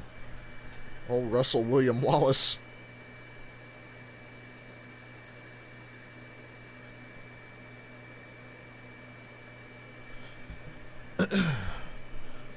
Well, you saw more passing in about a 60-lap span in that race than you saw at 325 laps at Atlanta. And the light show thing at the end of the race was cool. Jose Martin Truex Jr. just won. The race is over. Martin Truex won. Ryan Blaney second. Care. I'm done with NASCAR. And everybody's like, then why are you commenting? I know, right? And it always says, look how many of them say top fan that are always saying like the stupid shit on that Facebook page. It's always top fan. Well, if you're fucking not watching, how are you a top fan on the Facebook page? But yeah, Truex won, Blaney second, Keselowski third. NASCAR needs to change. I turned it on last 100 laps, no caution or passing. How long has this motherfucker been watching a goddamn race? Did he not watch in the 80s and 90s when every goddamn race ended like that? I mean, to be fair, it is boring. It was a lame end, but good grief, dude. Like, this doesn't happen every other decade. I like how they think, oh, that's just a new thing to modern NASCAR. No, bro. How many cars were on the lead lap after, like, the 89 Martinsville race? Tell me that.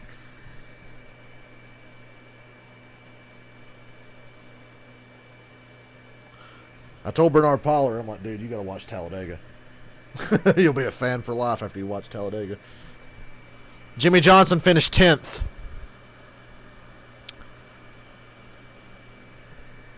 Bubba finished 11th. He almost got that top 10.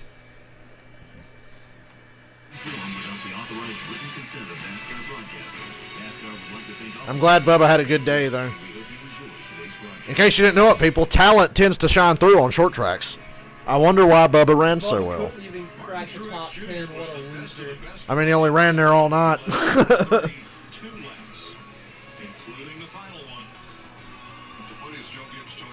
Why are you calling Bubba Tarface? I don't even know what the fuck that means. Does Martin Truex Jr. look like a white Bubba Wallace to you? Same beard and everything. Trying to chase Martin Truex Jr. down there at the end. Not quite enough, but from where this car started to where it finished the race, wow, drastic difference. Yeah, no, I appreciate it. Blaney interview. Big shout out to Todd Gordon and everybody on his 12th team, because I'm not gonna lie, we were awful to start the race. And Can't understand you take your mask off. That's bad. And luckily, we got the car a lot better, even the first stop, and got the lucky dog. And really Funny how the people that said they weren't watching know exactly what happened.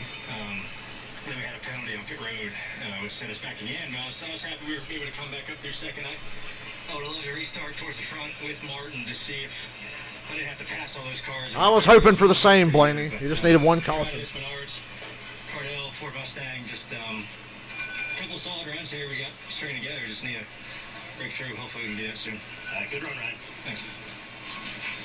Thanks, Regan. With Jeff, quite a night of racing. The first night race at Martinsville Speedway. What's your takeaway? Oh, I loved it. I mean, I expected it to be spectacular and be a fun Martinsville like we're used to. Needed that one last caution. I think Blaney could have got it. The best I've seen in Martinsville in a very long time. So, to see multiple grooves, to see guys have issues at the beginning, tire wear, fade, and then be able to come from a lap down. And it didn't fucking rain a drop. I thought I saw drops at one point, but not a lot. 500 laps, no fucking rain. With Cole Pern for a few years there, and now yes, a very proud moment for him to get his own win as a crew chief. Well, back at 10th place, 10th was decided by 15/100. Oh, they were that close. Jimmy Johnson.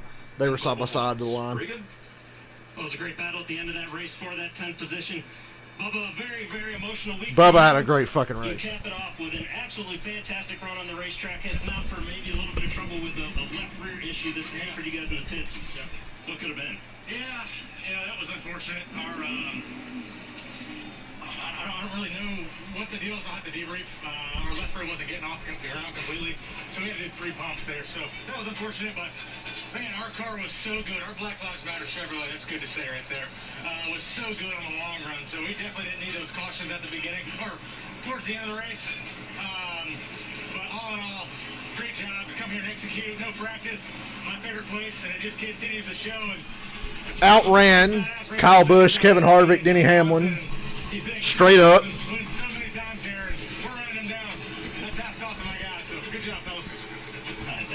Yeah, if not for trouble on pit road, he probably would have finished about 7th.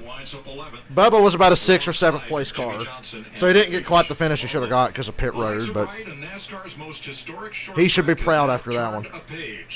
Racing under the lights on a Wednesday night as we head for Miami. Time for the awkward one-man victory lane, which has become my favorite thing in NASCAR. All 3 of NASCAR's National Series in action at Homestead Miami Speedway over Saturday and Sunday. 2 big races each day, and they'll all be on Fox or FS1. And Mike, I'm really looking forward to that race too. We've never called that race track here. So I think there's 2 Xfinity races at Homestead. Dale Jr.'s just doing the first one because the other one was already contracted to, I think, Daniel Hemrick. I think Hemrick's in it. But I know Dale Jr.'s running Saturday. Xfinity Trucks doubleheader Saturday, Xfinity Cup doubleheader on Sunday. And when Bubba wins Talladega, it's going to be hilarious. On Fox. Martin Truex makes his way to victory what if he was the only car on the track, says this guy? Oh, yeah. Once again, it's always some fat, dusty old white guy. Where's he from? Mississippi? Mississippi! I told you! Hell yeah. Hell yeah. At the top of the day.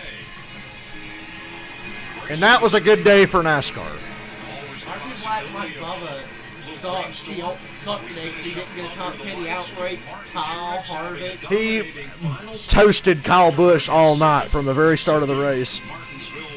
And Denny Hamlin. And Kevin Harvick. From Martinsville, Virginia. Well, that NASCAR is winning on and off the track right now. It's pretty fucking cool, actually. You know, you know how we always cringe when they do the national anthem and all that patriotic shit. At the start of this race, I was actually like, oh, okay. I actually felt different about like the cringy America shit. You know, like, oh, it actually like means something funny? now. If Truex spells post race and Bubba does get a top 10, yes. all those retro. Hey, if anybody in the top 10 fails post race, oh wow, they're instantly showing a replay of the whole fucking race. Oh, what? Okay, in case you missed it, tune into Fox Sports 1 now. Well, to be fair, you can just skip the last 150 laps. Just get to the point where it's like, okay, Truex got the big lead, then turn it off. Shut the fuck up, Cookie. Your cats are retarded, dude. Just because of that, Cookie, I'm going to make you wait. But I guess, y'all, I'm going to get the fuck off here. And I'm assuming I'll see you Saturday. Be good. Be loving to one another. Not in a gay way or anything. Or if you're into that, that's cool. That's cool.